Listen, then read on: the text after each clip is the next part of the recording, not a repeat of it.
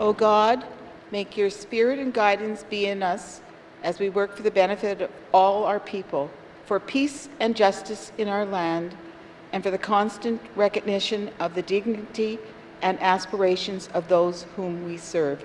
Amen. Amen.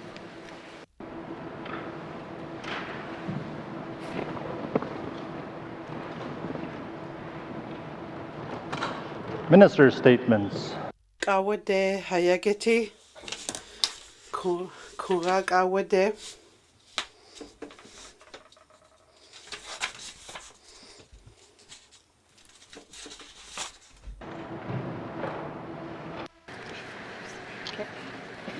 Thank you, Mr. Speaker. Mr. Speaker, every year 1 in 5 Canadians experience a mental health challenge or illness. Young people ages 15 to 24 are more likely to experience a mental illness or substance abuse disorder than any other age group. Research also shows that 70% of mental health challenges begin during childhood or adolescence. These numbers are higher in the Northwest Territories with the impact of intergenerational trauma and the legacies of colonizations and residential schools. To help address these concerns, the Department of Health and Social Services released a mental wellness and addictions recovery plan in June 2019 to guide changes to our mental wellness and addictions recovery system. A primary goal of the action plan is to ensure services are person and family-centered, recovery-oriented, trauma-informed, accessible, and culturally safe. We want people to experience a positive experience and effective support at any point of entry into the system, and to remain engaged as partners in their care as they move towards healing and recovery in their lives. As part of developing the Addiction Action Plan, the Department reached out to Northerners and key stakeholders. They made it clear that there were a need for more mental wellness and addictions recovery options and supports. One way to meet this need is to implement a distance-based and e-mental health program across the Northwest Territories. Launched in January 2020, Strongest Families Institute is the first of several mental health initiatives that are being implemented to complement in-person supports and options to residents. With our partners, Bell, Let's Talk, and Northwest Health, we will invest $500,000 over the next 5 years to have Strongest Family Institute provide telephone-based distance support for individuals and families experience mild to moderate anxiety, depression, and behavioral concerns.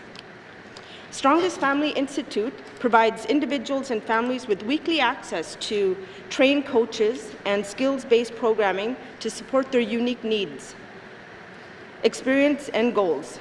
Because it's a telephone-based, there are a few barriers. Once referred to the program, people can talk to their coach in the comfort and privacy of their own home at a time that works best for them, day or night. Mr. Speaker, these award-winning evidence-based programs have shown to help with child mental health issues, academic process, bullying, family relationships, and parental stress. Strongest Family Institute has been providing these programs to all Atlantic provinces, Manitoba, and Finland for many years. An important focus of the Department of Health and Social Services is to work towards building and supporting a more culturally aware and informed health system, to ensure that the Strongest Family Institute program is culturally respectful. It's co-designed with partners including Indigenous advisors. All of their coaches are also receiving ongoing diversity training and to gain knowledge and support a variety of cultural traditions. Information specific to our territory's northern context has also been shared to help inform Strongest Family Institute coach and train staff.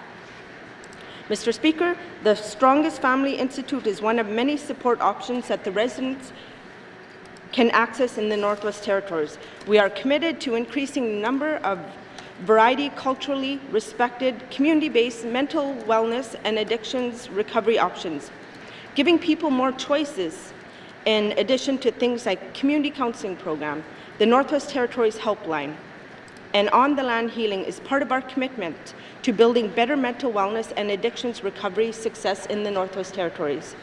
There is no single approach that will work for everyone when it comes to addressing mental health and addictions.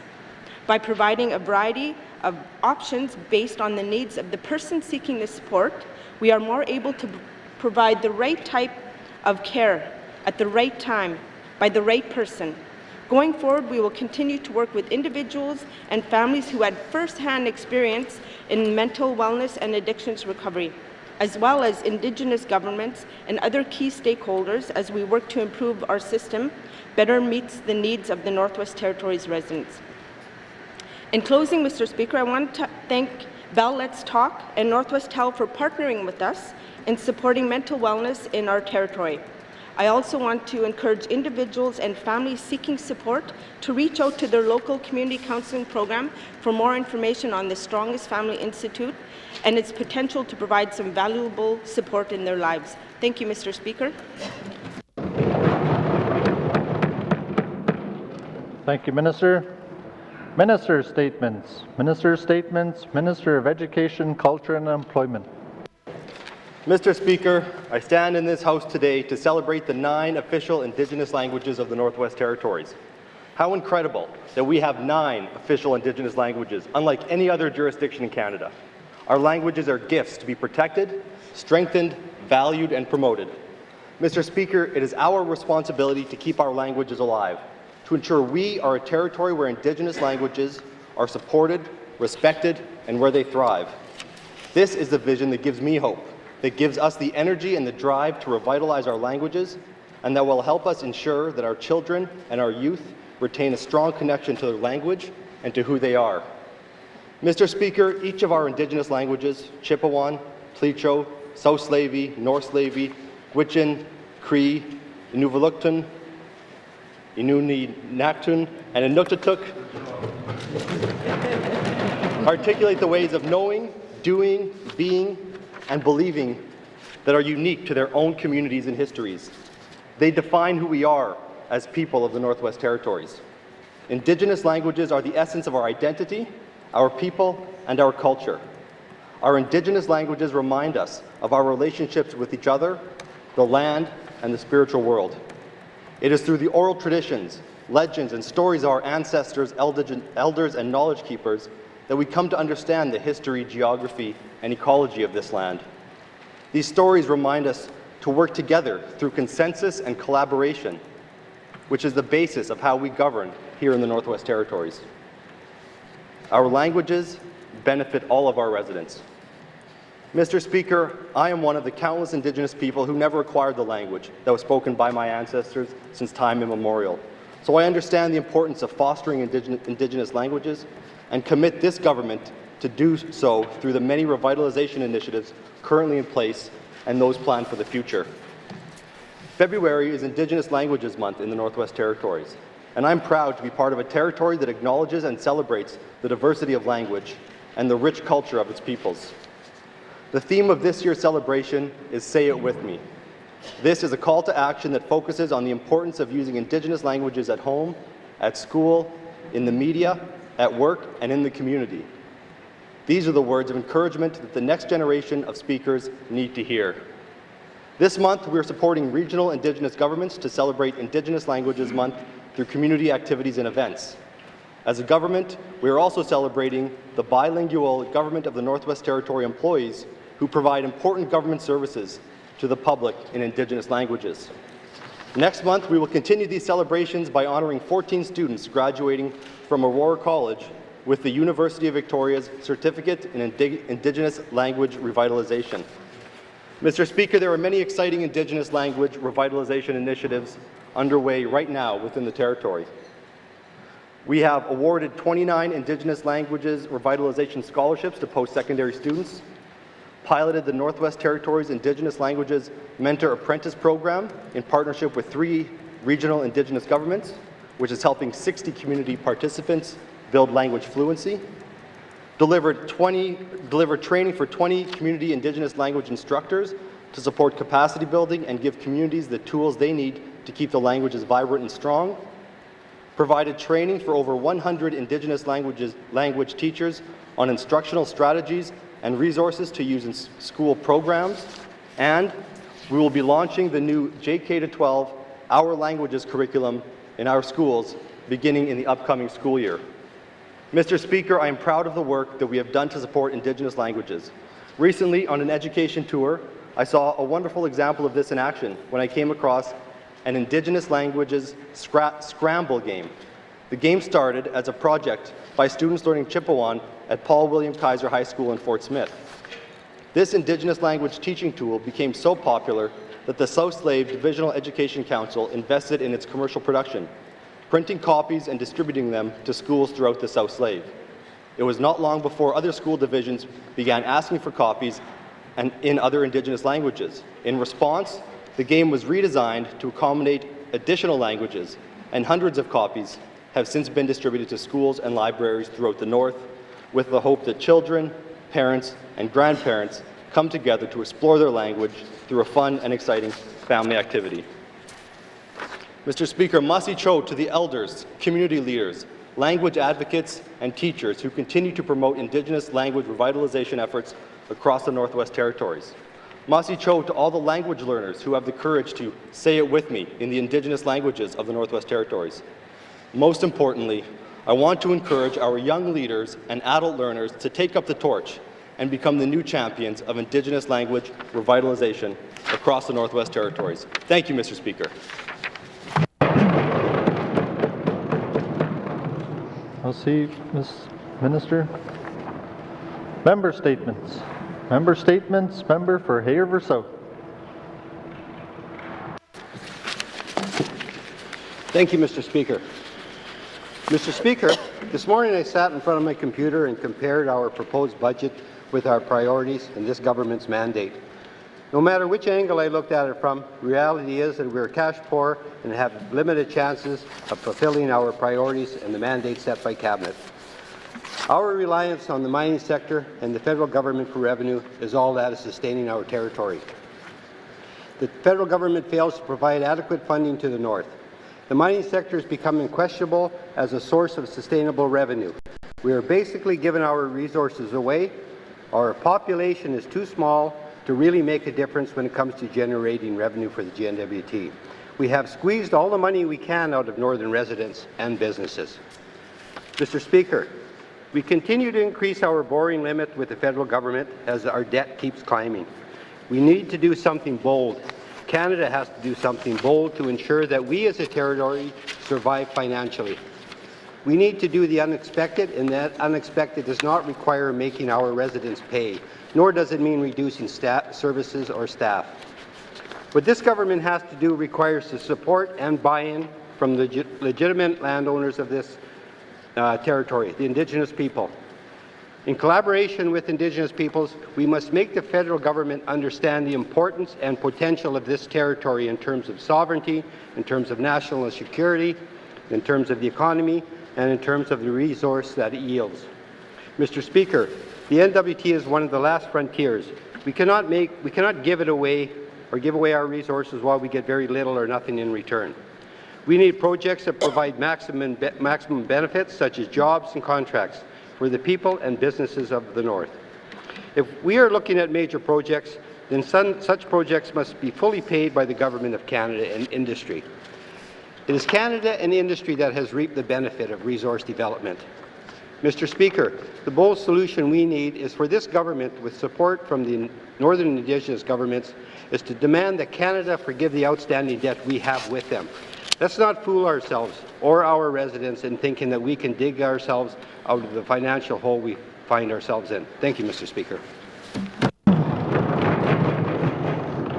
Thank you, Member for Hay River South. Member statements. Member statements. Member for Nunukput. Thank you, Mr. Speaker. Yesterday I spoke in this House the stigma of social housing, and the government needs to help the people improve their lives, not kick them when they're down. The same can be said for income assistance clients. Just like social housing clients, many of these people are good, hard-working people that live near poverty, no fault of their own, and they deserve to be treated with dignity.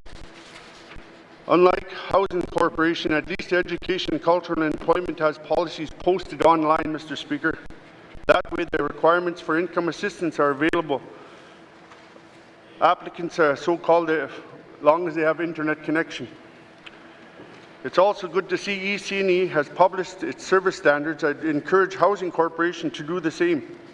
EC&E standards make it clear that among their things of income assistance, clients have the right to be treated with respect, expect services without delays, get help with a friend or family member, and ask to see their own file, or how do they lodge an appeal. Despite these standards, too many of my constituents are made to feel diminished as human beings when they seek income assistance. They do not understand the information that they need to bring with them sometimes. Even if the report from income is incorrectly, Mr. Speaker, they can be penalized for up to 3 months, and they feel judged by the worker who's supposed to be there to help them with their applications. I can assure you, Mr. Speaker, the vast majority of income assistance clients would rather seek jobs than income assistance. That's why they keep saying this government has to do more for small communities. Economically, there's nothing happening in my riding of N.W.T, Mr. Speaker. It's frustrating for me to hear my constituents complain about poor treatment by government when the government who's failing them in the first place. Mr. Speaker, while I'm the MLA for N.W.T, going to continue to speak up for the people of my riding. I could do the jobs of economic opportunities in my riding of N.W.T. I'm challenging this government to put its game on. It comes to providing service to the public, no matter how rich or poor. Mr. Speaker, we work for the people. Thank you. Thank you, member for N.W.T. Member statements. Member statements. Member for Trinity-Willoughby. Mr. Speaker.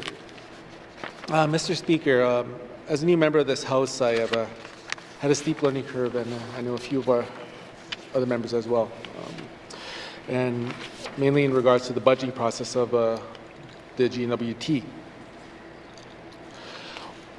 One area in particular that stands out is our Assembly's usage of supplementary budget appropriations.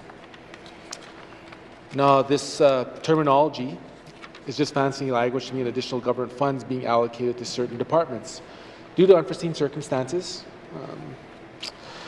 or unforeseen expenses that were not anticipated during the original budget development process, or new federal funding which was not previously included. Mr. Speaker, sometimes there are extenuating circumstances which more funds are needed by some departments. Like in 2014, for example, when the Department of Environment and Natural Resources required supplementary appropriations due to the severity of wildfire season that year, which necessitated for an allocation of additional $47 million to ENR once that fire season was over. There is no doubt that those extra funds are needed in that instance. Mr. Speaker, overall, during the 18th Assembly, there were a total of 29 supplementary appropriations brought forward by the last government over 4 years. And these were split between infrastructure and operations. And to put that in perspective, that amounts to about 7 appropriation bills being passed each year during the last Assembly. Mr. Speaker, we've only begun our 19th Assembly, and already we passed our first supplementary appropriations bill. I've heard many questions from my constituents over what these supplementary appropriation bills are for.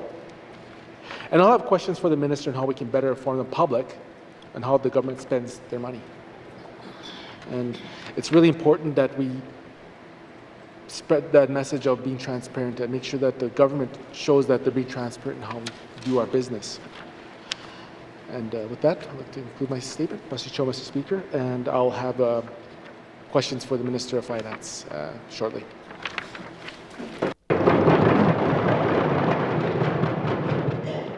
Thank you, member for Trinity-Willoughby.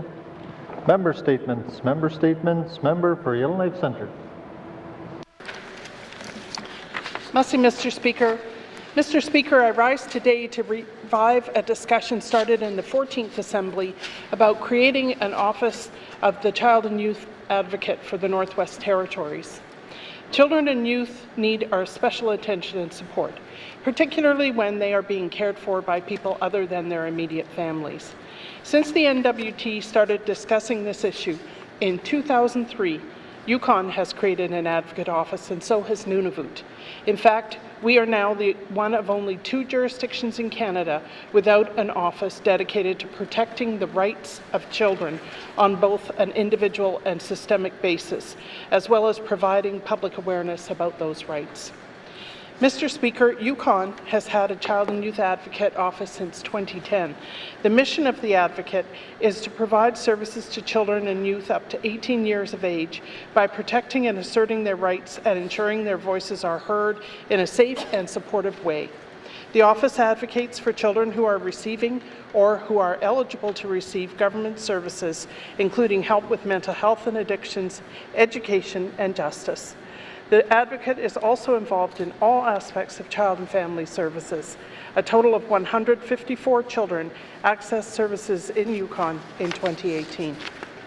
In Nunavut, the representative for children and youth was appointed in 2014. The office supports young Nunavut youth by giving voice to their concerns and ensuring the government protects and advances their rights and interests. An Elders Council helps guide the work. In their last annual report, the office reported opening 76 files. Mr. Speaker, it is time for the N.W.T to offer the same service to children and youth here. First, there is a big population of children accessing government services, an average of 1,000 children per year in each of the last 10 years. Second, the work of the Office of the Auditor General revealed that health authorities have not maintained regular contact with many of the children they have removed from homes and placed in foster care or other places. We know that contact with children and youth out of territory was also lacking. This is obviously a very vulnerable group, ranging in age from 6 months to 18 years, who have rights, including the right to be heard and to be treated fairly. The child advocate can provide the linkage between different players in the child's life to further his or her interests. Mr. Speaker, I seek unanimous consent to conclude my statement. Thank you. Thank you, Member for Yellowknife Centre. The member seeking unanimous consent to conclude her statement. Are there any nays?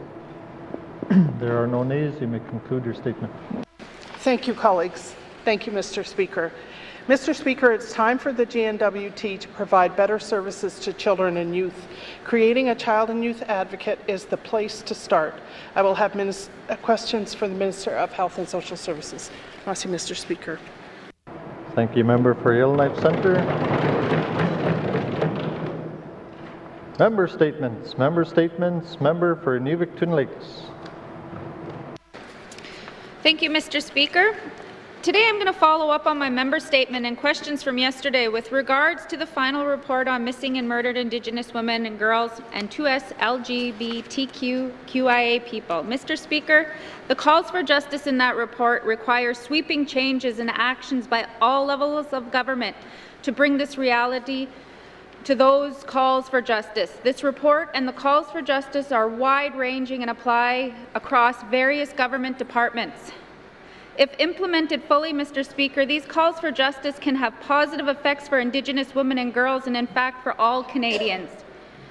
Mr. Speaker, the calls for justice include the implementation of UNDRIP, which I should add that both the federal government plans to introduce legislation and BC have actually passed legislation and is leading the country in terms of implementing UNDRIP. Mr. Speaker, the calls for justice calls for reforms on health, child and family services, housing, policing, justice, education, and extractive and development industries, to name a few.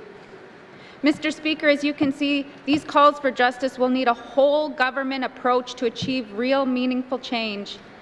Mr. Speaker, today I call upon my Cabinet colleagues and their DMs, and in fact all MLAs in this House, to take the time to read and familiarize with the National Report on the Missing and Murdered Indigenous Women, Girls, 2S LGBTQIA people, and the calls for justice in that report. I also ask that this government take into account those calls for justice in our decision-making as we move forward, as these may save lives. As I close, I would like to leave you all with a statement and a question, and I hope you agree. I'm a change maker, are you? Thank you, Mr. Speaker. Thank you, member for Nuvik Twin Lakes. Member statements. Member statements. Member for Thabacha.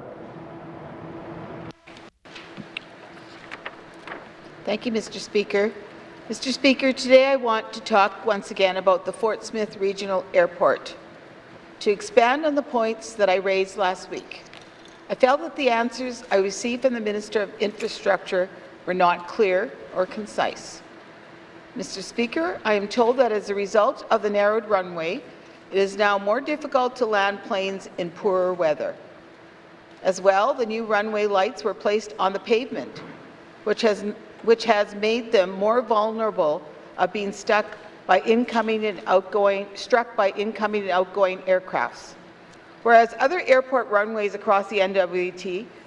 have their lights placed off the pavement top. As a result of these infrastructure changes, the Fort Smith Regional Airport is no longer a viable alternative airport for larger aircrafts to land during emergencies. For example, in the event of a forest fire or other natural disaster, the size of aircrafts that are now able to land is severely limited, making it impossible for any Air Canada or WestJet aircrafts to land there anymore. Mr. Speaker, what government destroys a perfectly good airport? An airport that could accommodate future growth in tourism and economic opportunity.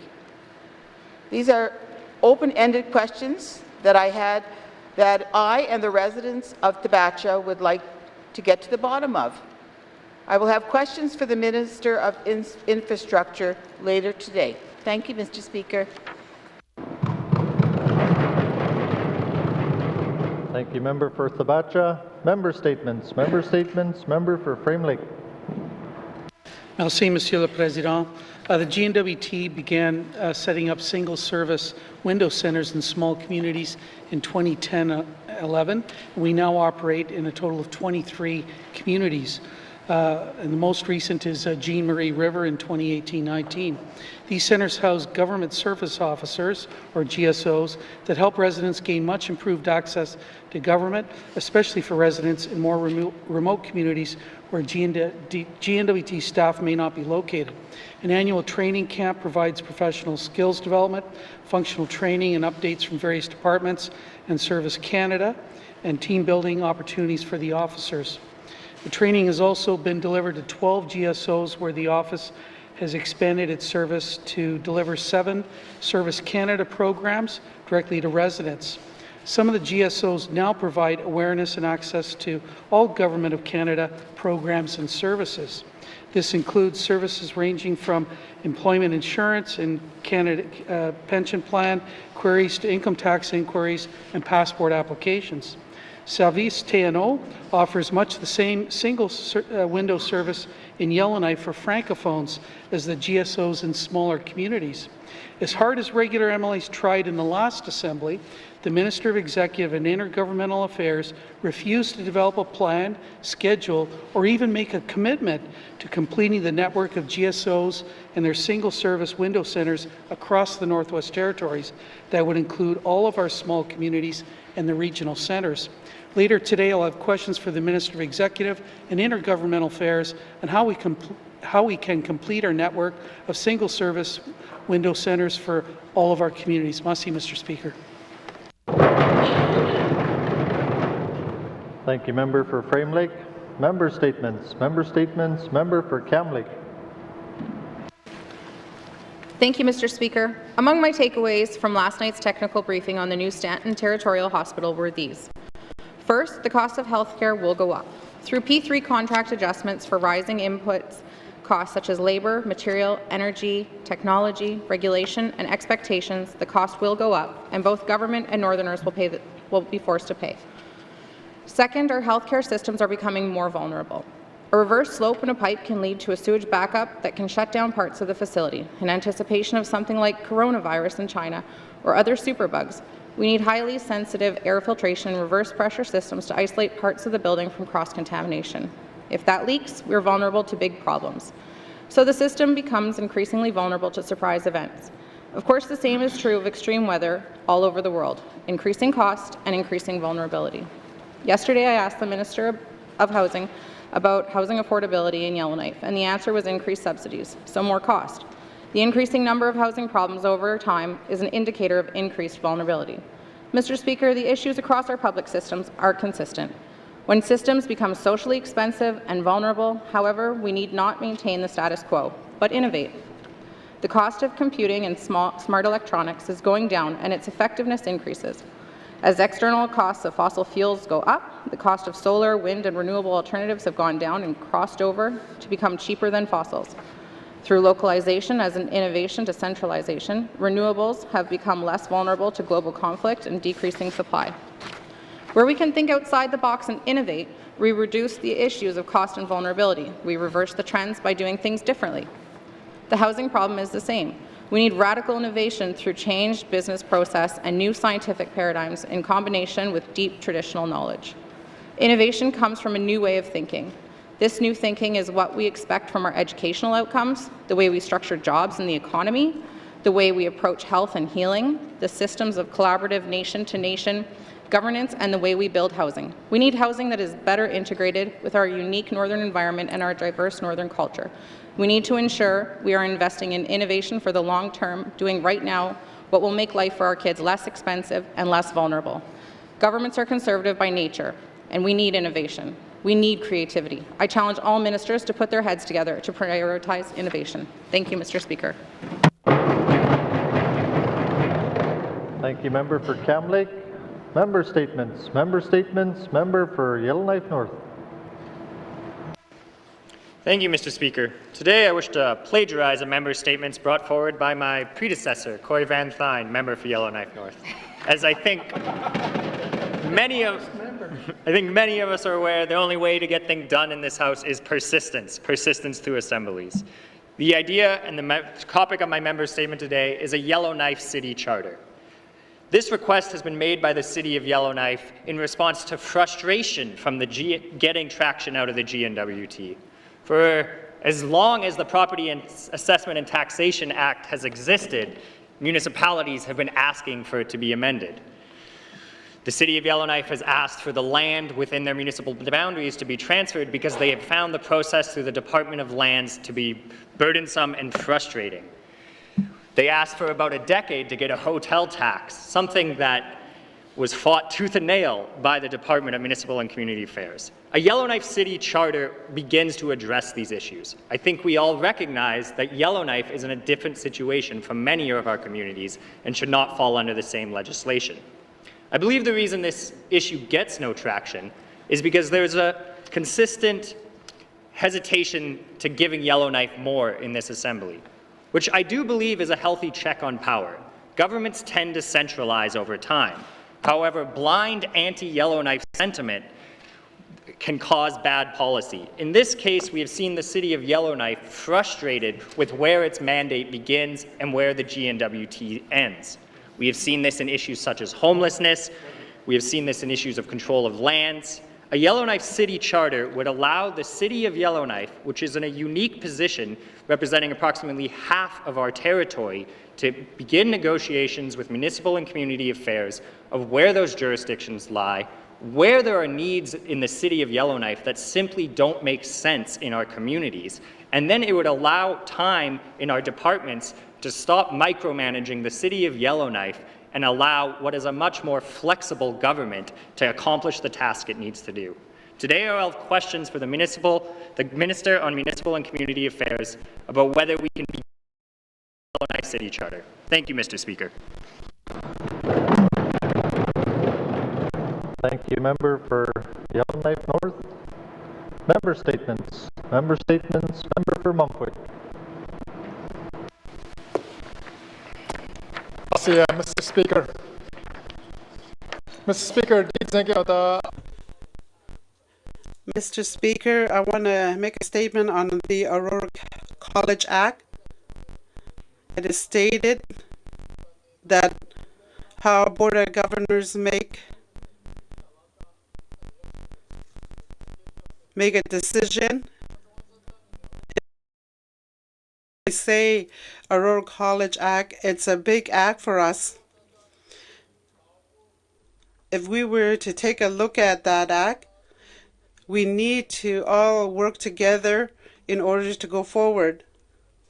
The Aurora College Act gives the governance of Aurora College to our Board of Governors to guide the college overall direction and supervise the college president in the exercise of his or her duties.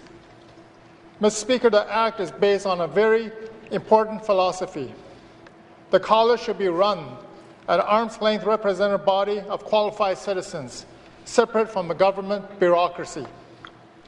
Mr. Speaker, under such esteemed board members such as Ethel Blondin Andrews, Kathy Tetzel, Yakub Adams, Ted Blondin, and Paul Andrews, and many, many others, the college prospered to many years under the arm's-length philosophy. Then suddenly, on June 5, 2017, with little explanation, the Minister of the day, Minister of Education, dissolved the Board of Governors of Aurora College. That was some 32 months ago, almost 3 years without operating from a Board of Governor or community representatives. The minister at the time described the board suspension as a temporary measure. Now, we found out from the Premier just a few days ago that this temporary measure may last for another 18 months or so. That makes over a total of 4 years or more. 4 years of government by bureaucracy at Aurora College. Mr. Speaker, this is hardly a temporary measure. I will have questions for appropriate minister at the appropriate time. Mr. Speaker. Thank you, Member for Mumphy. Member statements. Member statements.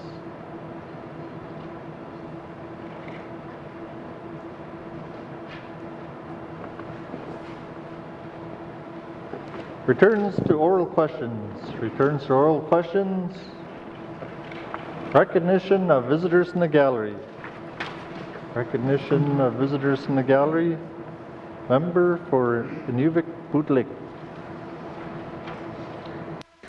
Thank you, Mr. Speaker. Today I'd like to recognize my constituent from N.W.T. Lake, Arlene Hansen. Thank you.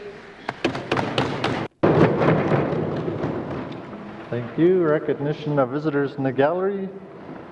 If we have missed anyone in the gallery today, welcome to the chamber, and I hope you're enjoying our proceedings. It is always nice to have members in the audience. Thank you.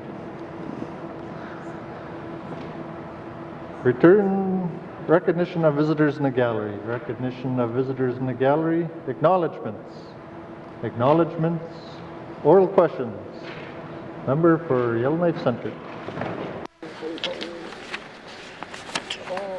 I jumped the gun there. Mr. Speaker, my questions are for the Minister of Health and Social Services. In my statement today, I talked about the need for a child and youth advocate in the N.W.T, given the 2 reports from the Office of the Auditor General, which both feature concerns about children not being heard and not being in regular contact with authorities. I'm wondering if the Minister is ready to discuss having an independent arm's-length agency that is an advocate for children and youth. Merci. Thank you. Member for Yellowknife Centre. Minister responsible for Health and Social Services. Thank you, Mr. Speaker. Our department is working with the Executive and Indigenous Affairs to look at some options. Thank you, Mr. Speaker. Thank you, Minister. Member for Yellowknife Centre. Thank you, Mr. Speaker, and thanks to the Minister for that concise answer. Could she talk about some of the options that are on the table, just to give us an idea of what might be considered? Thank you. Thank you, Member for Yellowknife Centre. Minister of Health and Social Services. Thank you, Mr. Speaker. Again, this is a broader government issue rather than I alone as the minister can have a position on. However, as minister, I would like to share some observations. We need to ensure that any steps we take to protect and support the rights of children do not come at the cost of taking away existing resources for children, especially preventative services. Another observation is given that 99% of our children in care are Indigenous. We need to ensure that advocacy, as the member is stating, model is not colonial and works with Indigenous governments. Communities are in the best position to know what issues affect them that identify the proper solutions. Another observation is now that we have federal legislation and it creates a mechanism for First Nation, Inuit and Métis governments to enact laws that determine what's best for their children, including accountability and advocacy measures. Thank you, Mr. Speaker. Thank you, Minister. Member for Yellowknife Centre. Thank you, Mr. Speaker, and thank you to the Minister for that. I would certainly agree that, that nothing should be established at the expense of any of the current funding. It would have to be in addition. And I see that other jurisdictions with even more significant Indigenous populations than ours, such as Nunavut, have made this work. So I wonder if the Minister sees a model elsewhere in Canada that might be useful in the Northwest Territories. Thank you. Thank you, Member for Yellowknife Centre. Minister of Health and Social Services. Thank you, Mr. Speaker. Again, I mentioned to the member that I'm working with the Department of Indigenous and Executive and Indigenous Affairs on this issue. As you know, it's been brought to our attention in previous government that it's something we need to look at. So we will be working with the EIA. Thank you, Mr. Speaker. Thank you, Minister. Final supplementary, Member for Yellowknife Centre. Thank you, Mr. Speaker. Thank you to the Minister for that. Let me state clearly to the Minister that I expect her to be an advocate for this role within government because of the importance of the rights of children, especially with so many children in care in the N.W.T. I also am prepared to be an advocate for this position. And so I would be interested to know how I can help you as a member of the Standing Committee on Social Development explore options and bring this idea to fruition. Thank you. Thank you, Member for Yellowknife Centre. Minister responsible for Health and Social Services.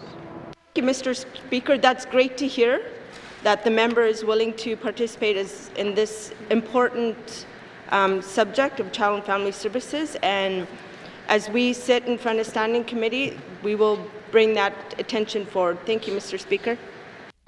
Thank you, Minister. Oral questions. Oral questions. Member for Mumpway. Mr. Speaker. Mr. Speaker, the Aurora College. I made a statement on the Aurora College. I think it's a very important issue. We have a college act with board members. It's been 3 years since they've been without a board. Minister of Education, Culture, and Employment. With the recent internal senior appointment recently within Aurora College, why does this government deny the arm's length philosophy that this assembly, through the Aurora College Act, wisely believes that is the best way to run Aurora College? Mr. Speaker. Thank you, Member for Mumpwee. Minister responsible for Education, Culture and Employment. Thank you, Mr. Speaker. The transformation of Aurora College into a polytechnic university has been identified as a priority of this Assembly. And we are in the midst of that process. That process calls for the board to be reestablished at a point in the near future, a couple years from now. 2022 right now is the plan, and that will require, before that's going to happen, we'd like to make some changes to the Aurora College Act, because the Act isn't quite as arm's length as one would think. It states that the minister may give direction to the board respecting the exercise of its powers and the performance of its duties. The minister shall determine the policy respecting the operations, programs, and practices of the college. The minister may remove board members at any point during their term. Board members need approval on many things to create policies. So we have an act, but it does not create a board that is free and clear of government interference. In fact, the power essentially lies with the minister. The act makes that pretty clear. So I want to make some changes to that act so that we do have an act that requires an independent board, because if we want to become a university, we have to meet national standards. And right now, we're not there.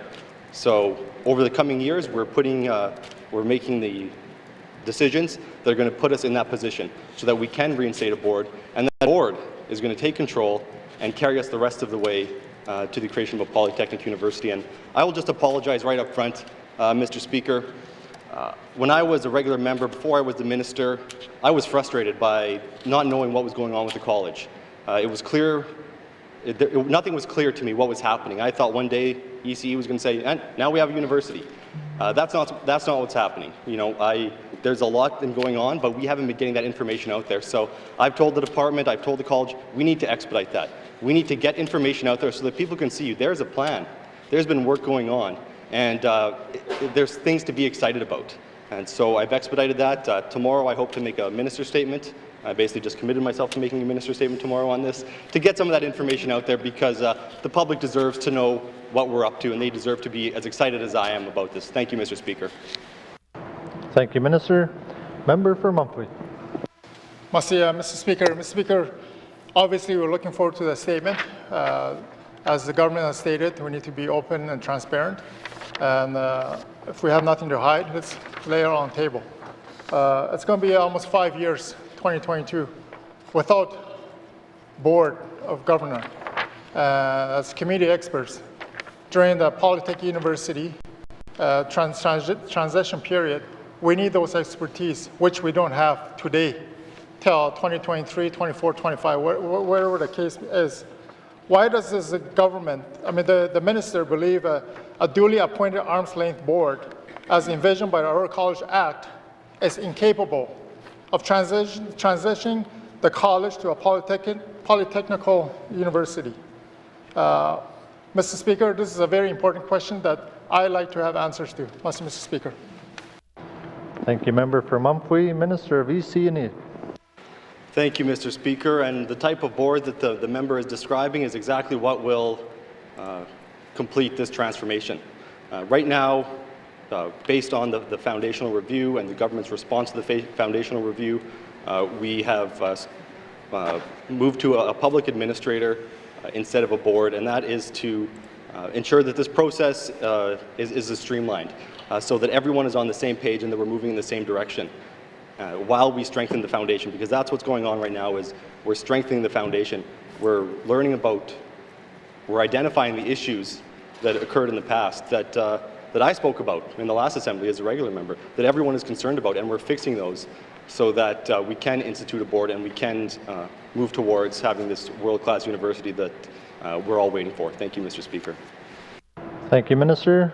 Oral questions. Member for Mumphrey. Mr. Speaker. Mr. Speaker, my third question is, how does the government justify turning a temporary measure into an ongoing 4-year suspension? Now I'm hearing it's going to be 5, potentially 6 years. Is this going to be an ongoing discussions that we're going to be having? Define the term temporary measures. 2022, we've heard the last time. Is that the final date that the board members are going to be appointed? Mr. Speaker. Thank you, Member for Mumphrey. Minister of EC&E. Thank you, Mr. Speaker, and this is why I'm excited to get the information out there, because right now that's the plan. I don't like to say we're going to get something done regardless of whether we're ready or not. I've seen when government tries to do that, things don't work out well, and there's also legislative changes that need to happen, and that means the Assembly is involved. But right now, that's the plan, 2022. That's temporary. That's during the life of this Assembly, and that is going to lead us towards the creation of the university. Thank you, Mr. Speaker. Thank you, Minister. Member for Mumphrey. Mr. Speaker, I certainly hope that is the plan, 2022, not 2023 or 24. when our term's up here. Mr. Speaker, my final question is regarding the Polytechnic transition period. I'm just curious to know, because I haven't seen any of these areas, if we have any Aboriginal Indigenous person or resource people that are involved as part of the management team during this transition period. Mr. Speaker. Thank you. Member for Mumphrey, Minister of Education, Culture and Employment. Thank you, Mr. Speaker. I'm involved. All the members of this House are going to be involved. I've offered a technical briefing to the Standing Committee on Social Development, but we have crazy schedules right now, so we haven't been able to get in front of the committee to show them what we're up to and what the feedback is, or hear what the feedback is. There are, further to the expertise that was mentioned earlier, there's people at the college also assisting with this. It's not just some people in Lambridge Tower in downtown Yellowknife. You know, we have people with a lot of experience working on this. One of the first things that I did during the very first briefing I had with the department about this is I said, we need a much stronger Indigenous government engagement strategy or approach. I don't even want to say strategy, approach. And so I actually pushed some of the timelines back because I wanted to make sure that we're developing a university that is going to serve meet the needs of the people it's serving. I don't want to create a university and hope people buy into it. I want to build that from the ground up. So the member can rest assured we're going to have that input. Thank you, Mr. Speaker. Thank you, Minister. Oral questions. Oral questions. Member for Toonday-Welding. Mr. Speaker, I had a question for the Minister of Finance, but I just want to say that I liked what the Minister from EC&E said about, you know, what's the plan, what's the plan moving forward, and taking steps to be more open and transparent to the people in Northwest Territories. They deserve that. And with that, my question to the Minister of Finance is, would the Minister commit to having the Department of Finance do more public communications around the budget process, including around supplementary appropriations? Mr. Speaker. Thank you, Member for Toonday-Welding, Minister of Finance. Thank you, Mr. Speaker. This is an occasion where I'm tempted to simply say yes and sit down, but perhaps I'll elaborate.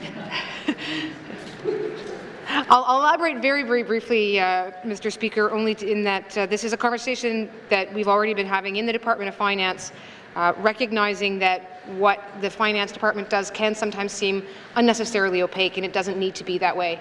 And in my past life, a lot of what I often did was translate things from legalese into good public communication, and it is my hope to bring some of that to what happens in our Department of Finance so that we can all better understand the documents. So I certainly will do that, and I'll certainly be going to the members as I'm working through with different ways we can do that. I can say that we have already set up this Friday an opportunity for media to have a conversation with myself about the process of the budget, so and how a budgeting process unfolds and how that comes together, in the hopes that as we move through this session, that the public is better informed as to the different stages of what happens throughout the year. Thank you, Mr. Speaker. Thank you, Minister. Oral questions. Member for Toonday-Welding. Thank you, Mr. Speaker, and thank you for the response from the Minister. Not quite what I wanted to hear, but you know, I try to look at it this way. You know, the states have the CIA. The Canada has CSIS. You know, they have their secret committees, but we're the N.W.T. You know, we're a consensus government. I think we need to be a little more open wherever we can, and I'm hoping that that's the way moving forward. The people deserve transparency, as I mentioned earlier. I guess my next question is, can the Minister commit to having the department do more to inform the public about the various N.W.T. budgets, such as the capital budget and the main estimates, and have a little more of an education piece for the public? Thank you. Thank you, Member for Toonday-Welding. Minister of Finance. Thank you, Mr. Speaker. Yeah, Mr. Speaker, again, the short answer is yes. I'm more than prepared to make that commitment. So in addition to the fact that there's an effort to have some general media engagement this coming Friday about how a budget process unfolds, In addition to that, we're already working on having a bit more of a social media strategy to introduce people to the different parts of a budget and to the different process. There's been some information already going out on social media to that regard. We're also actively right now working with stakeholders, organizations across the Northwest Territories in order to provide them opportunities to have a sort of budget fundamentals, to understand what the process is, understand what the budgets are, and we'd certainly look forward to being able to bring that kind of presentation out into the public in many forums. So again, short answer is yes, and long answer is we're already doing some of that work, and we're going to continue to find ways to do that work. It is certainly of interest to me to make sure that people that are coming to the government who are asking for support for various projects understand the best possible time to do that, understand what goes into that process, so that when they come forward they can give all the best possible information to the right parties early on, so that we can actually deliver on a budget that is effective and that does achieve the priorities of the people of the Northwest Territories. Thank you, Mr. Speaker. Minister, oral questions. Oral questions. Member for Kamloops. Thank you, Mr. Speaker. Mr. Speaker, yesterday in the House, the Housing Minister advised that we do not work through legislation and that the Housing Corporation works solely through policy, end quote. Given that the N.W.T. Housing Corporation Act sets out the Minister's authority, will the Minister please clarify what she meant by her remarks? Thank you, Mr. Speaker. Thank you, Member for Kamloops. Minister responsible for the Northwest Territories Housing Corporation.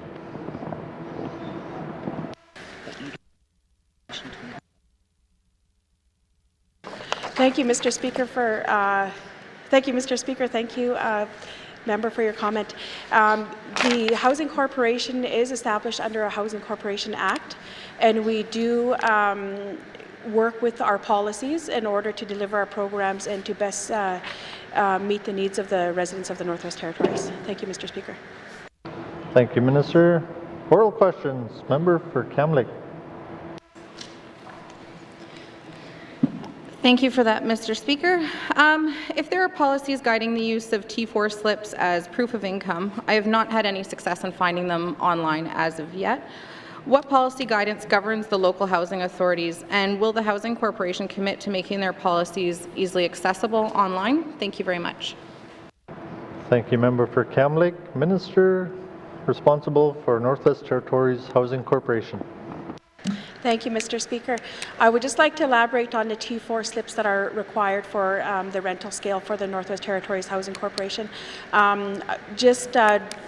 When we were establishing our rental program, that we found that when we establish and we set our rent using the T4 slips, they were mainly to look at to accommodate the people that had disabilities, that were on income support, and that were high income earners. So it would just eliminate the time that they would have to be spending and reporting to the LHO offices. And going forward, we do have an assessment that is required that can be completed and filled out, and that is the responsibility of the client. There was 2 questions that were asked. Sorry, Mr. Speaker, can I have the member repeat the second? Thank you. Thank you, Minister. Member for Kamloops. Thank you, Mr. Speaker. I'm wondering if the Housing Corporation would be willing to commit to making their policies accessible, easily accessible online. Thank you. Thank you, Member for Kamloops. Minister responsible for the Northwest Territories Housing Corporation. Thank you, Mr. Speaker. This was a conversation I was having with my staff currently, and we were looking at making our programs available online so people would be able to access, and as simple as even completing the rental assessments, access to the policies that we currently have, and more communication with the general public, more communication with our clients. I've also wanted to just express that I've instructed my staff to also start advertising. One of our first advertisements had just went out in the newspaper, and throughout the next 3 years that we will be seeing that consistently.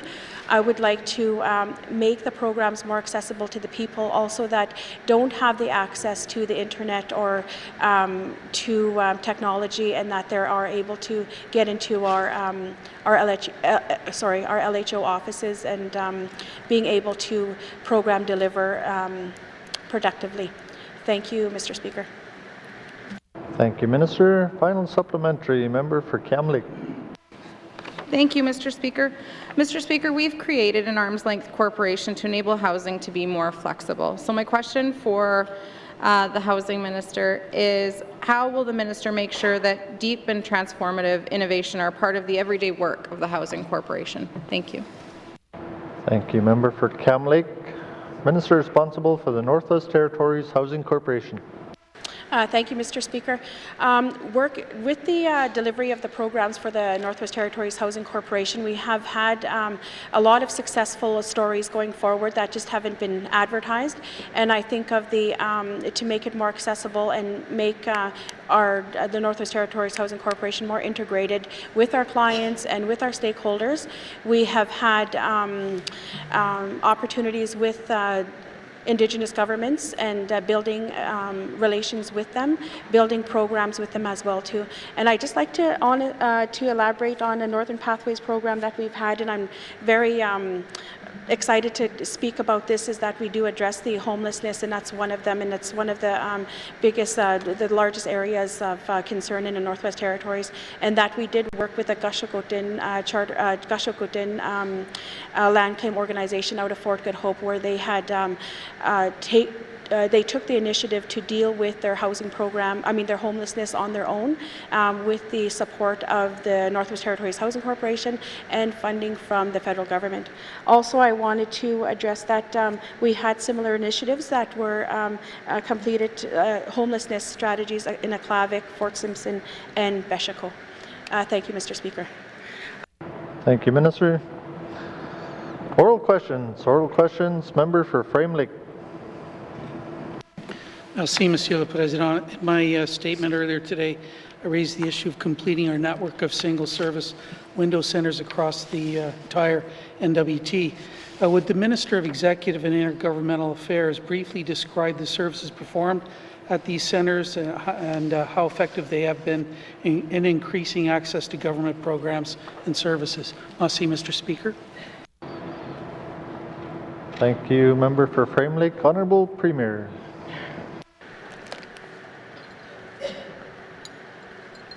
Thank you, Mr. Speaker. Actually, the government service officers, the single service window centres, are actually a real success in the smaller communities, in all honesty. In the last 10 years, we've had over 70,000 people use that services in the small communities. What do they do? They're there because in the smaller communities we don't have the big government buildings like we do in the regional centres or like in our capital city. Often they have people that fly in from different regions. A worker will fly in once or twice a month or whatever. But like we've heard many times in questions in the House, people have income support, they need housing, they need all kinds of services, medical access, etc. So the government service officer's task, this single service windows, is to actually be there as that connecting point so that people know what programs are out there, how they can get the forms in, etc. The other thing that I'm really proud of that they do is actually they go into elders' homes. So they help them with Indigenous languages for people that struggle with English as a second language, and that's phenomenal. That's something that we couldn't pay enough for. So basically, in a nutshell, I'm a strong advocate. I think they're a great service in the small communities, and it is one way to help people have access to our programs and services in a timely manner. Thank you, Mr. Speaker. Thank you, Honourable Premier. Member for Frame Lake. Merci, Monsieur le Président. I want to thank the Minister for that great promotion of the hard work that our GSOs do, and I recognize that as well. We just need to complete the network. So I want to ask the Minister whether there's a plan to actually complete the network for all of our communities, including the regional centres, and if not, why? Merci, Mr. Speaker. Thank you, member for Frame Lake. Honourable Premier. Thank you, Mr. Speaker. So I don't know if there's actually a laid out plan. I mean, I could do a plan that says we got so many small communities and this is how many we have and this is how many I want to get to. I'm more big on getting the work done. So I do know that we are still working on it, but the next one will be going into the Decho region. And my commitment is to make sure, because it's a great program, I think that we need to make sure that we try to get them in every single small community before we even start talking about regional centres or the capital city. I know that people would like it everywhere. The reality is that the whole point was to be able to have access to services and programs, and that's what my goal will be, is to make sure all the small communities are covered first. Thank you, Mr. Speaker. Thank you, Honourable Premier. Member for Frame Lake. Merci, Monsieur le Président. I want to thank the Minister for that. Look, I too agree that we want to complete this network, and probably with an emphasis on small communities, but Yellowknife actually has the largest Indigenous population of any community in the Northwest Territories. There's a lot of unilingual speakers right here in Yellowknife as well. So we've got to find a way to provide services for them. There's already a model for how we could do some of the regional centres. We got the Service TNO office here in Yellowknife. I want to ask the Minister whether she can tell us whether there's been an evaluation of the services provided through Service TNO, and whether this can serve as a model for all regional centres. Merci, Mr. Speaker. Thank you, Member for Frame Lake. Honourable Premier. Thank you, Mr. Speaker. Yes, I believe that there was an evaluation done on the 2018-19 service evaluation was conducted, and it was shown to be very positive. 352 requests came through in 1 year, from April 1st, 2018 to March 31st, 2019, requests in French. The difference with that model is actually based in Yellowknife and provides services to the whole Northwest Territories. The single service window model is specifically each small community having access to somebody that they can walk in.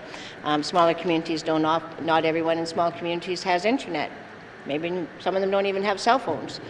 So it's about being accessible on the ground for them. So that's a different model. It's the same concept, but a different model.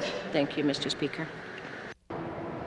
Thank you, Honourable Premier. Member, final supplementary, Member for Frame Lake.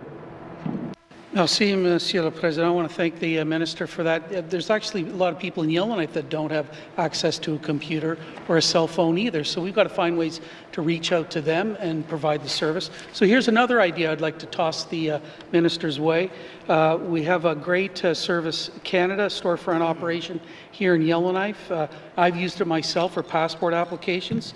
It would seem to make sense that maybe there's a way to get that office to offer information about N.W.T services. So would the Minister commit to investigate whether the Service Canada office in Yellowknife could offer access to N.W.T services? Merci, Mr. Speaker. Thank you, Member for Frame Lake. Honourable Premier. Thank you, Mr. Speaker. So at this point, we haven't actually thought about putting a single service window in Yellowknife. I have no problem asking Service Canada if they would consider keeping some of our brochures. I'm not sure if I'd want to go to the point of asking them to keep all of our applications, forms, the information, all of the different aspects of every department, because even though people in Yellowknife or in the major centres may not have access to internet or telephone, there is access to government buildings here that they don't have in the smaller communities. So my priority will be on the small communities first. After that, I'm open to new ideas. I do think that we need to have more interest, but my priority at this point is making sure that the small communities where they have no government offices have single service windows. Thank you, Mr. Speaker. Thank you, Honourable Premier. Oral questions. Oral questions. Member for N.W.T. Thank you, Mr. Speaker. Mr. Speaker, today I have questions for the Education, Culture and Employment Minister. Mr. Speaker, does the Department of Education, Culture and Employment have sensitivity training in regards to local workers in our communities? Thank you, Mr. Speaker. Education, Culture and Employment. Thank you, Mr. Speaker. The client service officers undergo quite a bit of training. They participate in statutory training, which includes review of the legislation, regulations, policies, code of ethics for income security employees, the code of conduct, and service management. They are also trained in certified service professional, mental health first aid, motivational interviewing, verbal judo, non-violent crisis intervention, and starting in May 2020, all CSOs and managers will be training in trauma-informed practices. Thank you, Mr. Speaker. Thank you, Minister. Member for N.W.T. Thank you, Mr. Speaker. Mr. Speaker, as part of the EC&E service level commitments, the department's website says that it conducts periodic customer satisfaction surveys to ensure services for the communities such as fuel, rent, wood for our elders. When was the last time these surveys were done and the needs for each community? Thank you, Mr. Speaker. Thank you, Member for N.W.T. Minister of EC&E. Thank you, Mr. Speaker. I don't have those numbers on hand, but that's a good question, so I will find out and I'll get back to the member. Thank you, Mr. Speaker. Thank you, Minister. Oral questions. Member for N.W.T. Thank you, Mr. Speaker.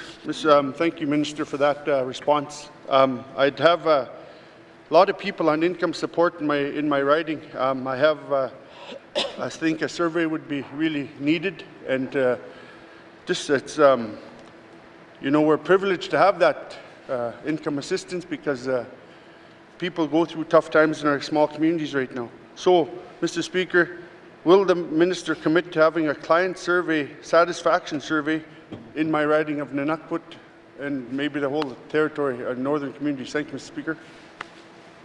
Thank you, Member for N.W.T. Minister responsible for EC&E. Thank you, Mr. Speaker. I'll speak with the department and I'll find out how they go about doing these surveys. And this is relatively new, the service standards. And it's an exciting initiative to post in a government office that this is what you can expect. We are going to treat you this way, and if not, then there is some recourse for it.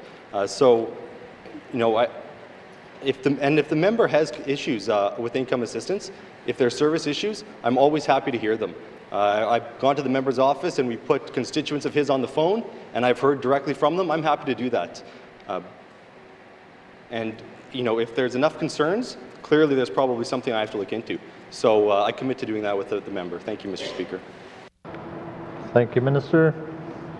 Oral questions. Oral questions. Member for Yellowknife North.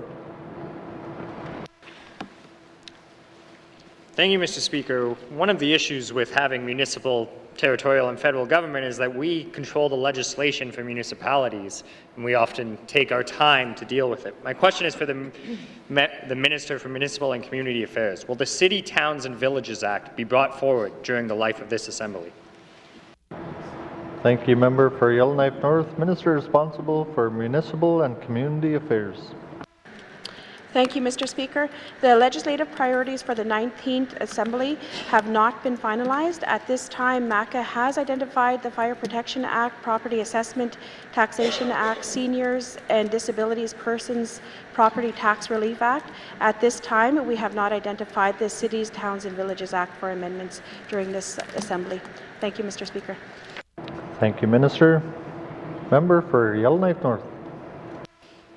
Thank you, Mr. Speaker. I believe this is why persistence is key, because without bringing the City, Towns, and Villages Act to the floor in the life of this Assembly, a Yellowknife City Charter is not possible. Is the Department of Municipal and Community Affairs willing to begin negotiations with the City of Yellowknife to hear their concerns and see what a possible city charter would look like? Thank you, Member for Yellowknife North. Minister responsible for Municipal and Community Affairs. Thank you, Mr. Speaker. With the negotiations for the charter amendments or the Charter Act that is proposed by the City of Yellowknife, at this time it's a southern model that is not initiated in the Northwest Territories. We are looking at it. We are in conversation, but we have not implemented anything. We're far from that.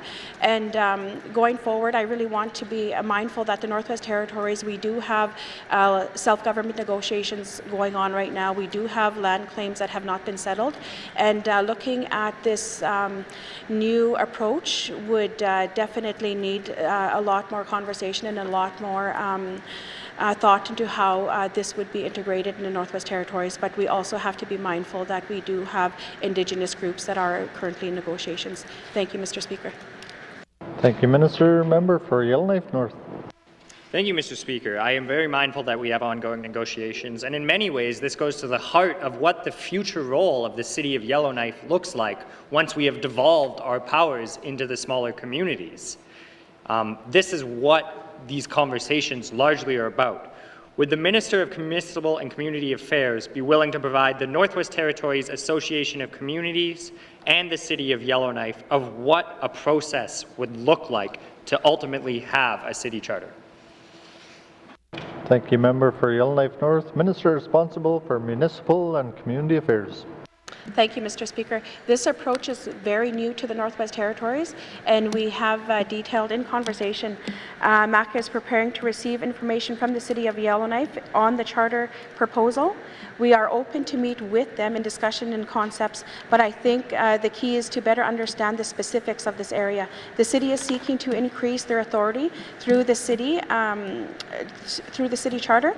We will, of course, also want to gather other relative information beyond the City that the City would offer, so that we can begin to build a full understanding of what is being discussed and proposed. As I said, this is a very new approach for the Northwest Territories, and I would like to be very mindful of how we are going to start speaking with the City of Yellowknife and making sure that going forward that it is done correctly and it's mindful of the Northwest Territories as well. Thank you, Mr. Speaker. Thank you, Minister. Oral questions. Member for Decho. Merci, Mr. Speaker. Mr. Speaker, in light of the existing tar sands projects and the legacy tailings ponds and the proposed $40 billion Tech Resources tar sands project and the possibility of a $40 billion worth of tailings ponds, I wanted to touch upon the transboundary water agreement, specifically the implementation side. Agreements are important to both upstream and downstream communities in that they help to ensure that upstream activities do not unreasonably harm the aquatic ecosystem of downstream waterways.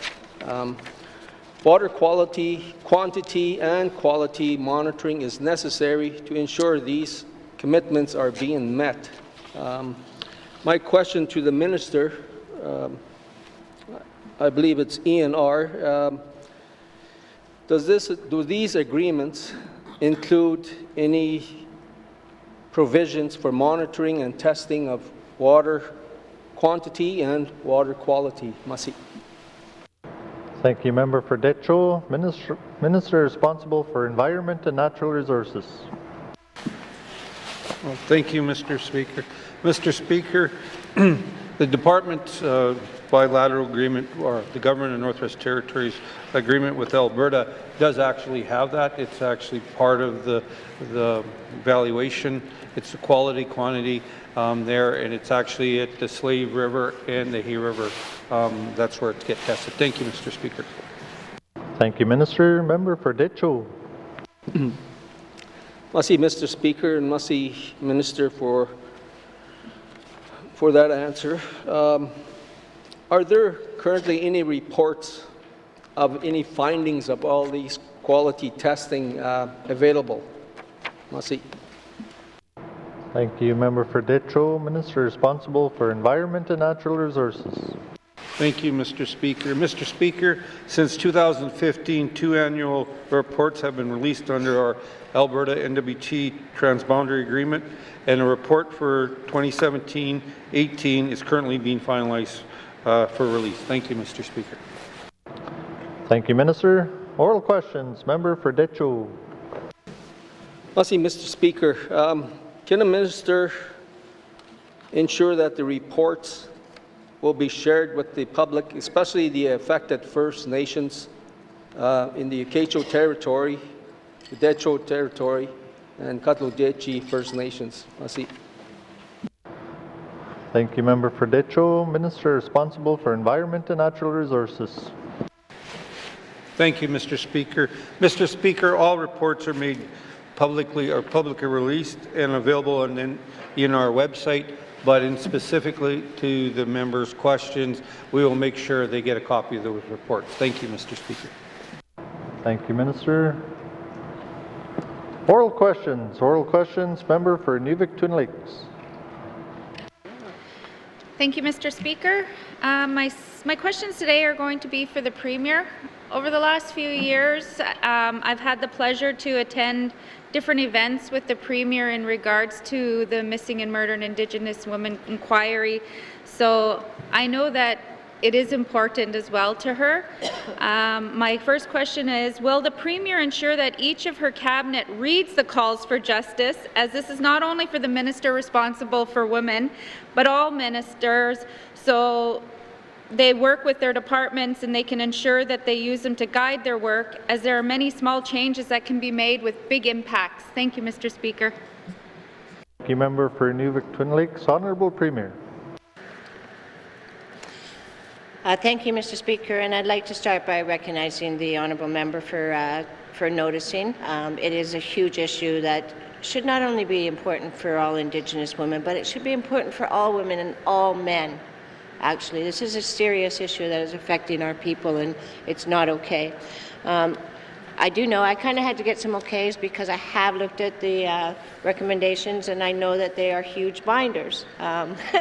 So what I will commit to, recognizing I will share the binders, all of the report, with the ministers. I will ask that they read the second section of the binders, which are really the recommendations. The first part is actually the stories of people. For myself, it was heartbreaking having a friend in that book. But what I will do is ask the ministers to read the recommendations from the review. Thank you, Mr. Speaker. Thank you, Honourable Premier. Member for Nuvik-Twin Lakes. Thank you, Mr. Speaker. I'd also like to ask the Premier to commit that she would have all senior level management read the final report, because I think a lot of our senior managers may not know the stories and the things, the history. So I feel that it's important that they read it, and then, because the reason why is I feel like how can they provide direction to their departments without the complete understanding of the history of the people that they're providing service for. Thank you, Mr. Speaker. Thank you, Member for Nuvik-Twin Lakes. Honourable Premier. Thank you, Mr. Speaker. Yes, I will extend my the recommendation to read it, or the direction to read it, to our senior managers as well at the Deputy Minister level, and then they can decide from there. Thank you, Mr. Speaker. Thank you, Honourable Premier. Member for Nuvik-Twin Lakes. Thank you, Mr. Speaker. I have one last question. Can the Premier ensure that there are sections of both the Missing and Murdered Indigenous Women and Girls report and the TRC in the cultural awareness training for all staff of the GNWT that's being piloted right now? And if not, can we ensure that it's in there? Thank you, Mr. Speaker. Thank you, Member for Nuvik-Twin Lakes. Honourable Premier. Thank you, Mr. Speaker. So I'm a little bit cautious because I do know how big the reading is, and training are not usually at that level. What I can actually request for departments is that they look at any cultural awareness training, that they actually have key points from all of the recommendations, calls to action in their key points. I don't think it would be appropriate to ask every person in the training to read the whole report. Thank you, Mr. Speaker. Thank you, Honourable Premier. Oral questions. Oral questions. Member for Thabacha. Mr. Speaker, now that we got the snow blower, we have to widen the airport. The widening of the airport is the next thing. Mr. Speaker, Northwestern Air Lease was only informed of the lights being changed and replaced, with no mention of the runway narrowing until a week before the work was to start. My question is, why was Northwestern Air Lease and Air Tindi, who is the medevac supplier, not consulted prior to all of these airport infrastructure changes? Thank you, Mr. Speaker. Thank you, Member for Thabacha. Minister of Infrastructure. Thank you, Mr. Speaker. The department talked with the Northern Air Transport Association, or NATA, and Northwestern Air Lease and Air Tindy are members of that association. The runway level of service did not change. Therefore, the aircraft used by Air Tindy and Northwestern Air Lease were not impacted. Thank you, Mr. Speaker.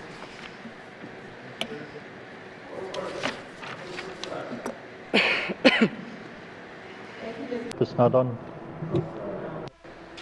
Okay, shall I start again? Thank you, Mr. Speaker. When was the decision made to make all these airport changes? And why were the major users of the airport and the town of Fort Smith not part of that decision? Thank you, Mr. Speaker.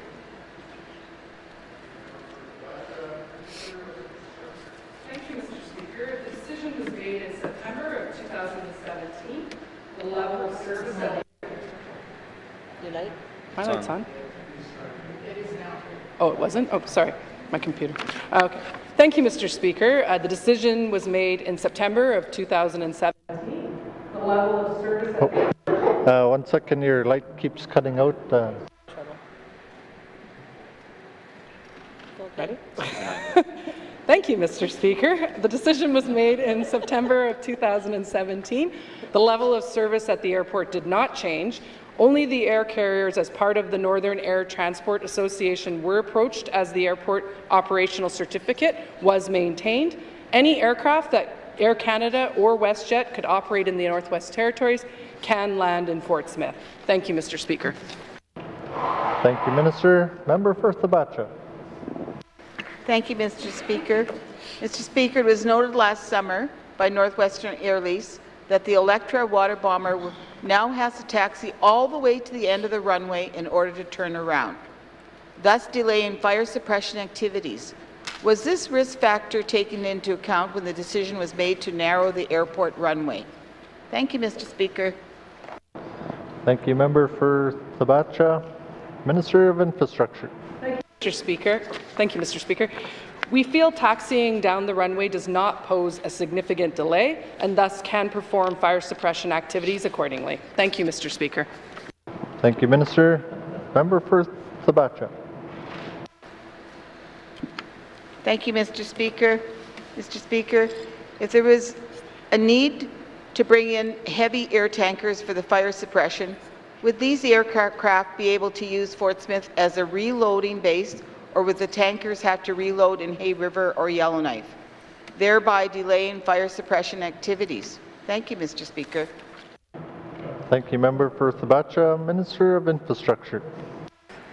Thank you, Mr. Speaker. The Fort Smith Airport is designed for a 737. The geophysical features allow the operation of water bombers. The same level of service is maintained. Every aircraft that can land in Hay River can also land in Fort Smith. Thank you, Mr. Speaker. Thank you, Minister. Oral questions. Oral questions. Member for Yellowknife Centre. Thank you, Mr. Speaker. Mr. Speaker, my questions are for the Minister of Justice. Media is reporting that a woman was held on remand in RCMP cells for 11 days because of a number of reasons. Can the Minister say why this choice was the best one available at the time? Thank you. Member for Yellowknife Centre, Minister of Justice. Thank you, Mr. Speaker. Mr. Speaker, there is since the last few years, and there's been an awareness that women need to have alternatives available to them if they can't be transported to Fort Smith. And so in the last few years, part of the facility at the North Slave was designated to have 4 spots for women specifically. Indeed, in December of this past 2019, those 4 spots were full, and therefore a woman was not able to stay there. Usually she would then be transported to Fort Smith during remand. Unfortunately, on this occasion, despite efforts between the RCMP and Corrections, that wasn't possible. There were 4 different appearances that this individual had back in court, and as such, they weren't able to coordinate the flights. So what I've done in the interim, more recently, what I've done right now is to look at the reasons for that, to look at the nature of the appearances, to look at what was said, and to try to figure out if there are in the future going to be better ways that we can accommodate someone within the justice system so that they don't need to spend that kind of extended time in the facilities at the RCMP. Thank you, Mr. Speaker. Minister, member for Yellowknife Centre. Thank you, Mr. Speaker. Mr. Speaker, I appreciate the minister's proactive approach to this. Could she say how conditions in the cells compare to those available for women at either NSCC or in Fort Smith? Thank you. Thank you, member for Yellowknife Centre. Minister of Justice. Thank you, Mr. Speaker. RCMP's detachment cells are simply not designed for any sort of a stay past a fairly short day, 2 days at most, nor is it the role of the RCMP to act as a custodian for someone who's on remand. They are not corrections officers. That is not their primary function. Cells in the RCMP detachment don't often come with the kinds of, frankly, still fairly limited amenities that one would see within a corrections facility, and often don't have the ability to. They have the ability to turn down the lights, but the lights are on. There are no windows. And my understanding is that when faced with a situation like this, the RCMP do their best to try to accommodate the individual and make them more comfortable, but at the end of the day, it is not a place that is suitable for an extended period of time. And so I'm certainly very well aware of that, and I trust the members likely aware as well that there won't be the mattresses, there won't be blankets, there won't be any kind of entertainment. So again, notwithstanding that, the RCMP do their best to accommodate and to help and to make someone comfortable. It is not the same level of care as what one would get in a correctional facility. Thank you, Minister. Member for Yellowknife Centre. Thank you, Mr. Speaker. Mr. Speaker, this is obviously a last resort. I think one of the disturbing points of this particular case is that it went on for 11 days, not just for a day or an overnight, but for 11 days. Can the minister give us any insight into why that length of time? Thank you. Thank you, member for Yellowknife Centre. Minister of Justice. Thank you, Mr. Speaker. Mr. Speaker, that's the same question that I had asked when this came to light to my attention. And as I've said, I've looked into the nature of the 4 appearances. So because there were 4 appearances, and my understanding is that it was challenging to coordinate a flight down to Fort Smith because this individual had to appear back in court. Now, there are no doubt ways to avoid that. I think there are going to be hopefully ways to avoid that in the future, whether it's through encouraging and improving video appearances and access to video appearances, whether it's by encouraging the various parties involved to find alternative ways of securing that appearance, working with partners in the prosecution service around being conscious and aware that when someone's in these circumstances, that we all, as partners in the delivery of justice, need to be doing our part to make sure that we're aware when something like this is happening and that we are all looking for ways to try to support someone and to support the justice system so that an individual doesn't wind up exactly in this situation of having to spend more time than necessary in facilities that really aren't designed for an 11-day stay. Thank you, Mr. Speaker. Thank you, Minister. Final supplementary, member for Yellowknife Centre. Thank you, Mr. Speaker. Thank you to the Minister for that response. Certainly, it's my hope that with a brand new jail in Fort Smith for women, that video appearances would be facilitated there right now, if not right now. When I toured North Slave Correctional Centre last year, I noticed that there was excess capacity in the youth wing of the facility, which is no longer as full as it was when it opened.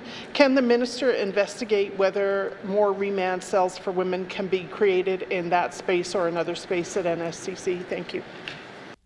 Thank you, member for Yellowknife Centre. Minister of Justice. Thank you, Mr. Speaker. Mr. Speaker, it is a good news story that there's excess capacity at the youth facility following changes under the Youth Criminal Justice Act. And so there indeed is extra capacity there. Hopefully it stays that way. It can't be repurposed for adults, though.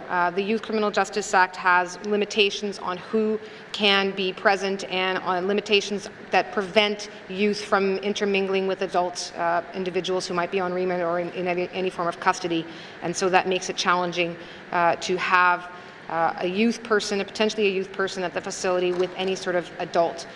Whether there's a way, if there's a consistent way, consistent availability of space over time, whether that could be renovated, that's a much more longer term issue.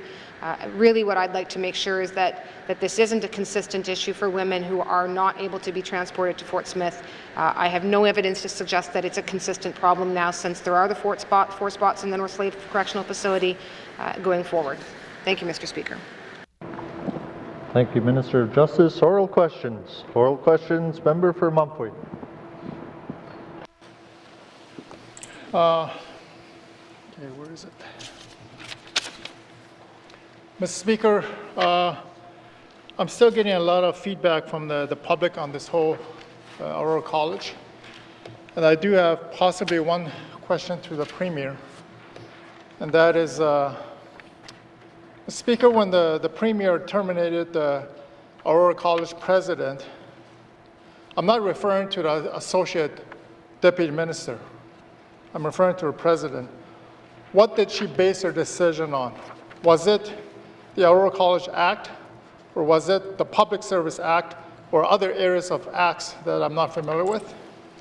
Can she please provide me, and also the members, a copy or a section of such act that she based her decision on to terminate the Aurora College president last couple of weeks ago?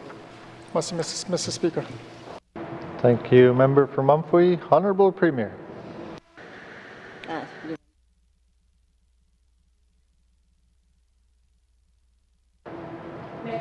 The Minister of Education would like to address the question. Thank you. Minister of Education, Culture and Employment. Thank you, Mr. Speaker. I will be signing the revocation papers for the statutory appointment of the President of Aurora College. Thank you, Mr. Speaker. Thank you, Minister of Education, Culture and Employment. Member for Mumford. Mr. Speaker, I'd still like to know the process of what happened. The public needs to be aware how the decision was made. All I'm asking for is what was the decision based on? And if that can be provided to me, so at least I have some information in front of me that I can share with the public as well. Merci. Thank you, Member for Mumford. Minister of Education, Culture and Employment. Thank you, Mr. Speaker. Last week, the Premier and I sat with the regular members in confidence, just the elected members, the regular members and the Premier and I, and we discussed this issue in detail. We took questions from the regular members, and that's where it's going to stay, because this is an HR issue. Thank you, Mr. Speaker. Thank you, Minister. Member for Mumford. Mr. Speaker. Mr. Speaker, I'm not mentioning names here. I'm mentioning the President of Aurora College. And the document that the Minister is referring to is not a signed document yet, today. But other signed documents in the past have occurred based on what decision that was made from the Premier of the day. I'd like to know. The public would like to know. And here we talk about being transparent, being accountable government. Please provide that information to me so I can have and I can explain to the public this is what occurred based on the facts, based on the act that was before us. Mr. Speaker, merci. Thank you, Member for Mumford. Minister responsible for Education, Culture and Employment. Huh?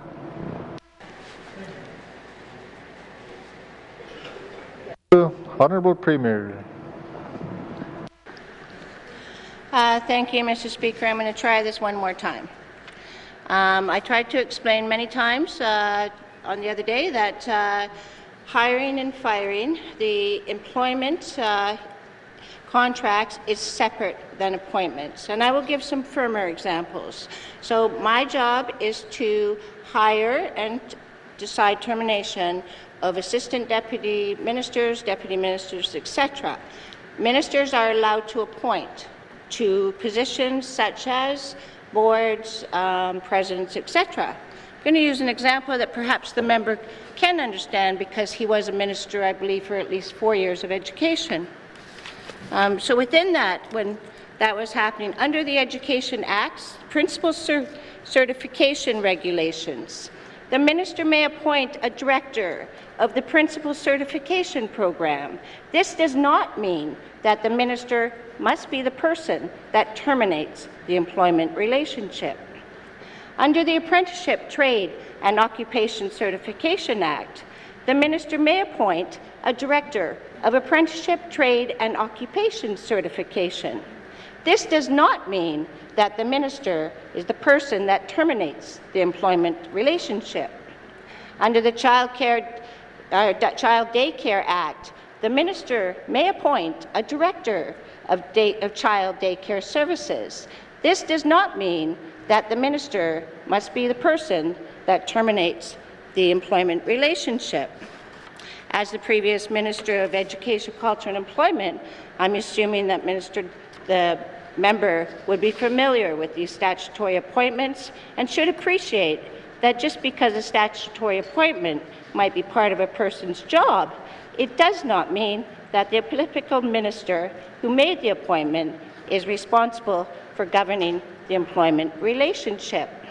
I'm not sure why this is so confusing, Mr. Speaker.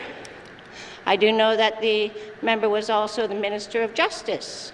However, if we need further clarification on the difference between an employment contract and an appointment by a minister, I am more than willing to have our Justice Department sit with the member to explain the difference. Thank you, Mr. Speaker. Thank you, Honourable Premier. Final supplementary, member for Mumford. Mr. Speaker, I don't know how difficult it is to provide the answer of how she based her decision. What was based on? It was based on an act. I'd like to know. I was being forthcoming with our College Act states, Section 19, that minister, through consultation with our college board, shall appoint the president of our college. I'd like to know the premier, when she made a decision, what was it based on? Please provide that in writing to me. Which section is it based on of the act, if she's referring to an act? And so I can have that information. It's not only me that's asking, it's the public. So I can share with the public that are asking those questions. I think we need to clarify that, Mr. Speaker. Merci. Thank you, member for Mumford. Honourable Premier.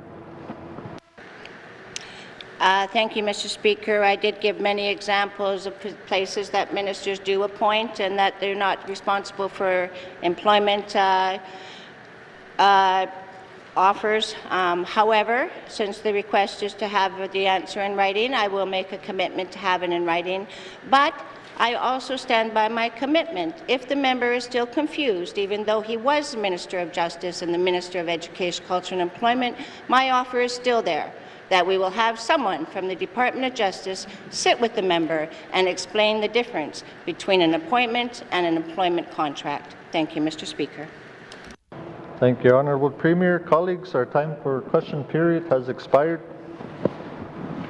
Oral questions, written questions, returns to written questions, replies to Commissioner's address, petitions, report of committees on the review of bills, reports of standing and special committees, tabling of documents, Minister responsible for the Northwest Territories Housing Corporation.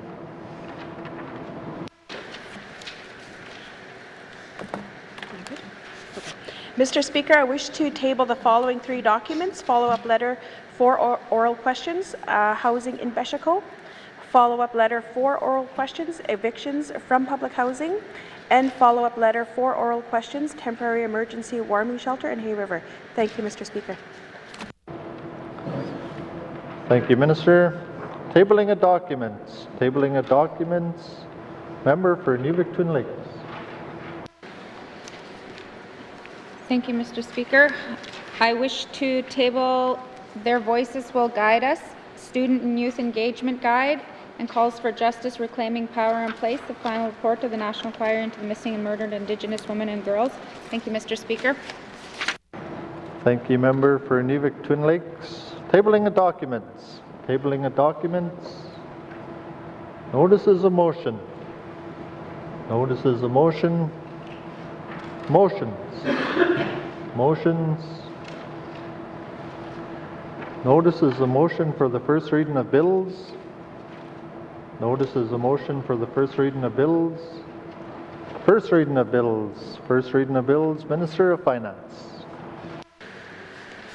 Mr. Speaker, I move, seconded by the honourable member for Nahende, that Bill 1, Supplementary Appropriation Act, Infrastructure Expenditures, No. 3, 2019-2020, be read for the first time. Thank you, Mr. Speaker. The motion is in order. The motion is not debatable. All those in favour? All those opposed? The motion is carried. Thank you, Minister of Finance. Bill 1 has had first reading. First reading of bills. First reading of bills.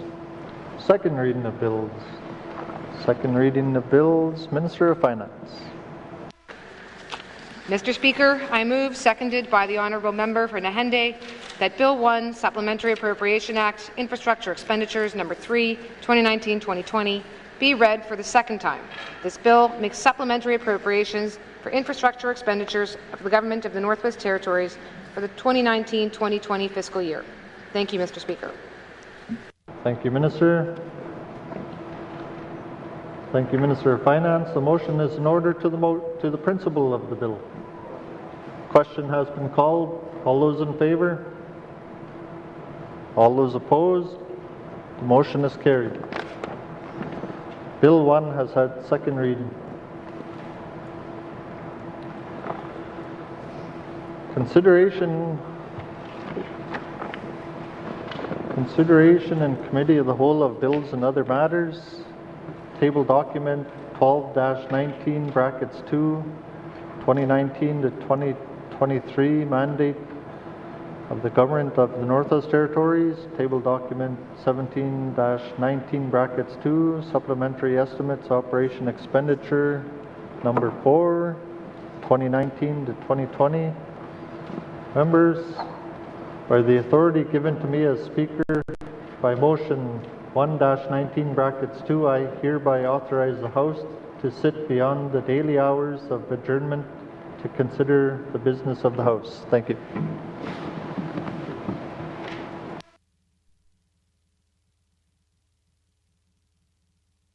Honourable member for Inuvik Twin Lakes in the chair.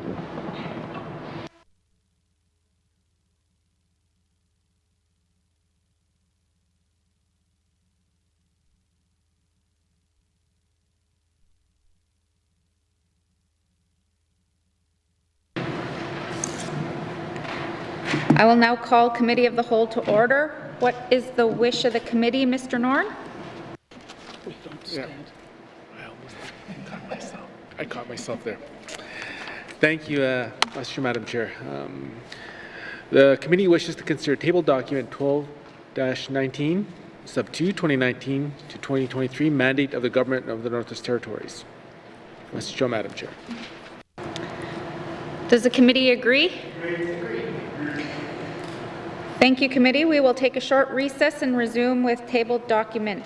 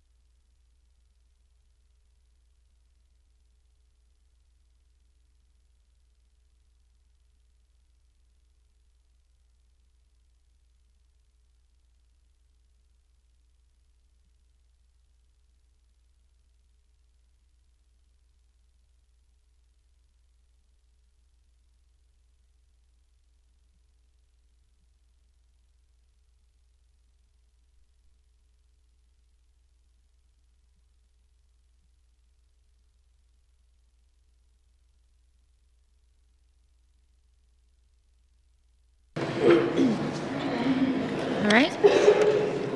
I will now call committee back to order. Committee, we have agreed to consider table document 12-19 to 2019 to 2023 mandate of the Government of the Northwest Territories. Does the Premier have any opening remarks? Thank you, Madam Chair. I'm pleased to present the 2019 to 2023 mandate for the Government of the Northwest Territories. This mandate is built on the priorities we set together as newly elected members of the 19th Legislative Assembly in October 2019. Under the current process conventions, members of the Executive Council discussed how we might implement these priorities in the best interest of all Northerners and in our current operating environment. I sat down with Standing Committee in November and heard from each member about the needs of our regions and communities and the actions we might take in each of these priority areas. We met again in December and in January to further discuss and refine the mandate document. This dialogue is essential to open and collaborative government and consistent with the guiding principles of consensus government. Our government will focus on what we can do as a territory to find new and innovative solutions to the challenges we share as we implement our mandate. We will be creative and ambitious while taking a hard look at what we're doing so we can make it better. We will seek out and examine new evidence and use the real-world experience of our staff and residents to improve our decisions, programs, and services.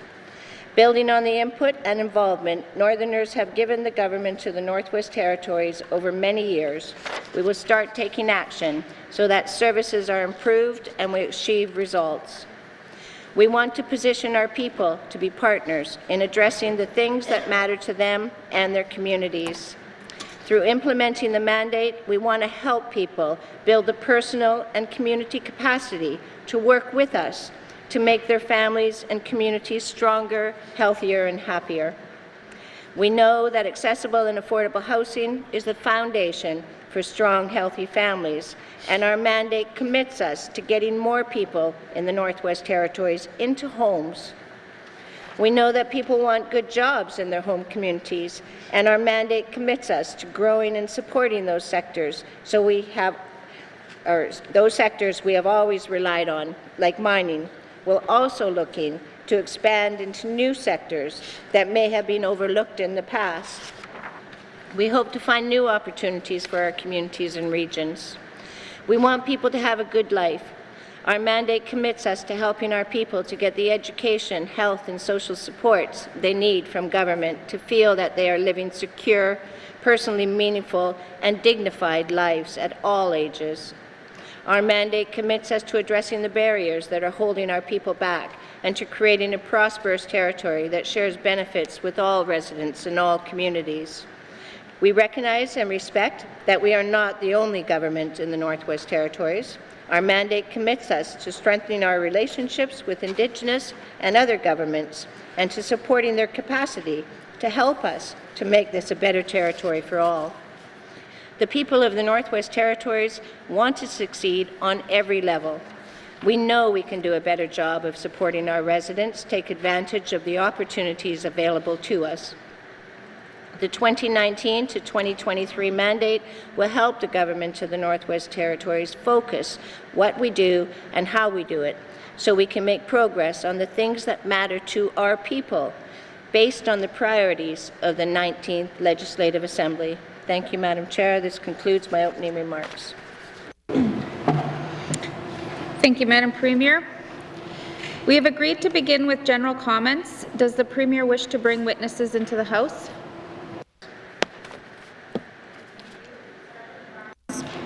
Please escort the witness into the chamber.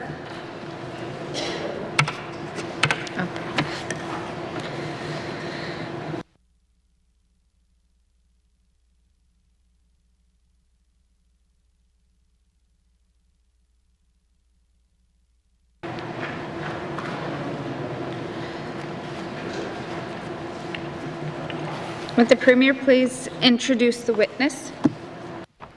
Thank you, Madam Chair. On my right is Mr. Martin Goldney. He is the Cabinet Secretariat and the Deputy Minister for Executive and Indigenous Affairs. Thank you, Madam Chair. Thank you, Madam Premier. I will now open the floor for general comments. MLA for Cam Lake. Thank you, Madam Chair. I want to start by reflecting on some of the challenges of developing a mandate. The Government of the Northwest Territories has been developing mandate documents to guide its work since the 1999 Agenda for the New North set the vision for a post-division Northwest Territories that no longer included Nunavut.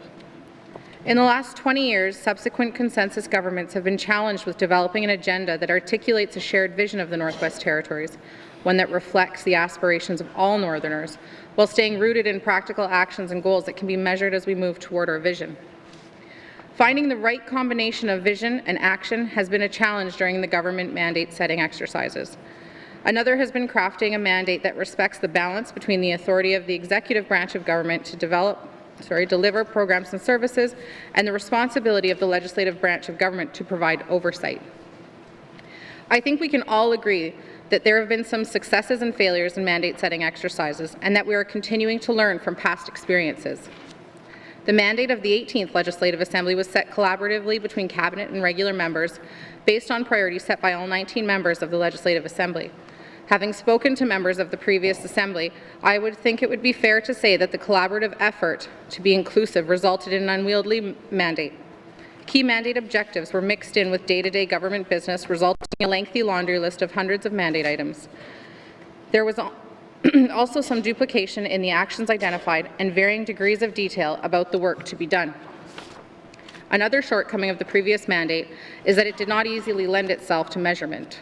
For example, if the mandate identified improving food security as a goal, it offered no method for determining what progress was made to increase food security. The inability to measure progress hampers accountability, Madam Chair.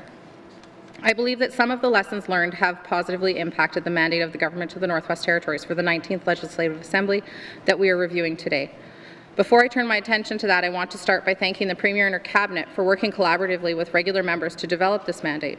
As a new member, I found this collaboration to be one of the first real consensus challenges as an MLA. To avoid creating a lengthy mandate, members had to make difficult choices when setting priorities. The priorities that emerge from our discussions are not necessarily the priorities that any one of us might have selected as individuals. However, they best reflect the overall priorities of the 19 members as an Assembly. You may have heard the saying that if everything is a priority, then nothing is a priority. We kept that in mind and made some tough choices. As a result, some things that are important to my constituent might not have made the list of priorities determined by the Assembly, but they reflect the needs of all N.W.T. residents, and as a member, I stand behind that. Once the priorities were set, the mandate was crafted by the executive branch of government. It identifies not only what the government will do, but also how it will be done. As importantly, it also identifies a timeline for completing the work and sets out measures for determining progress. I want to thank Premier for listening to the important requests of regular members, ensuring mandate progress is measurable. This will be incredibly helpful to hold government accountable throughout our term and to demonstrate that we collectively achieve something real at the end of the Assembly. I understand we'll be working through 22 mandate priorities and the actions identified to achieve those priorities in detail, so I will hold my comments on the specific priorities until we come to them.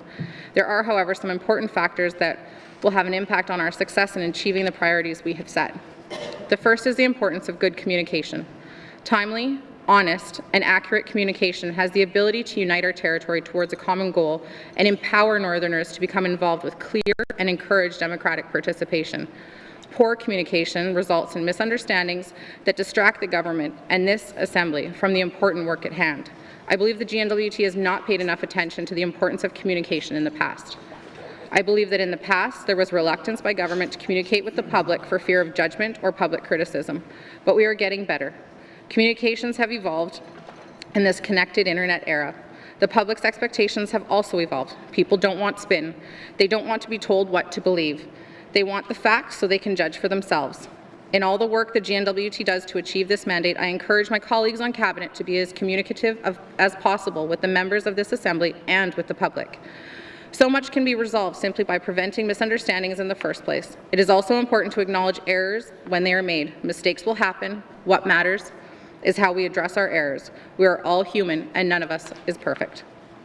We've heard lots of talk about the importance of partnerships to help this government reach its goals. Effective partnerships are another essential ingredient for achieving a successful mandate. Partnerships with community governments, stakeholders, non-government organizations, intergovernment partnerships with Indigenous governments, and public-private partnerships. There are many types of partnerships, and they are all fundamental to good governance and progress. However, to be successful, partnerships must be built on shared objectives, mutual respect, and trust. For the GNW to be successful in its partnerships, it has to be prepared to meet its partners as equals and to listen to the needs and concerns of those we choose to partner with and who choose to partner with us. The GNW also needs to be consistent in its approach to its partners. A strong partnership between an Indigenous government and a GNW department can be undone if the same Indigenous government feels it is receiving poor treatment at the hands of another department. In addition, we cannot drive a legacy of relationships and partnerships without moving the needle on lands, resources and self-government agreements, and increased regional decision-making. Ministers need to listen not only to the advice of their senior managers, but to the organizations, clients, and residents that government works with and for. As politicians, you are best positioned to have your finger on the pulse of the electorate and to provide clear political leadership to the public service. I have said it before, Madam Chair, our priorities are all connected. While large budgets are always exciting, not every priority requires huge pots of money to move the meter. Some require the fluidity of being able to provide our public servants with the space to be creative and think outside their cubicle. For example, we have multiple departments working to attract people to the Northwest Territories, whether it is to stay for a week as a tourist or to stay for a lifetime as a new Northerner. Industry, tourism and investment, health and social services, finance and education, culture and employment each has a mandate to bring people to the Northwest Territories, but each works on attracting these people within the context of their own department mandate. N.W.T. Tourism brings a beautiful, interactive, experience-based booth to its trade shows and events, but what are we bringing to job fairs to attract nurses? We aren't selling nursing jobs. Every city, town and island has a nursing job. We're selling an experience. So how can we bring these public servants together and empower them to expand their creativity and work together to sell a common goal of experiencing the Northwest Territories? How can we work across silos to reduce costs and increase productivity? I believe that this Assembly can make its mark by leading a change in the government's approach to providing programs and services. We have a long history of government acting as a gatekeeper for access to public information, programs and services. I believe that my colleagues on Cabinet want change in that system as much as I do. This mandate will not improve the lives of Northerners unless we improve our service ethic. Every single employee of this government should be encouraged to adopt this ethic of service to the people of the Northwest Territories as their highest priority and bring this attitude with them to work every single day. I also believe that our public servants benefit from having a robust legislation and policy providing a framework that affords them the ability to apply discretion when doing their jobs, to ensure that our clients, the members of the public, do not experience undue frustration in their dealings with the government. I hope that having an ombudsman in place will help the GNW to improve its procedural fairness in its dealings with the public. Finally, Madam Chair, as ministers work on defining the budget allocations that will be used to meet our priorities, I ask that they be bold in their leadership. Our legacy will evolve from a union of the way we drive accountability, what we leave Northerners and the 20th Assembly, and also what Meter Cabinet chooses to move. Given our fiscal restraints, we cannot do everything. I ask that Cabinet makes the tough decisions on what meter to move and to not make that decision lightly. What will drive the success of Northerners for generations to come? What will enable Northerners to thrive? Be bold. I am counting on you and believe this Assembly, in collaboration with every single department, has the potential to make change. Thank you, Madam Chair. Thank you, Member for Cam Lake. I will give it to the Premier to respond. Oh, we're just doing general comments, sorry. Well, I'll just continue on then. Member for N.W.T. Thank you, Madam Chair. Thank you, Madam Chair. The mandate was developed with Cabinet-based priorities to set by all 19 legislative members. Sets out the government intends to do during its term to achieve these priorities. I'll have comments on individual priorities and move through them through page by page. However, some comments to the mandate and in general. Madam Chair, the Legislative of Ontario governs 14 million people, roughly, for every MP. For 115,000 people, Legislative of Alberta, just 4 million people, roughly, for one MLA. For 49,000 people, it governs that we have a population of 44,500 people, meaning that one MLA serves 2,300 people, roughly. Why does that matter, Madam? Why does that matter? Because not governing tens of thousands of faceless people that we'll never meet, and governing our friends, families, and our neighbours. That gives us a unique opportunity to govern the compassion and respect we know the people are doing that are directly impacted in decisions that's made in this House. Makes a huge difference in responsibility on all of us. To do better for the people we know, love, we've been doing in the past. The N.W.T budget's nearing $2 billion. It's such a big number. People can't even imagine how much money that is. It's like $2,000 million when you look at it. That means territorial government is big business in the N.W.T.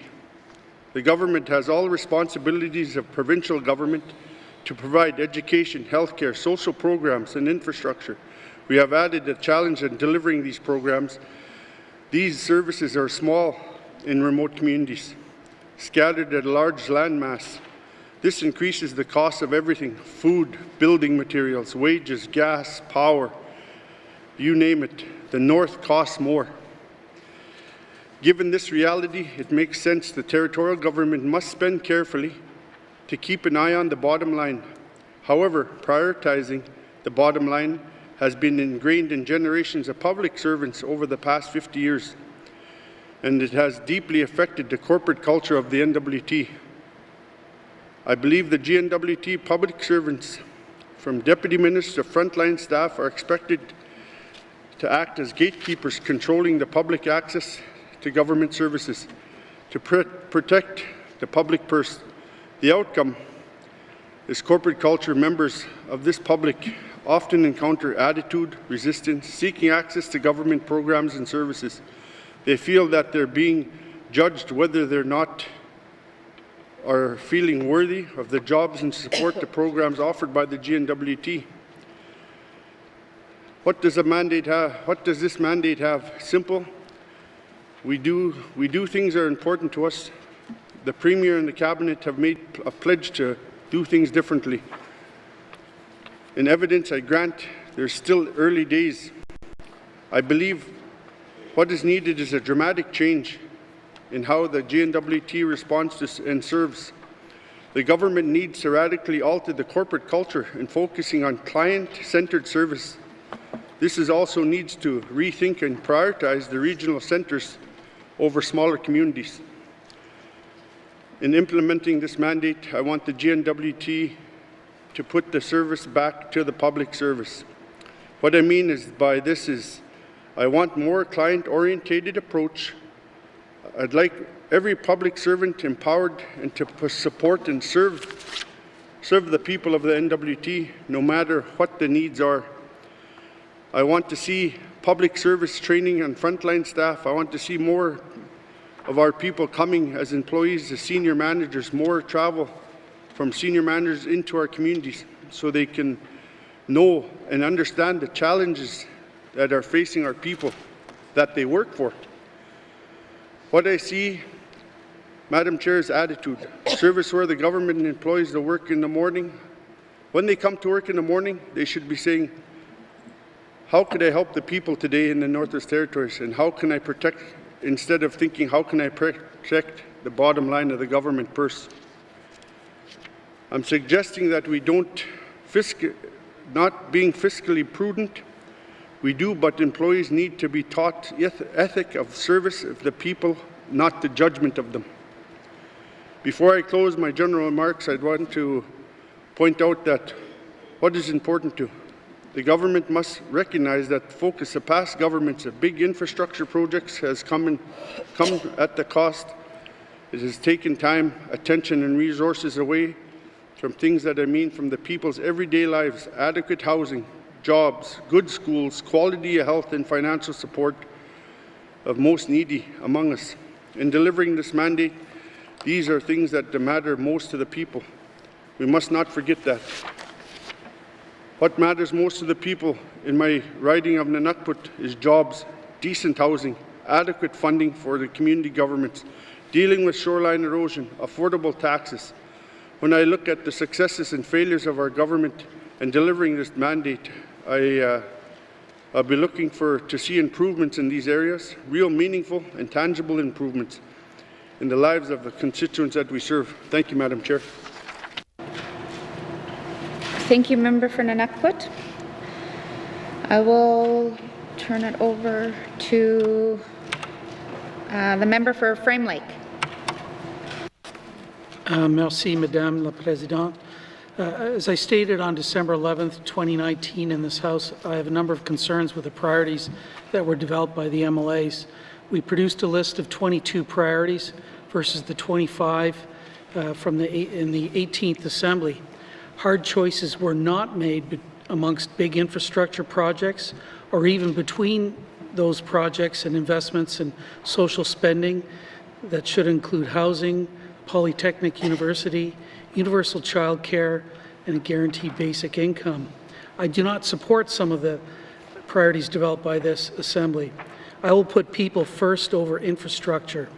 Some priorities work at cross purposes with each other, such as increasing economic diversification while trying to increase mineral exploration. Other priorities are extremely vague, reduce core housing needs or advance universal child care. The priorities provide very little direction for the work of some of the departments, agencies, and ministers. I look forward to an opportunity to review the mandate letters as soon as they are available and well before they are formally issued by the Premier. On to the mandate tabled late last week by the Premier. I want to firstly acknowledge the good efforts on the part of the Premier to work collaboratively with regular MLAs in developing the mandate. We spent over 2 full days in direct discussion with the Premier, which is an unprecedented and welcome change from the last Assembly. We had intense discussions. Sometimes we agreed to disagree, but I think the results clearly show the influence of the regular MLAs in shaping the mandate. I had pushed for a structured approach to each of the priorities. I suggested clear timelines, measurable targets or outcomes, steps necessary to reach the targets or outcomes, and accountability for the proposed actions and coordination of them. I think this was largely achieved with the mandate that's before us. However, many of the outcomes or targets are very low. For example, increasing our housing stock by 100 units over 4 years is only about a 4% increase and will likely not even keep pace with our growing waiting list of residents wishing to get into public housing. As another example, there are supposed to be about, I think, 16 active negotiation tables for land rights and implementation of existing agreements. The mandate sets a very low target of 2 agreements to be concluded at the end of 4 years. I sincerely hope that these are the agreements that cover the Decho and Akecho territories, but surely we can do better than 2 agreements. The mandate also contains vague commitments in some cases. These include words such as advance, working with, increase opportunities, and similar words. Voters elected us for real change that needs to start with a bold vision and goals. I think the mandate can and should have adopted clear commitments to this type of change with more ambitious targets, outcomes, and deliverables. I have a number of concerns with some of the actions proposed to fulfill different parts of the mandate and would like to highlight some of those now. The climate change sections are particularly weak with few specific actions or outcomes to establish internal leadership, accountability, and improved decision-making. The infrastructure section is silent on whether and how we can possibly afford all of these projects at the same time. There is nothing about changing our messaging about the N.W.T being a great place to live, work, and do business to attract investment instead of the tired, old complaints about our regulatory system that scares away investment.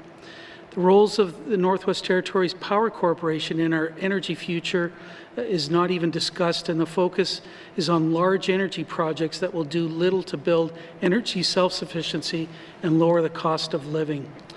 The education section is rather lean, and there's no clear commitment to universal childcare. Clear targets should have been developed for food security, in my view. In closing, I would like to thank the Premier, though, for working with the regular MLAs on delivering a much improved version of this mandate, and I'll have further comments and questions as we work our way through the document. Merci, Madam Chair. Thank you, Member for Frame Lake. Are there any other general comments? Okay. Member for Yellowknife Centre. Thank you, Madam Chair. This is a different mandate setting exercise than we experienced last time, and mostly that's for the better. I am particularly grateful that it was developed through an iterative process, which the Premier outlined in her comments today of the times that she met with us after we, as all 19 members, had set the 19 priorities. The mandate has many strengths in terms of the topics it covers, and reflect the needs and wants of my constituents articulated during the election campaign.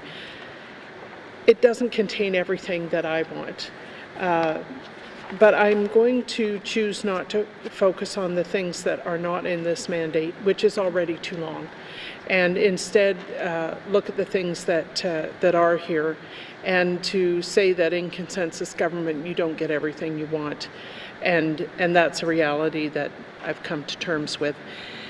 I appreciate the use of the SMART goal tool, which SMART stands for specific, measurable, achievable, relevant, and time-bound.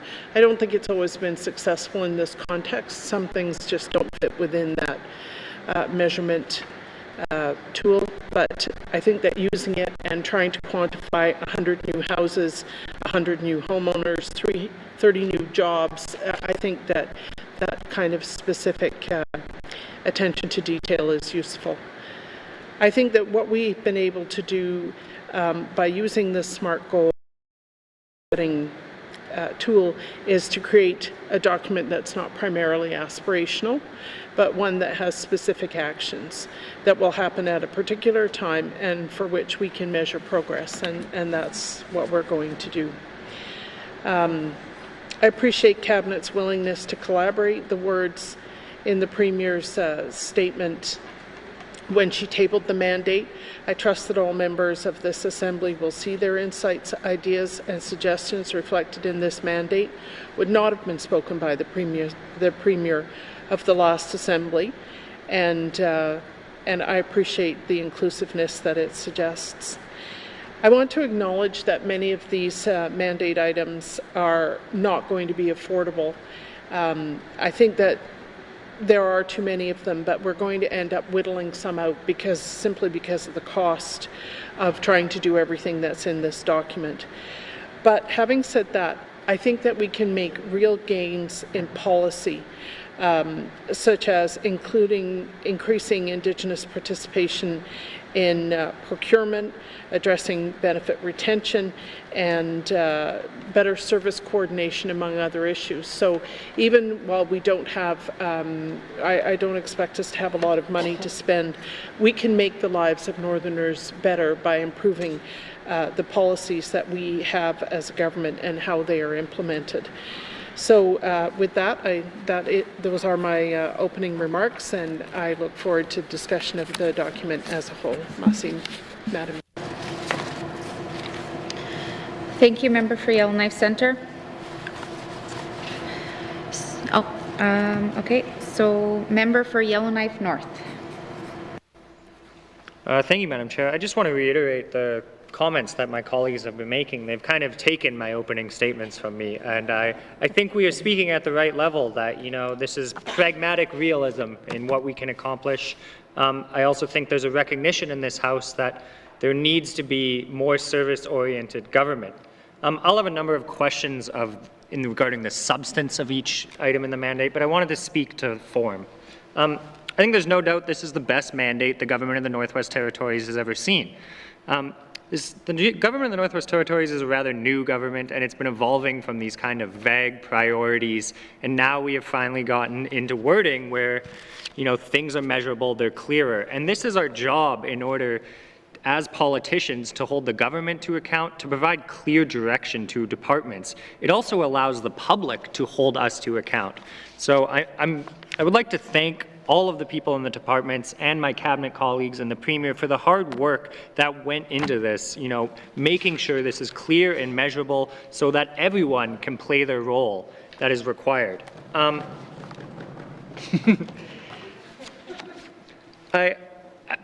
I struggle a little bit with the substance in that I think everyone here knows if I was going to write a mandate, it'd look a lot different than this. But each individual member could say that. And that is consensus government. And so I've made a pledge to myself that I have bought into this mandate. We set those priorities in caucus. We agreed to this process. We gave it to cabinet to go and develop. I will ask lots of questions, and I will hold the government to account to accomplish this mandate. And although I may not agree with everything that's in here, and although it may not include some of the things I would like to see, I am committed that this is the guiding principle for this government for the next 4 years. And let's get this done. Thank you, Madam Chair. Thank you, member for Yellowknife North. Seeing that there's no further general comments, oh, sorry. Okay, member for Tabacha. Being written, because I think I could speak from the cuff. I know that the 22 priorities were put together by all of the members of this assembly. And I may not agree with some of it, just like some other members, but I want to stress some of the things that are dear to my heart and some of the things that I think sometimes people talk very loosely about the Aboriginal and Indigenous people of the North. As a former leader for 10 years, I think that the settlement and the implementation of the outstanding land claims must be a priority if we're going to move forward. I feel that mandates have to be given to the negotiators and we can't be a barrier. I think that it's very important because we can't, there's possibilities that we move forward if we settle these claims because most of the monies come from the federal pockets, and then our people can move forward with us. It's a very important part of the whole pie. I also want to ensure that we have to balance the economy with the social envelope. If you don't have an economy, you do not have, you can't do all these other programs. I hope that we project that we are going to be open for business. I don't see a big, I am very excited, and I don't see something on the Tolson expansion up to date in this House, except something very brief inside the, in the document. You know, it's 75-25 it says, but it could be 100% if we have the Indigenous governments taking part in the other 25%. And we've got to be innovative, and we have to look forward to making sure this is clean energy, and I think that, that it has to happen. In order for larger proponents and for jobs in the future with Aboriginal and Indigenous buy-in so that there's ownership instead of IBAs, I think that this is the way to go. We talk very loosely in this House about Indigenous. Lots of people get up and say it. I lived it. There's always those barriers, you know, and just to get the federal government to recognize two reserves in the Northwest Territories as reserves north of 60, and they still do not do that is unacceptable. And this government should be making sure that this happens. The other thing I want to say is the increase in the regional decision-making authority. I think that is a good thing. I think that it's time. I think that people in the regions feel that we shouldn't have to come to headquarters every time a decision has to be made. And it benefits the smaller communities and it benefits everybody in the community. This is the way to go, and I'm very happy that this is one of the priorities. I really believe in reducing the municipal funding gap, because the municipalities have a lot of infrastructure that hasn't been addressed for many years. And hopefully that in due course that we are able to do that within our mandate. And most importantly is to create the Polytech University. A Polytech University that will be at arm's length from the government of the Northwest Territories with its own board, and that we all buy into and everybody benefits from, and the whole of the Northwest Territories and the students and the people that work there will be very happy with. I look forward to that, and there's many things that I could talk about, but we're going to be asking questions. I'm proud to be part of these 22 priorities, even though some of them are more important than others to me, just like everybody else. People of Fort Smith, and and I celebrate that they are my members of the community that are very dear to my heart, and we have to be more compassionate in delivery of services. Thank you so much. Thank you, Member for Tabacha. I will now turn it over to Member for Trinidad-Willowday. Marcy Cho, Madam Chair. After much thought and deliberation about the mandate and our list of 22 priorities, I personally feel I would have done things a little differently. Like you mentioned, we're all very strong alpha males and females in this room, and we wouldn't be here if we weren't. We all have 19 different ideologies and 19 different ways of doing business, but I'm very happy we came to consensus and came to this document. For me personally, I think it would be extremely helpful to have known our current financial state before going into this exercise, but that's how we learn. We learn and we move forward and do the best with what we got. I know as newly elected MLAs, a lot is expected of us, and the fact that there are a lot of new faces here are a clear sign that people wanted real change, and we have to give it to them. They deserve it. But now we have this mandate, and I think, for lack of a better word, this is really our paddle for the canoe that we've got in this uncertain time. I'm going to believe in it. I'm going to get behind it, and I'm going to think about that single mom that might be living in an isolated community, struggling to support their kids. Or they could be in Lutzelke, they could be Lidli Coin, they could be in Tobacha. It could be an elder that's having trouble getting by on an old age pension. And that's what we got to think about. I mean, overall, there are several items in this document that I'm glad to see and I'll be supporting. Like the Special Joint Committee on Indigenous Reconciliation, for example. That's a very good idea. However, there's one aspect I'd like to see added, and it's a little more inclusion from elected Indigenous leaders. If we really, truly want to reconcile from the inside out, we need to invite our fellow Indigenous elected leaders at the Joint Committee. And the same goes for the established internal working group and what this government plans to create.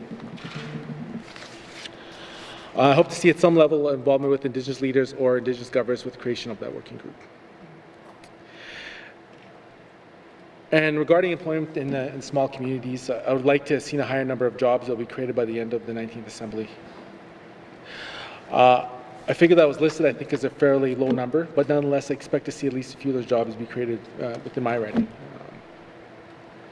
And something that really angers me, frustrates me, is how we always seem to have outside entities like like the Americans, Southern companies. They come in and they take some very good business opportunities and jobs away from a community. And I will say this, I'll say this till I'm blue in the face. Any money that leaves the territories will hurt the Northwest Territories. We got to keep our money here. Again, our people deserve it.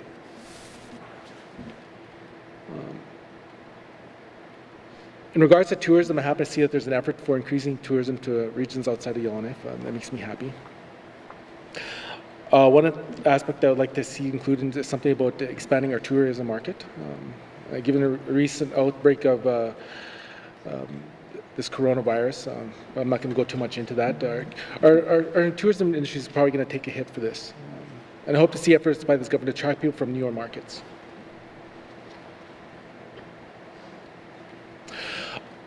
On climate change, I wish there would have been something regarding Indigenous guardians of the land. There's no mention of anywhere in this document. I know something that all regions of N.W.T would have appreciated.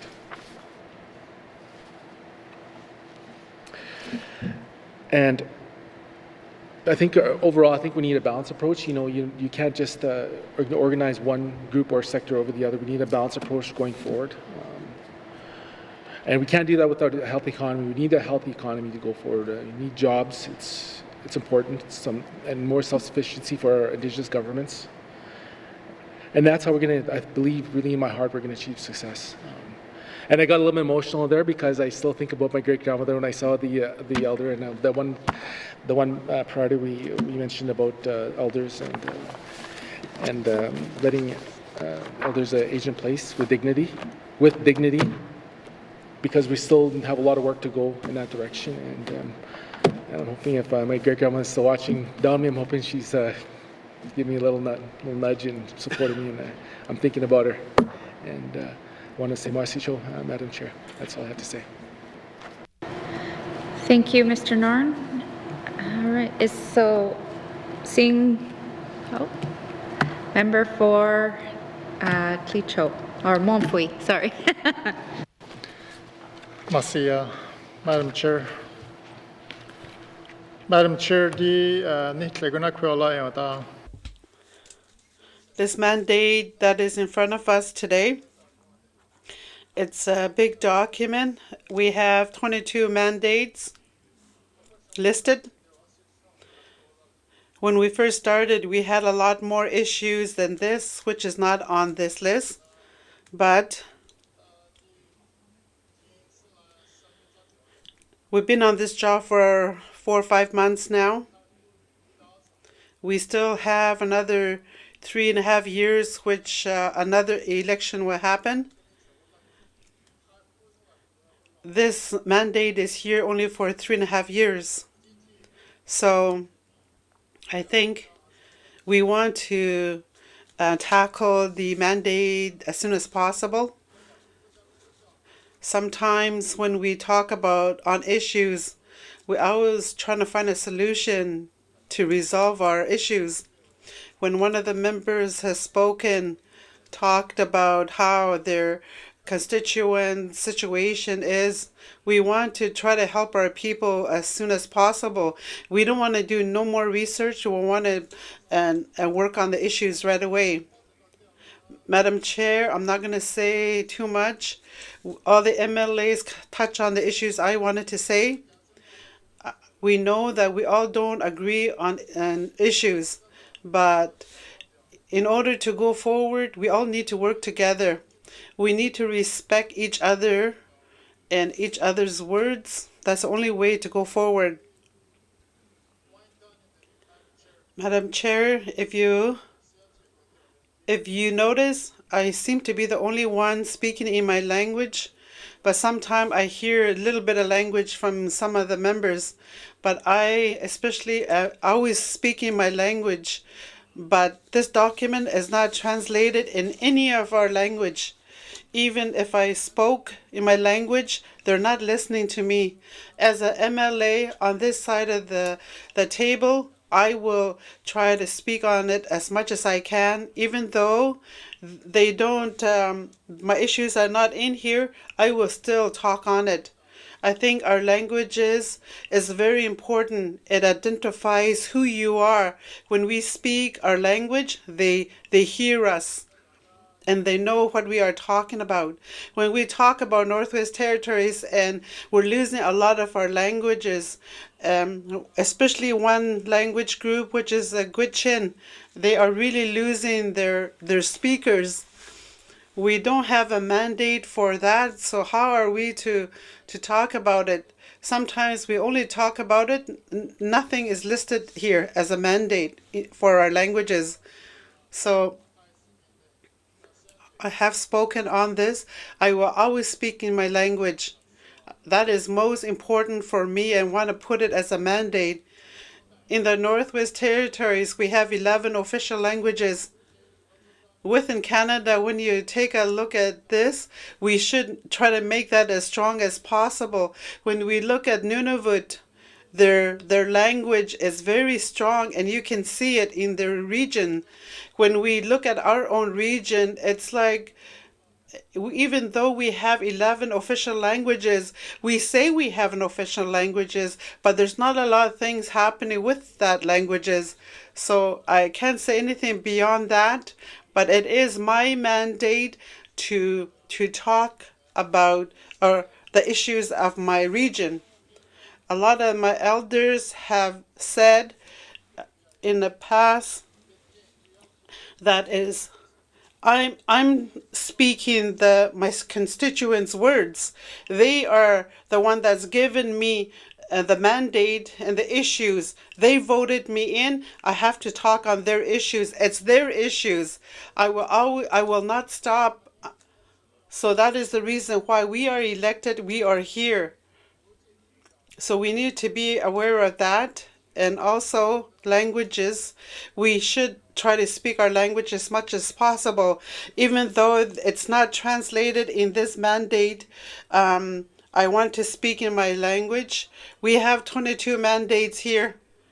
We know that we might not be able to complete it, but when you take a look at this document, there's a lot of big mandates. Where's the budget for it? I don't see the budget in here for it. Sometimes we may think that it's a good idea. It's just only something that's written. So we have 3.5 years here. Can we complete this mandate? I don't know, but maybe in another 2 years they're going to review. We're going to review the executive whether they did their job or not. So all the ministers will get their evaluation. Everything that's in here, we have to try to complete it. We'll see whether they can do the job or not. Madam Chair, that's my closing, and I did want to speak in my language. I want to increase and make my language stronger. That's the reason why I'm speaking. We do have interpreters, and even a lot of the interpreters are really advocating for languages, and Mary Rose is one of them. I'm really thankful for her and all the other interpreters that is here pushing for languages. Merci. Thank you, Member for Montfouet. All right, I will go to Member for Hay River South. Thank you, Madam Chair. I don't have any notes. I got a few little notes here I jotted down, but I guess when I look at mandate, and then like I said earlier today, as I look at where we are fiscally, like we are in a tough position. But again, this is a new government, new ideas, new hope to make the N.W.T. I guess I could say great again, but we are already great, so better with what we have. My focus, I guess, is going to be on the economy and business. I think with the 19 members that we have here, we pretty well got all the issues covered off. There's interest in every area. And that's what I'm going to count on. I'm going to count on people that have a stronger interest or more knowledge than I have in certain areas to help me make the right decisions. And but when it comes to business, I think we have in the economy, I'm glad that we have diversification in there. It's going to be a real positive impact on the region and smaller communities. But it's important also that this government takes a look at collaboration between departments, because I think that's been lacking in the past. And we have such, like with housing and different projects, like we've got, if the departments work together, we should, like there's only 45,000 of us here. There's no reason why we shouldn't all be working, just looking after ourselves, basically.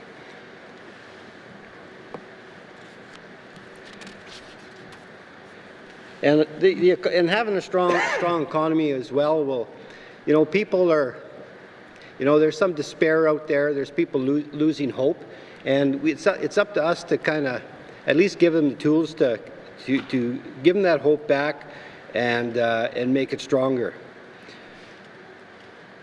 So I guess for me, it's all about the people.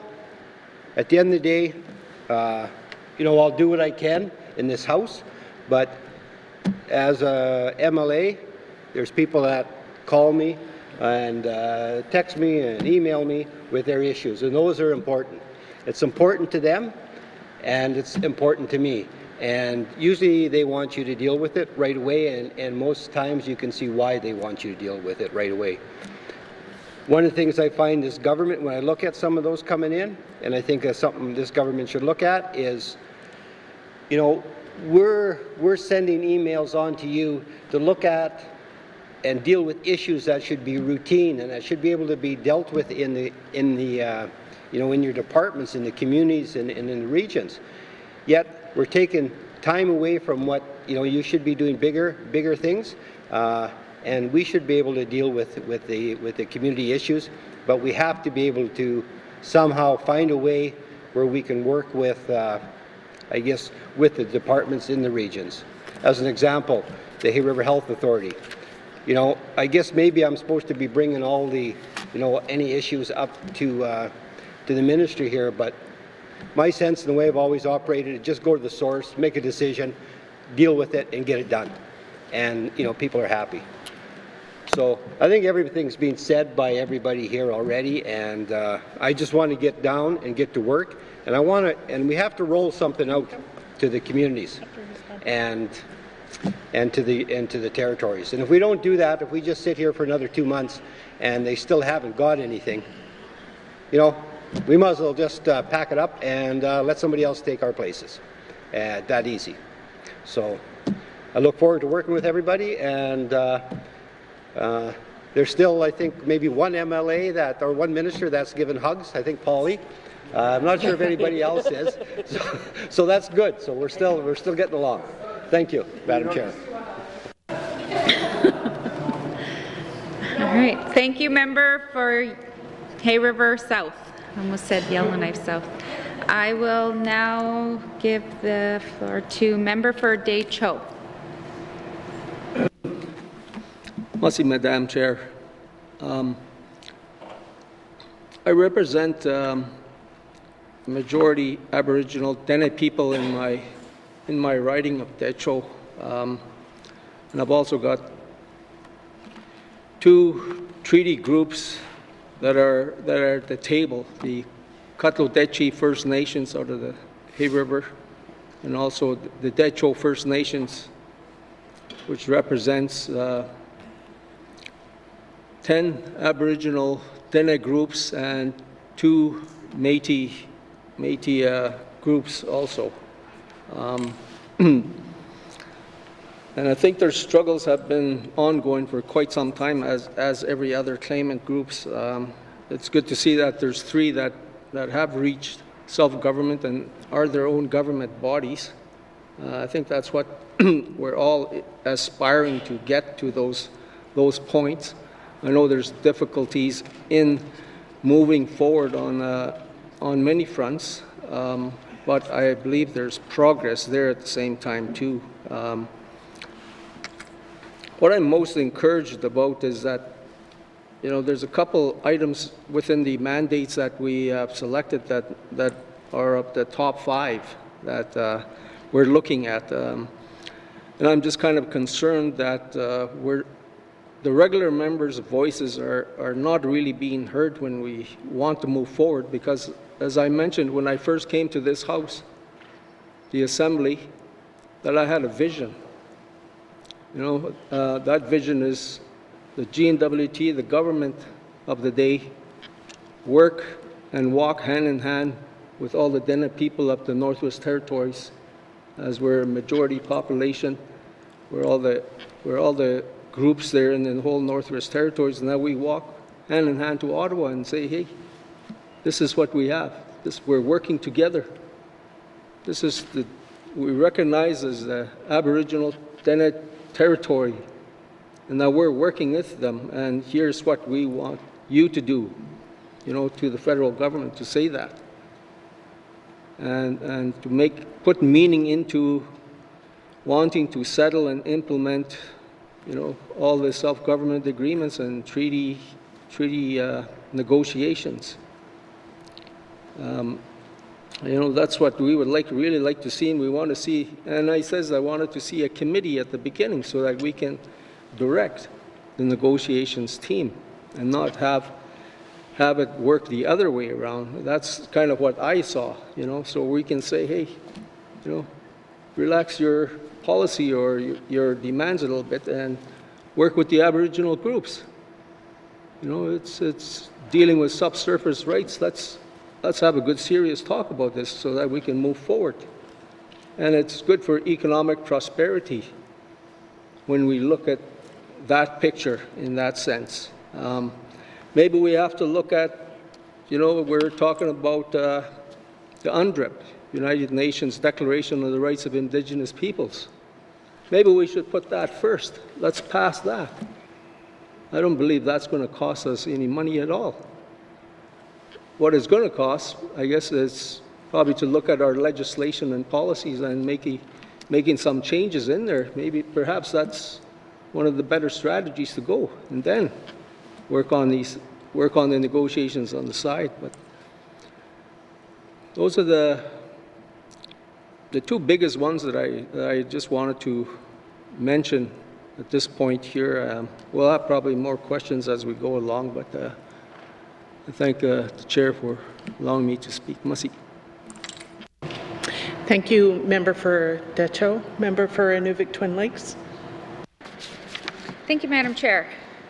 In general, speaking to the mandate, I feel lucky because it did list a lot. If you've seen my pamphlet that I was handing out when I was doing my campaign, and in my first remarks in the House of what I heard, I feel lucky because I did get a lot of the stuff that I spoke to in this mandate. You know, housing was clearly identified in my region, you know, and what we have in here, you know, there's a start.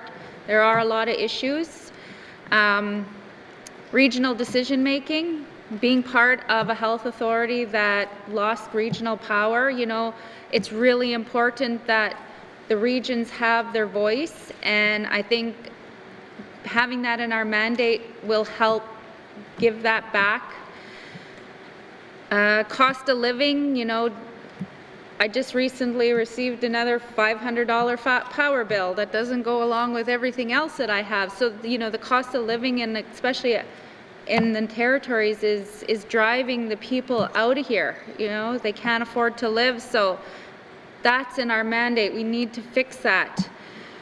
Education, you know, we have early childhood in here, we have programs but, you know, we talk about the Polytechnique, and I'm glad that we got the Auditor General report now, because we know from those middle years we have issues, and you know, it's not in here, but we as a government have to continue business. We got to provide good education for our students.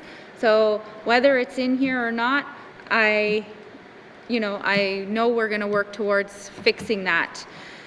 Seniors, like my colleague from Trinidad-Willowday, I too was raised by my great-grandparents, and they had the opportunity to live in their house almost until the day they passed, you know, and that was something that they wanted to do. They never wanted to live in a facility. So I mirror what my colleague from N.W.T says.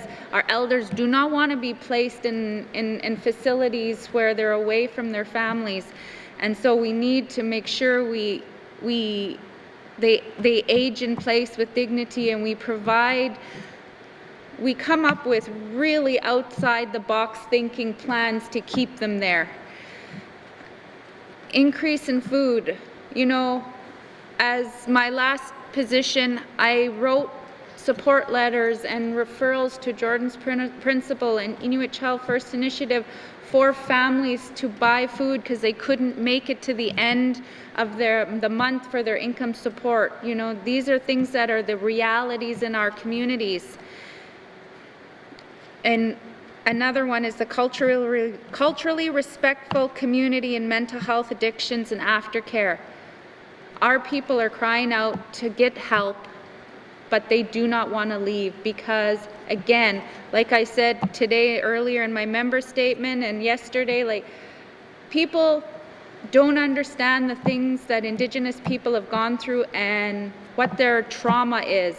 And how is an outsider going to help us fix our trauma? We have to fix it from within.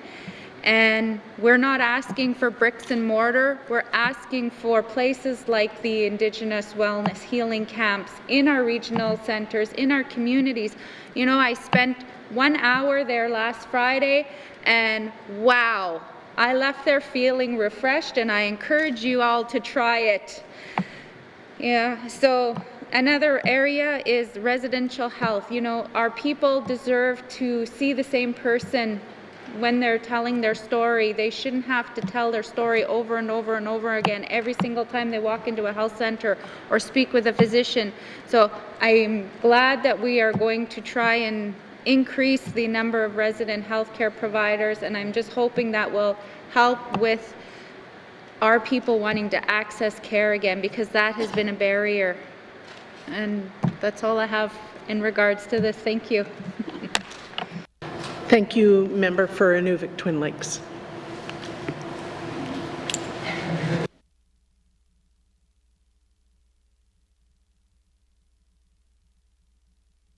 Seeing there are no further general comments, does the committee agree to review the TD 12-9, comments. Madam Premier, sorry. Thank you, Madam Chair. There's quite a bit said.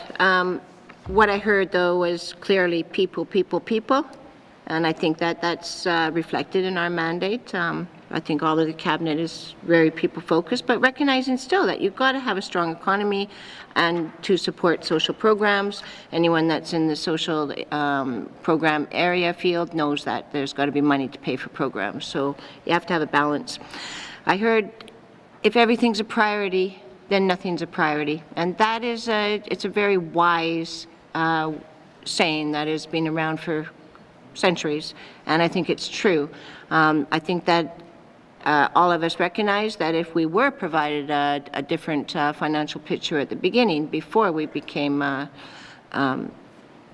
elected ministers and premiers and this mandate became, we would have had a more condensed list of priorities. But we can't take back what's done. It's done. My job as the premier and with my cabinet was to actually make the mandate address the 22 priorities that all of us know are a bit, probably a little bit too ambitious, knowing where we are fiscally at this point. I know that good communication is key. We all have to work on that. I think that's even though I'm, a social worker and facilitated for many years, I have to work on my own issues. So if I'm big enough and old enough to admit that, I think all of we have to work to admit that, and we have to work together. Together doesn't mean only cabinet. It means all MLAs, all of us as MLAs, working together to advance the priorities of the people, is what we're here for. I hope that, I mean, we are trying to listen better and trying to work better together. I hope that we addressed maybe not every single concern.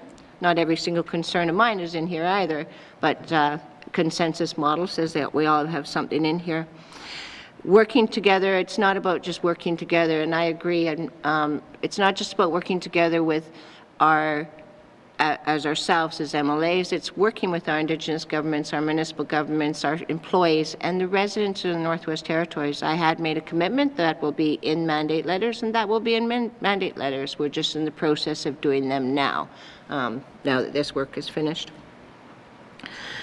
I struggle with I know that some people have said the outcomes and the targets are low. Example, the housing is only 100 units. In honesty, I struggled with that. Because we talked about, you know, think big, and we ended up 22 priorities that are unrealistic. We talked about be bold, and I'm willing to be bold, but I also recognize that not all members are on the same page. So some members are saying be bold, and we will look at the mandate and see if it's realistic in a couple of years and see if we can get it. I'm not so sure that all members will actually only look at the mandate and see if it's realistic, because I've heard some members will be evaluating my ministers to see if they could achieve every one of these mandates. So that made it difficult for me as a premier. My job is to try to work with everyone and make it bold, but at the same time, I'm not going to set my ministers up as scapegoats and say we're going to solve world peace in 4 years and then get crucified and all of us taken out of our seats in 2 years because we didn't do it. There's not one of us that's here that I believe is naive enough to believe that we can solve world peace in 4 years. We have to do what's achievable. So I think that, you know, it was a fine balance between being bold and being realistic so that I could actually try to protect on both sides, hear the members, protect the ministers from getting pulled from their seats because they can't do everything that is expected.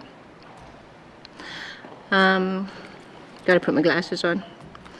Keeping our money here, absolutely. I'm all about keeping our money in the Northwest Territories. I think that we have work to do with the federal government, with the people, in our own policies and procedures.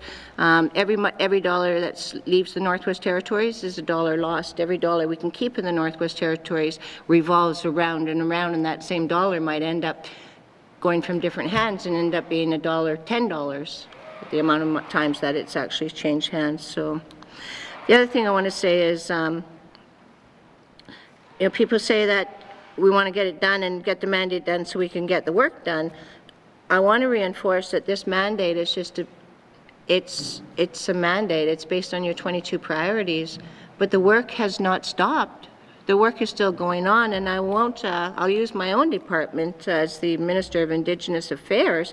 Since I've been elected without this mandate document, I phoned every single Indigenous government and had personal calls with them.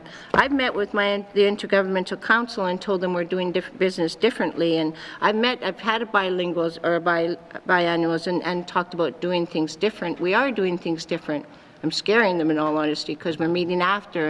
And so traditional was we sat there, we did the issues, they went away. Negotiating team did the issues, they went away. I've sat with the chiefs myself after we did our biannuals and said, tell me what the issues are. So we're already doing things and we're doing things differently. So I hope that you recognize that it's not all there. Going to Ottawa with Indigenous governments, that is something, it's not in the mandate. Not every single thing action is in this mandate. But we've already had discussions with Indigenous governments about making a federal strategy and actually going to Ottawa. So that's already in place. It's not here, but we've already having those discussions with Indigenous governments. Not everything is in the mandate. I think that, again, Madam Speaker, I think the biggest thing for me is remembering that the 22 priorities were done by 19 members of the Legislative Assembly with, in my opinion, not the correct financial information. The money was right, but we weren't told about the forest growth and the unions and the costs that would come out. So we all thought that there was more money on the table than it has. So I am hoping, I believe that myself and my ministers are committed to working hard. They all came here for the needs of the people. I do not believe any minister sitting here came here just for themselves. So I do hope that you will hold us to account with this mandate, but you will also recognize when the time comes to review this mandate, and you will step back and say, our job is to review the mandate and see if it's accomplishable or not. Is it realistic or not? What can we do in the final part terms of this government versus saying, do we take down every one of those ministers and the Premier because they did not solve world peace in 4 years? Thank you, Madam Chair. Thank you, Madam Premier. Okay, seeing no further general comments, does the committee agree to review table document 12-19 to 2019-2023 mandate of the Government of the Northwest Territories by priority? Okay. Committee will begin on page 6. Increase the number of affordable homes and reduce core housing needs. Member for Yellowknife North. Thank you, Madam Chair. If I could have some explanation of how the two 100 units built and transitioned out work. Presently, we have a cap of 2,400 units. If we're unable to transition units out of the Housing Corp, is it possible that we end up with 2,500 units? Thank you. Thank you, Member for Yellowknife. Madam Premier. Thank you, Madam Chair. And so that is the issue, is that it's an issue I struggled for many years. That's why I came into be an MLA in the first place, was because of housing and working with homeless people. This is my passion. We cannot increase the number of public housing stock. In 2038, the operating maintenance money is gone. On average, we're spending $22,500, I believe, unless it's changed in the last 2 years. That was when I was 2 years ago as a housing minister. $22,000 on average for every single public housing unit is what it costs the GNWT. So we can't increase that stock because the money is off the table in 2038. How we can increase it, and that's about thinking outside of the cubic, did you say, or box? I would say box, but I think somebody used a better term, that little cubic thing that you move around. Thinking outside the box. If we can't afford it, then why are we stuck with saying they all have to be public housing units? Why don't we move into home ownership? Treaty people have been saying they promised us homes. For centuries they've been saying that. Public housing is saying we don't have the money to maintain, we can't grow anymore. They've been saying that for years. They couldn't even give me an answer on when we stopped adding on to the number. So the answer is give people homes, not setting up people to fail.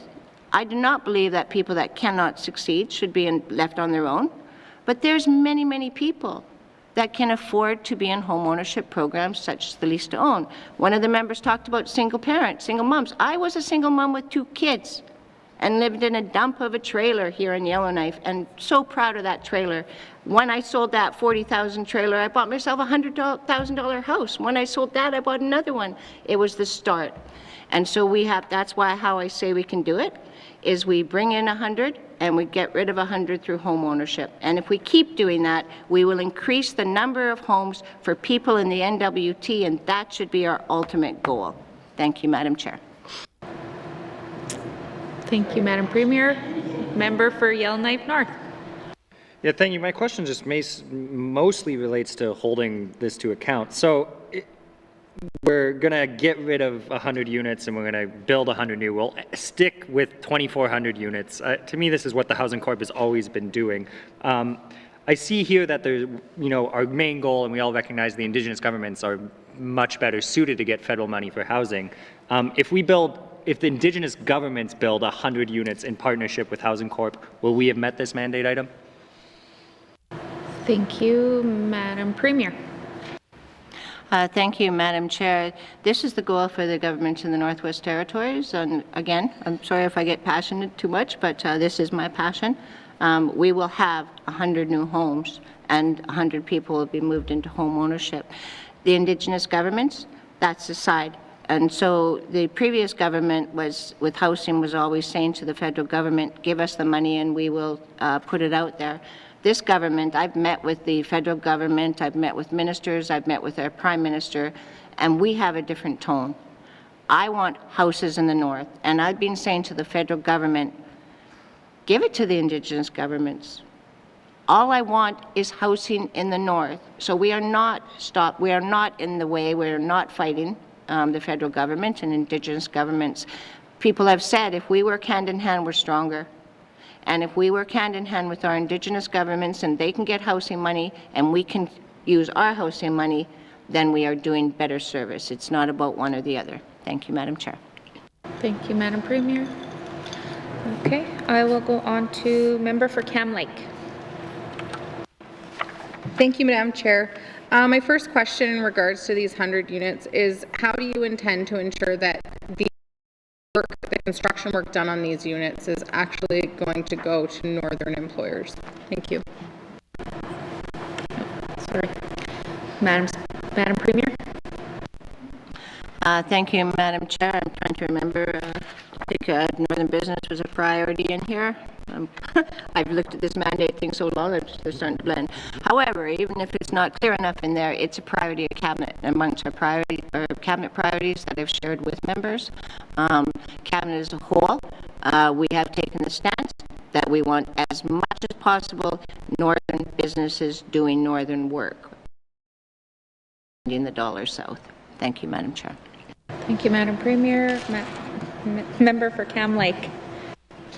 Thank you, Madam Chair. I've also noticed that in other priorities there was indication of some other housing units. For example, on page 32 it does say that for mental health and addictions programs there are 9 transitional housing units that will be added to several communities. Will that number of housing units affect the 100 housing units committed in the first priority on page 6? Madam Premier. Thank you, Madam Chair. I just confirmed with my minister. Absolutely not. Those are in addition. So thank you, Madam Chair. Thank you, Madam Premier. Member for Cam Lake. Thank you. I think I'm good at this time. I'll move on to member for Frame Lake. Merci, Madame la Présidente. Yeah, look, I'm convinced of the Premier's passion on this issue. I know she's got lived experience. I've already seen evidence that housing is going to be a higher priority with this cabinet, and I'm very supportive of that. I just question the number here, the 100 increase in 100 units, while we're also going to transition out 100 units for home ownership. Looks like it's going to be a wash. So maybe I'm misunderstanding this. But look, I get where the Premier's coming from. I think most of us now share that priority. So if she can explain the numbers a little bit better to me, that'd be helpful. Thanks, Madam Chair. Thank you, Madam Premier. Thank you, Madam Chair. So the old model with the housing department was, or the housing corporation was, we waited till a building deteriorated, till it was unusable, then we ripped it down and we put another one on. One house, one family. This model is the same. I've already said we can't exceed the 2,200, or I think it's 22, is it 24 now? 2,400 and then 200 market. So the 2,400, we can't exceed that. We're not going to exceed that. But instead of waiting until they deteriorate and rip them down and then put another one up, which was the old model, why aren't we giving those houses that are in good repair, not junk? I'm not okay with giving away shacks. I lived in a shack. I know the problems with living in a home that's not appropriate. Give 100 homes away, build 100 more. You're right, we stay at 2,400. But if I use it one-on-one, so because it's easier. So we give the old model, we have one house, we wait till it deteriorates. At that time, when it's deteriorated, we rip it down and we put one more house on. We have one house. This model says we give 100 homes away, we build 100 homes, we have 200 people living in homes versus 100 from the old one. So we're not increasing, we cannot afford to increase our public housing stock. We don't know how we're going to figure it out. We can't leave our future governments in jeopardy and say, well, this government will be done in 2038, which isn't very far, if you think about it, that they can deal with that. We have an obligation to protect our future. But my goal is to have people in homes, irrelevant of whether it's public housing or not. And in fact, I'm not even a big fan of public housing, period. I'd rather have all people in home ownerships. Thank you, Madam Chair. Thank you, Madam Premier. Member for Frame Lake. Thanks, Madam Chair. I guess I understand the math a little bit better. What I want to do, though, is I want the minister to think completely outside of the box. There's this glass ceiling of 2,400 units. We have to break that glass ceiling if we're going to ever get all of our residents housed properly. We cannot live within that limit. And we're going to have to find more ways to raise revenues. We're going to have to get more money out of Ottawa. But if we ever have a hope of actually getting adequate housing, suitable housing, affordable housing for all our residents, we got to get rid of that cap. That's what, and I think it's as simple as that. We just have to find other ways to do it. If we can't house our people, there's no future here. So I want the minister, the Premier, to think a little more seriously about that. I understand there's costs associated with this, but if we don't have housing for people, there's no economy, there's nothing happening here. So we got to get rid of that cap. Thanks, Madam Chair. Thank you, Member for Frame Lake. Madam Premier. Thank you, Madam Chair. So again, I hear the member's concerns, but I want to go back to the philosophy of it all. Is that one, the government of the Northwest Territories is not the only housing provider in the Northwest Territories. I've already said earlier that we were working with Indigenous governments. Indigenous governments are going to Ottawa and getting money. IRC is a great example of that they got money in the last Assembly for housing. I know that Dene Nation is putting their name forward for housing, for money. I'm not fighting those. Those are extra. So what I'm saying is that out of 45,000 people, 22 or 2,400 houses for public housing that people can't afford should be sufficient if we can get people into home ownership that can afford it. There's many people in our public housing units that are not low income, and they need to be moved into home ownership. So if we have more than 2,200 people forever that are in public housing units, we have bigger problems. We have poverty problems. Our goal should not be to increase the number of public housing units. Our goal should be to decrease poverty for people so that people don't have to be in public housing units. Thank you, Madam Chair. Thank you, Madam Premier. Member for Frame Lake. Thanks, Madam Chair. Yeah, I don't want to prolong this. I think we share the same objective. We probably just disagree on maybe how we're going to get there. And I just think that housing needs to be our top priority probably, and that we can't let this glass ceiling get in the way of this. And I guess I'm not convinced that even if we increase the housing stock by 100 units, that's even going to start to take care of the waiting list to get into public housing, period. So in any event, I think we agree on where we need to be. And look, I read the On Level Ground report from the last Assembly. It would cost, at least a few years ago, $500 million to get all of our core housing, our housing out of core need. And we need to get a plan to do that. And if part of it is home ownership, I get it. Getting the Indigenous governments to be partners and do some of that, that's fine. But we got to get rid of this. I think we cannot let this glass ceiling hamper our efforts on housing. And that's all I have. Thanks, Madam Chair. Thank you, Member for Frame Lake. Madam Premier. Thank you, Madam Chair. I'll take it as a comment. I didn't hear a real question. I do appreciate that we're on the same track. We just talk different, though. All right. I just want to remind that we are only doing one round of questions per priority. So members, I encourage you to use short preambles for your questions, and I encourage the Premier to respond completely but briefly. Thank you. I will move on to Member for Toonaday-Willowday. Thank you, Madam Chair. Just looking at the transition 100 individuals and or families to home ownership, I think it's so important to this line item.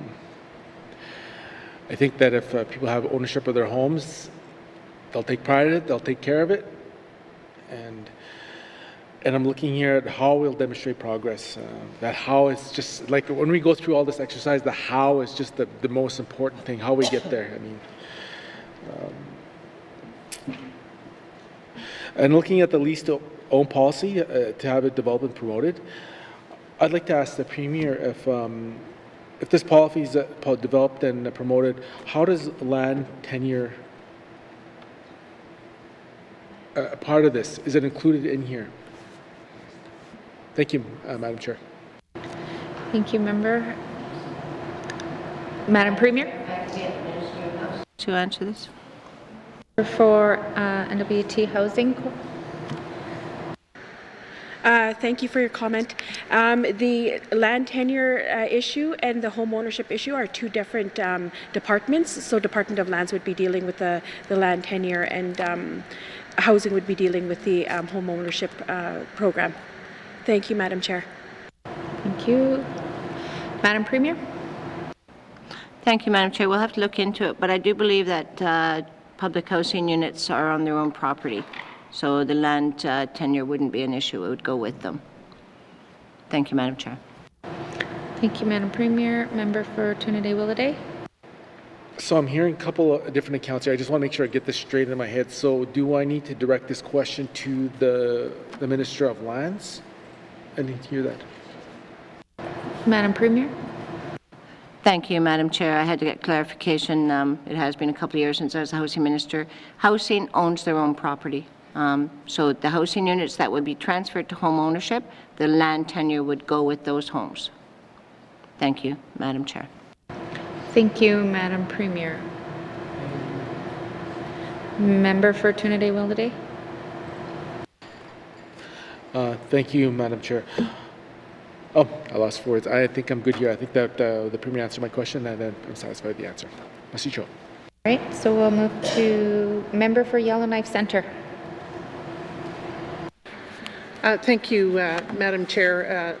Like the Premier, my career immediately prior to coming into the Assembly was with housing, a nonprofit housing agency, and I just want to talk about the numbers for a second. The first is that a significant portion of the housing stock, something like 30%, is 40 years old or older. So that means that out of those 2,400 houses, about 800 of them are going to be finish their useful life within the next 10 years. That's 800 houses. There are 900 people on the waiting list for housing across the N.W.T. About a third of them are in Yellowknife.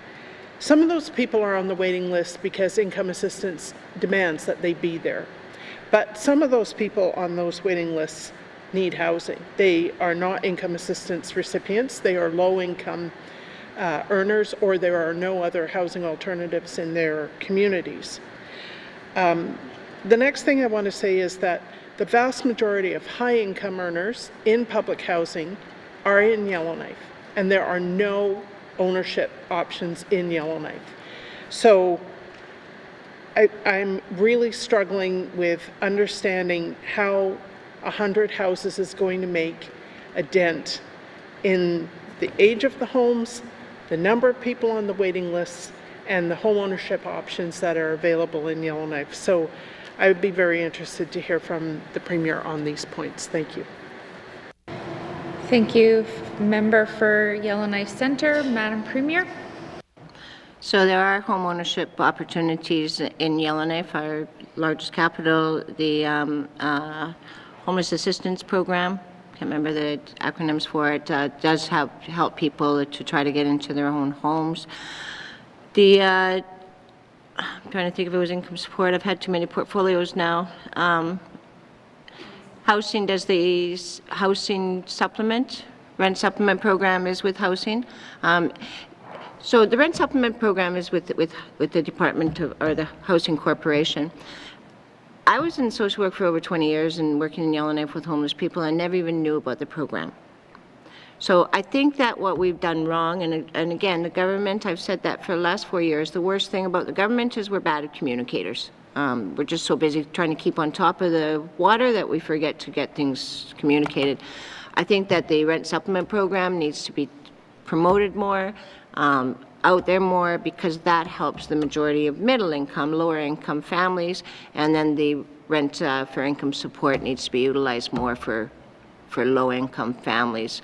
Again, the federal government is supposed to be coming with another initiative that they will be providing a housing support. Hopefully that'll come through fairly soon, and if not, then we have an obligation to step up. So there's housing needs in Yellowknife. There's huge housing needs in Yellowknife. We have to look at expanding our rent supplement. But we also have housing needs in every single small community, and we can't forget the small communities, because Yellowknife has 100 wait list.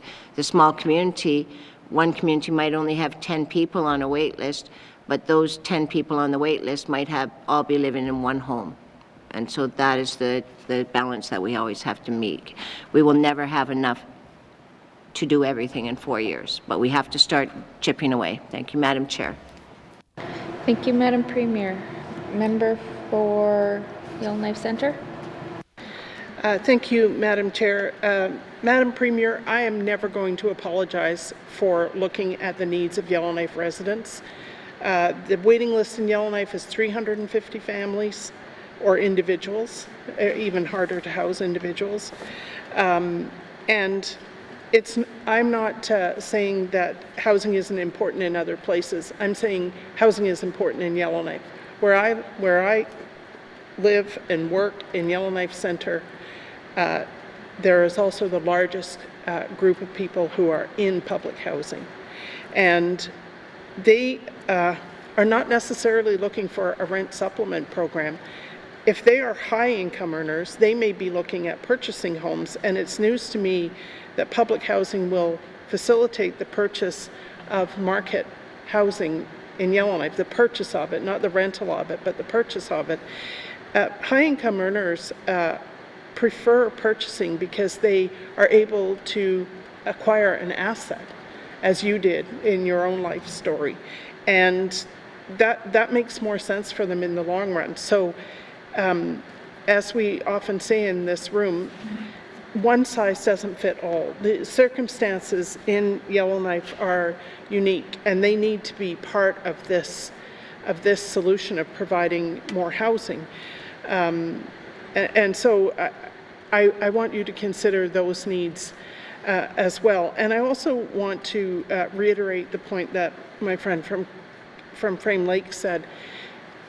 I know that 2,400 units has been the ceiling for a long time, but it doesn't make sense for it to be the ceiling indefinitely. The demand is simply too great.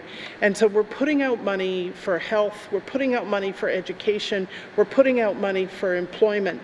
But if someone doesn't have anywhere to live, then are we really using that money wisely? So this is really a place, as my friend from Cam Lake said, for some real innovation, some really out-of-the-box thinking about these big numbers that are about need, about waiting lists, about the age of the existing stock, and coming up with ways to try and make a bigger dent, if at all possible, than 100. I mean, that we have to start somewhere, I recognize that, but 100 units with 900 people on the waiting list, you can do the math and see that that's just not enough. That's me rambling on, and I don't have a question. Thank you. Thank you, Member for Yellowknife. Would the Madam Premier like to respond? Really quickly, I'm going to try. Absolutely right. So we do have to get more. I mean, and there's work. We have to stop thinking that this is only N.W.T. If we settle these self-governments, we have self-governments that are wanting to draw down things. So, we have to work with our Indigenous governments and our federal government. We've already gone to Ottawa. We're trying to promote the need for our housing. So it isn't something that we're just looking at as this is it. And I would like to see more than this. I'm trying to be realistic. If in 2 years, when we look at the mandate, not the ministers, we're not pulling ministers out. That's not what we agreed to do. We agreed to look at the mandate, see if it's doable. It would be interesting to see where we are and see if we could actually increase it for the last 2 years. Thank you, Madam Chair. Thank you, Madam Premier. Member for Yellowknife Centre, are you? Okay. Okay. Member for Hay River South. Madam Chair. With respect to how, if we decide to, I guess, sell off houses, in a community, will there be a house there to replace that one? Will it stay in that community? Thank you. Thank you, Member for Hay River South. Madam Premier? Okay. Minister for Northwest Territories Housing Corporation. Thank you for your comment.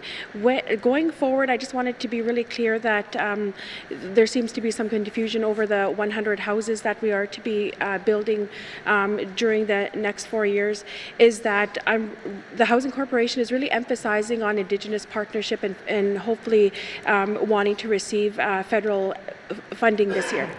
So looking at the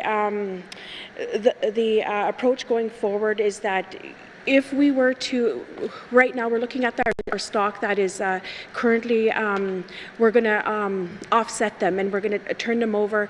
Our main focus is to enter into a partnership with Indigenous groups, and eventually they would be able to, if we had five units in Hay River, those 5 units, my first contact would be with the Indigenous groups, meeting with them and working in assistance with them, that they would be wanting to take over these units in partnership. They also, at a federal level, the Indigenous groups have the access to a co-investment fund that is offered through the federal government. So for them to come and approach us, and for us to achieve the 100 units in each of throughout the Northwest Territories, it's a partnership that I'm wanting to work with. If we were to guide and help and support the Indigenous groups, the stakeholders throughout the Northwest Territories, to come up with, to meet us halfway with the funding that already exists there, then we're able to multiply on those units. 100 units doesn't seem very much for the next 4 years, but 100 units is what we've got to work with. And I look at that going forward, and wanting to have people enter into home ownership is the main goal of the Housing Corporation, and not setting them up for failure, but to honestly give them that ownership, that these are their homes, and then to try to eliminate that and work with that waiting list that we have. But when we're constructing in the communities, if we're taking 5 units out of Hay River, I want 5 units back there.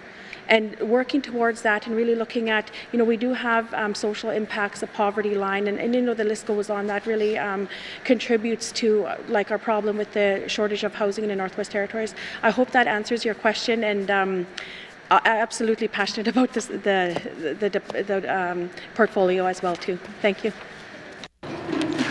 Thank you, Minister responsible for housing. Madam Premier. Fine. Member for Hay River South. Thank you, Madam Chair. It's hard to believe that she's that excited about it. She's excited. When we talk about 100 units, is there a dollar value to those units? Like, I look at it and I think, well, 100 units, but is it 100 houses that got 10 bedrooms to them, or is it just a dollar value where we could I expect that we could probably make more, we could have more than 100 units. With the way people's lives are changing nowadays, we don't need bigger units anymore, and so I'm expecting that the Housing Corporation will look at that. The other thing too is we talk about the 100 units, but there's also the opportunity for developers in the communities to develop properties and house some of the people that require it as well. And so I guess when I think of 100, I think that we could hit 200. It just depends how we do it, and if it depends on how much money we have to play with. And the partnerships are great. We have to do that.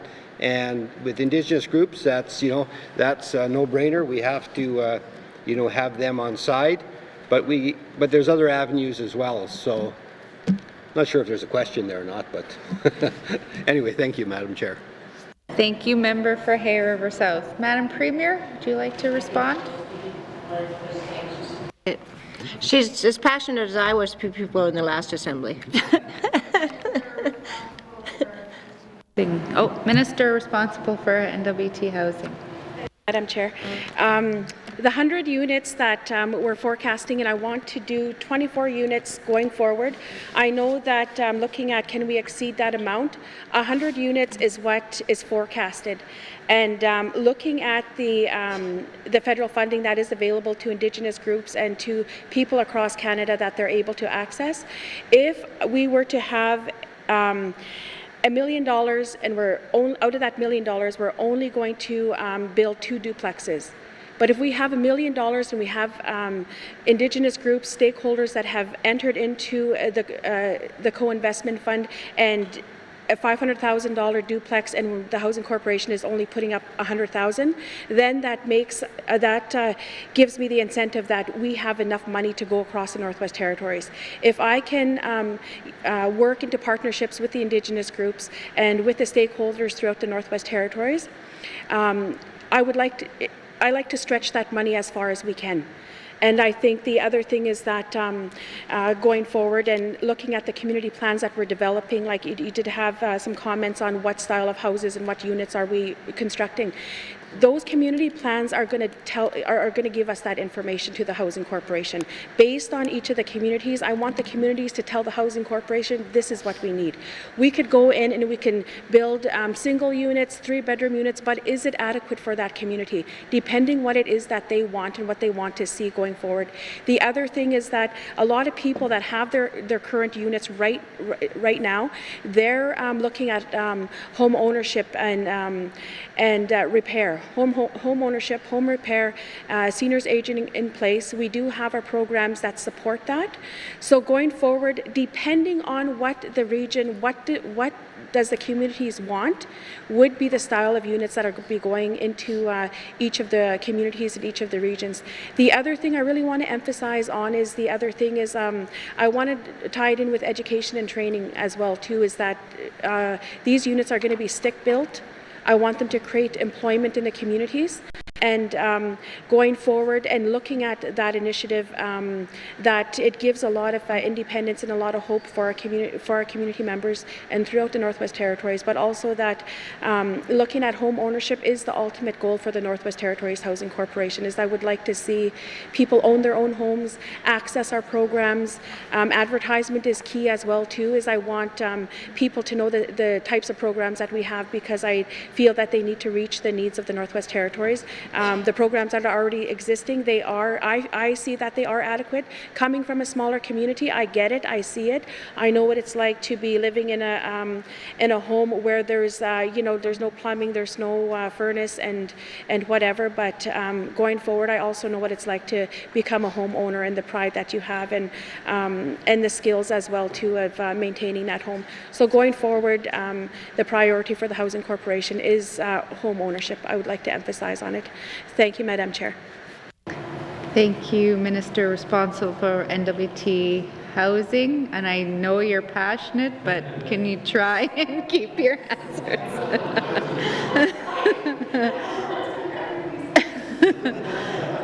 Would the Madam Premier like to?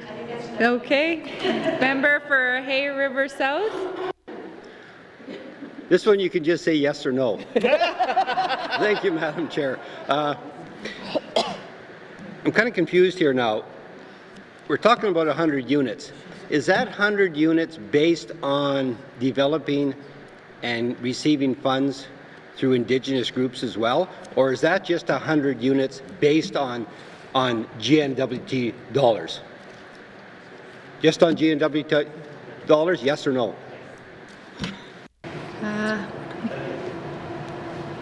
Madam Premier? Yes, it's GNWT only. Thank you, Madam Chair. Thank you, Madam Premier. All right, so if there are, oh, no, sorry. Member for Tabacha. So I like the idea of the increased home ownership.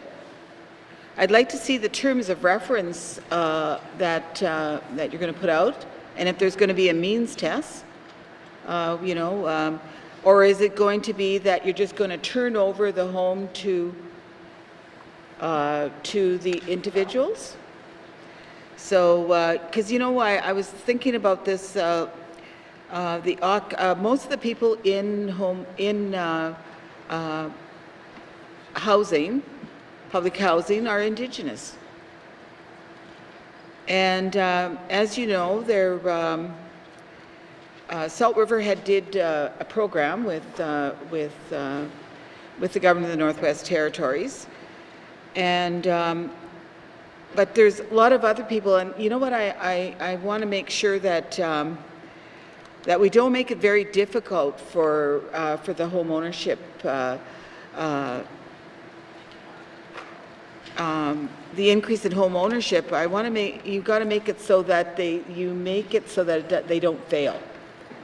Sure, there's got to be a means test.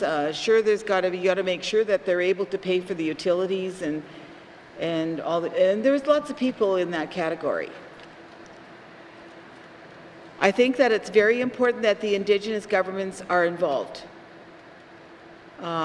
In Fort Smith, it's Salt River and the Métis Nation, the Fort Smith Métis Nation. I think it's extremely important because it's mostly our own people that are in those houses. So they have to have input into how distribution takes place. I think that we could be very innovative and business-minded, like Rocky said, that we could get more units built for, like if you have 5 designated for Fort Smith or 10, we might be able to make it 20. Fort Smith is always open to new ideas and to make sure that we get as much as we can. The other thing I want to mention, though, is that we also have to have support to develop the reserve. We have no developed lots on reserve. The water and sewer and the lift station is a must on Salt River Reserve. The federal government is not taking ownership for this to happen.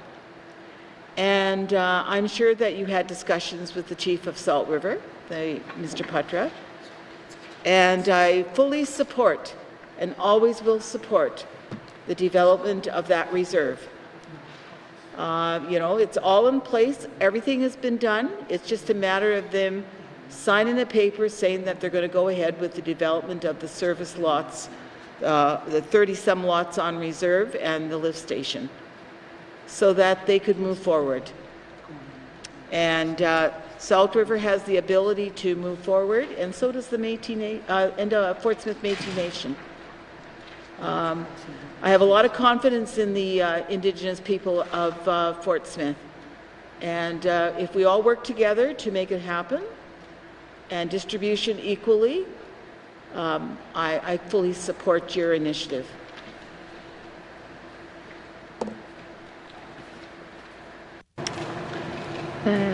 Madam Premier.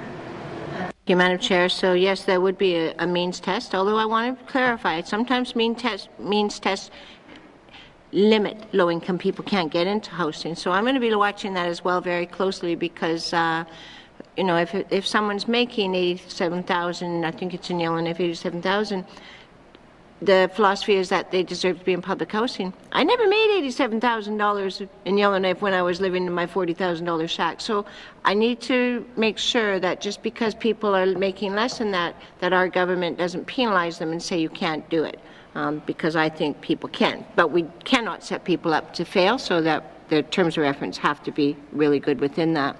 I think that it's important that we need to work with our Indigenous governments. Salt River, this former chief was a great example of what we can do when actually the N.W.T and Indigenous governments do work together to provide housing for people. And as for the support to the reserves, it's something we're talked to the federal ministers already. We will be talking to the Prime Minister. It was just an introductory meeting, a little bit not as in depth as I would have liked. But as we move forward, it is not acceptable that we have 2 reserves in the Northwest Territories and they are not getting the same services as the rest of the reserves in the South. I do not accept this, and I think that we will continue for this government to advocate that the reserves in the Northwest Territories get recognized by the federal government and get the funding that comes with reserves in the South. In the meantime, I will not turn a blind eye to supporting the people on reserves. Thank you, Madam Chair. Thank you, Madam Premier. Member from Tabacha. It's okay to talk, but I want to see it in writing. I think it's very important that it's written, that a letter is written on behalf of the reserves, both reserves, including Salt River, that the development of the reserve, of the water and sewer and the lift station is supported at Salt River. Hay River has water and sewer on their reserve, but we don't. It's a new reserve, and that's part of the implementation of the reserve. And there's no lots available for building houses. And it's a very important part of their development, and I think that we have to ensure that happens. It's a great asset not only for Salt River, but for the entire community of Fort Smith. Anything that happens within the community is good for everyone. And I want to make sure that this happens. So a letter is, you can say you talk about it, and we've done that, and I want to see it in writing, that the minister gets a letter saying that you support this, and carbon copy the Salt River Reserve and myself. Thank you, Member for Tabacha. Madam Premier. Thank you, Madam Chair. Then I will commit to providing a letter and that I will share with both reserves.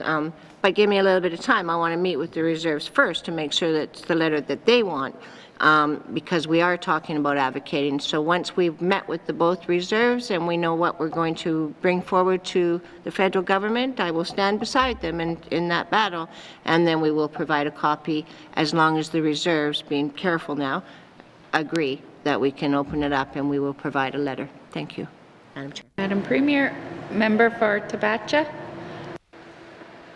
I have no other questions. Thank you. Thank you. So if there are no further questions on the increased number of affordable homes and reduced core housing needs, seeing none, committee will move to page 8. Page 8. Settle and implement treaty land resources and self-government agreements. A reminder, members will do one round, may have 10 minutes. Member for Tabacha. The Settle and Implementation Treaty Lands, Resources and Self-Government Agreements is extremely important for the development of the Northwest Territories. We all talk very loosely in our discussions around the table of ensuring that Indigenous rights are respected, Indigenous people are looked after. We have to sort of walk the talk. I'm very passionate about the subject. I'm going to go back to the two outstanding, one implementation is the Salt River claim, the outstanding claim of the N.W.T. Métis Nation within my area, and the Debt Show claim, the K-Cho claim. I mean, we could go on and on. And I wonder if the will is really there to settle. I often wonder if the people that are actually settling the claim from Indigenous Affairs are actually the people, the negotiators are actually the ones that we should really be using. Sometimes I wonder if they really understand what's on the table. I think that it's extremely important that we do not be barriers to settling these claims and these implementations so that our people could move forward with everybody else instead of waiting for social assistance or public housing and all these other things that seem to be, we seem to be a burden to. I think that it's extremely important that, that we understand that, that the federal government also could be a big barrier. But ever since devolution, the more I heard around the table, at the, when I was at the table with Indigenous governments, is that the main barrier, since the territorial the lands have been turned over in devolution, that we have been a big barrier. And that's got to change. The mandate has got to be put forward in good faith. Meaningful negotiation has got to take place. The negotiators that go to the table have to understand where everybody's coming from and mediate through those claims in good faith. You know, and I don't see that happening. It's constant that people are still coming to me, and I have chiefs phoning me all the time because I know them. I sat with them. I saw their struggles. I saw the way they tried to help their people and how they feel. And when you settle these claims, it's going to be a benefit to that community and to the Northwest Territories. Just like the way Salt River has done, even though we have no support for the implementation. And you know, it's very dear to my heart because being there in leadership for 10 years, you can also, anything you do with the settlement of a claim has always benefit not only Salt River but all the community, because anything you develop supports the whole community. We don't have to depend on government all the time. You're more self-sufficient. You know, so I just wonder how you're going to be able to ensure that this actually happens. Thank you, Member for Tabacha. Madam Premier. Thank you, Madam Chair. So that's why I didn't commit to settling every single one of them. They've been on the plate, for some of them for 30 years. But we've committed to doing business differently. So like I said, I've talked to the Indigenous governments. I've met with a couple of them now. We're looking at, and I've been saying the same thing I said in the House the other day. I've been telling them I don't see us as federal government, N.W.T, and Indigenous government. I see us as federal, N.W.T, and Indigenous all working together at the table. I've talked about meeting with them after because it's only been negotiators at the table, and I feel that the Premier wasn't there enough. So we're actually, every single bilateral that we're having now is going to have the time with the Premier and the Chief alone to talk about the negotiations. So a more intense struggle. I can't commit that it's going to work, but what I can say is that we did have one Indigenous government that was backing away from the N.W.T and saying, we're not working with you, period. We're only working with the federal government. Talk to them, and they're back at the table. So that says, if we had an Indigenous government that was willing, that was saying, we don't want nothing to do with you, and now they're saying we're willing to come back, and it was based on, that chief told me, he said, because I worked with you when you were the housing minister, and I trust you. So I know it's not a lot to go on, but I think relationships is key when you're working, and that's all I have to offer is the honesty and the relationship, and that I carry forward. Thank you, Madam Chair. Thank you, Madam Premier. Member for Tabacha. I think it's extremely important that if there's negotiators that are appointed do not work out with the actual people at the table in that particular claim or whatever, that they have the option to ask for someone else that actually understands land claims and mandates and the implementation of a claim, because many times you have these people who do not understand where we come from, and it's extremely you struggle with wording. You could have an "and" here and a "the" there, and it's entirely taken out of context sometimes, even in the implementation. And it's, I mean, the fellow sitting beside you understands where I'm coming from. It's very, when you're compassionate about something and you're held up by, especially by lawyers who do not understand where First Nation is coming from. It could be very, it's a process that is unbelievable, disgusting, and not in good faith. And I just want to make sure we as a government are going to move forward to ensure that the mandate is there in good faith to ensure that these claims and these implementation of claims are settled. Like even, the good example for me always is Salt River. They signed the claim in 2002. It's 18 years, and they have not come to an agreement, and they're not recognized as a reserve within Canada. That is unbelievable. So I'm not going to ask any more questions, but you have to know where I'm coming from.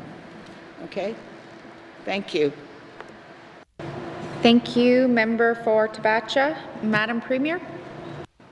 Thank you, Madam Chair. I already said that relationships were critical. But I have to recognize that one negotiator at one table might seem like the worst person in the world, and the next table they might be the best. And I've seen that because I had people come to me and say, you need to fire so-and-so. And then I went and met with another Indigenous government, and they said, that's the best person we ever had. So what it tells me is we need to have more than one negotiator and be willing to move them up. Thank you, Madam Chair. Thank you, Madam Premier. I will move to member for YK North. Chair, pursuant to Rule 82, Sub 1, no member shall speak for more than 10 minutes at any one time on committee of the whole. I'm seeking unanimous consent to amend it to 5 minutes for the purposes of the mandate discussion.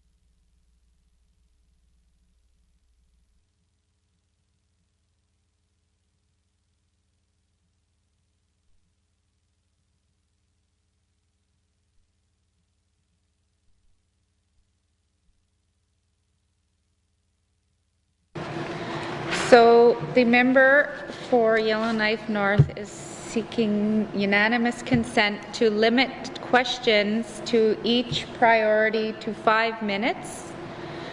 Do I have unanimous consent? I guess, well, is there? Okay. So we will resume. To keep it at 10 minutes then. We're back to 10. Sorry? Okay, member for Yellowknife North. My question is, on self-government agreements, we have 2 agreements concluded. Can I just have some little more explanation of where that number came from? Do we have any idea of whether there's a self-government land claim or which 2? Just some more background on that point. Thank you, Madam Chair. Thank you, member for Yellowknife North. Madam Premier.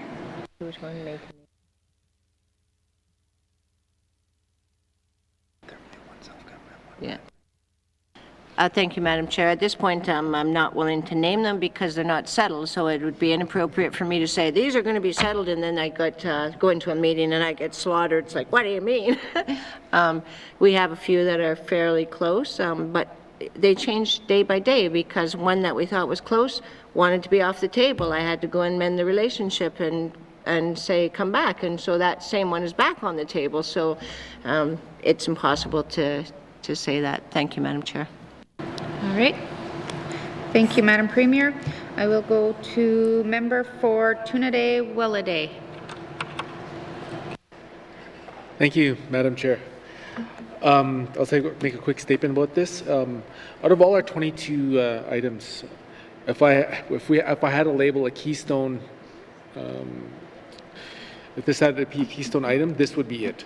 I think a lot hinges on this mandate item,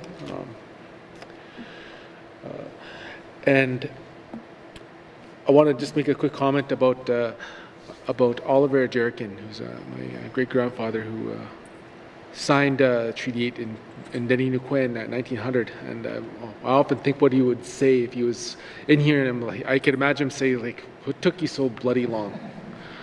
So I think in honor of our relations who signed that, I think we have to do it right and do it properly.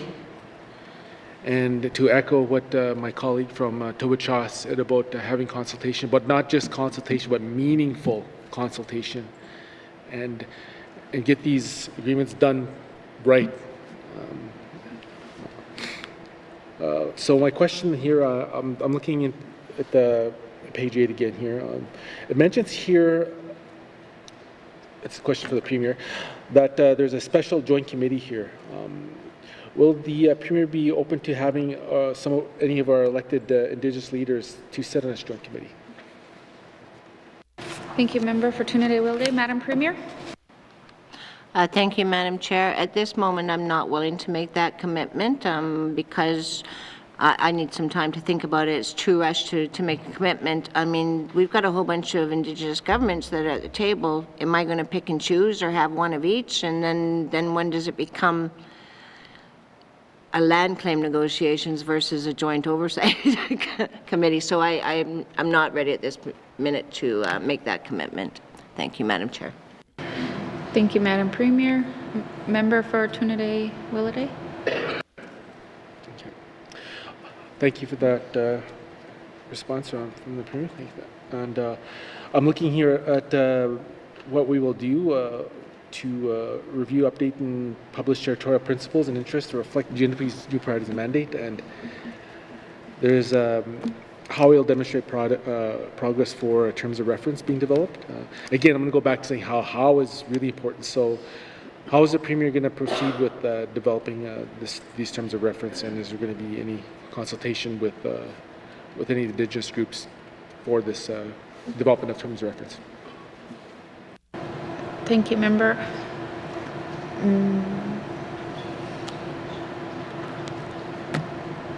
Madam Premier. Thank you, Madam Chair. I just had to check and make sure there was no political bombs coming off with that. So absolutely, this joint committee, I mean, in theory, it's supposed to be between regular members and Cabinet, but we don't foresee, never know what'll come out of the woodwork, but at this point, we don't see a problem with sharing it with our Indigenous governments to get their opinion on the terms of reference as well, recognizing that it would take a communication with that, because they might see that and think that it's they need to be informed of what they're doing, of what is going on. So we'll have to make sure that we have a communication with it to make sure that they're clear. Thank you, Madam Chair. Madam Premier, member for Tunaday-Welladay. Thank you, Madam Chair. That's all I have for now. Member for Decho. Merci, Madam Chair.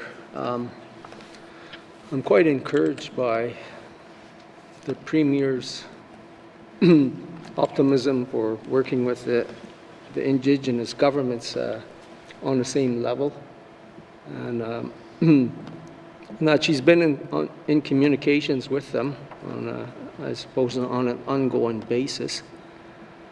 To make this thing work, I guess I myself been after forming a special committee or some sort of a committee, and I'm glad to see that it's it's made it here. I'm just kind of wondering about if we can, because it says in the summer 2020 form special committee, that could be several months away, and they're just in eagerness, I guess, on my part, maybe on the Indigenous side too, to get the ball rolling. I would like to see that we escalate forming this committee, and also the term of reference for the committee. If that could be possible, because all these things can be done. I don't see why we need to wait any longer. And also because that terms of reference is pretty important, I guess. You're saying now we got to go to the Aboriginal governments to review the term of reference for this committee, but they're not going to be part of that committee. This committee is going to be between Cabinet and the regular members, so that this committee, we can hash it out on the floor wherever we meet on how we should be progressing. That's how I seen this committee here. You can share the term of reference, all right, just to show, maybe if there's a final one, to show that this is what we're going to be doing, and it's agreed to by the regular members also. And we also need to know, like, I understand from the last assembly that there may have been a committee of some sort looking on the negotiation sides, but it didn't do anything. And I'm just hoping that this committee will have meaning to it. And that's all I'll go forward now. I'll wait for the Premier. Masi. Thank you, Member for Decho. Do you have a response, Madam Premier? Thank you. Thank you, Madam Chair. I just heard that part of the reason they thought the Joint Committee didn't work well was because it didn't meet frequently enough. That might be an issue. It is hard to get everyone together. Madam Chair, respectfully, I won't bump up the summer 2020, because if you look at the wording, it says the internal working group will be established and the terms of reference developed by summer 2020. We're coming up spring. It's not going to be very much time, so at this point, be willing to move that up any further. Thank you, Madam Chair. If it happens earlier, though, great. Thank you, Madam Chair. Thank you, Madam Premier. Next on my list is Member for Inuvik Twin Lakes. Pardon, did you have anything further, Member for Decho? Thank you, Madam Chair. Yes, I'm really optimistic, alongside of you also, and I would really like to see this escalated and move forward as soon as possible. Masi. Thank you, Member for Decho. Madam Premier. Thank you, Madam Chair. I'll take that as a comment. I also want to see this move forward as soon as possible. Thank you. Thank you. Anything further, Mr. Montrouge? No? Okay, next, MLA for Twin Lakes, Inuvik Twin Lakes. Thank you, Madam Chair. Under this section, I just wanted to, I picked up from a couple of the comments, and it's something that I hear and live and talk about all the time in my community. Committed to doing business differently, and the Premier has stated this over and over and over again, that the G&W is committed to doing business differently, and they want to work unilaterally with our Indigenous governments at the negotiating tables. With saying that and having this as a mandate, but yet our negotiating teams continue as a unilateral by themselves. No other federal government is not pushing it. Core principle objective, CPOs. This is what I hear about from different leaderships, is the N.W.T continues to push CPOs at the table, and the Indigenous governments feel that this is a barrier for them to move forward, because this, when we look at, and I'll discuss that further when we get to the next section, is if we're going to the table to negotiate land claims, self-governments, and we're going to respect the rights of these negotiations and we're going to the table, then how are we pushing CPOs that are government CPO standards and they have the right to change them whenever they want to change them, and Indigenous governments, it's kind of a take it or leave it. Thank you, Madam Chair. Thank you, Member for Nunavut Twin Lakes. Madam Premier. Thank you, Madam Chair. There's a few questions in there. So, for one, we are trying to do this differently. I've already met with Caroline Burnett and told her that she needs to come to the table as well. Instead of just negotiators, we need to actually have the leaders at the table sometimes. So I think I caught her off guard. She didn't give me a solid commitment. But it's a start. I mean, I realize that people have to be kind of talked to a few times. The core principles, I mean, that is something I'd have to give more thought to. They're basic principles. So like, for example, on income support, you know, everybody has a right to, I can't even remember them, but they're very basic principles on people's rights. I would love to be able to say throw them out the window. The reality is there's 3 people at the table. Not just ourselves, the N.W.T and the Indigenous government, there's the federal government. They have principles that we have to abide by. For example, their principles on health. They just brought out the Child and Family Services Act. They're looking at that. That has core principles in it. So we can't just say that we're going to throw them out at this table here and not recognize that there's principles across Canada that we have to abide by as well.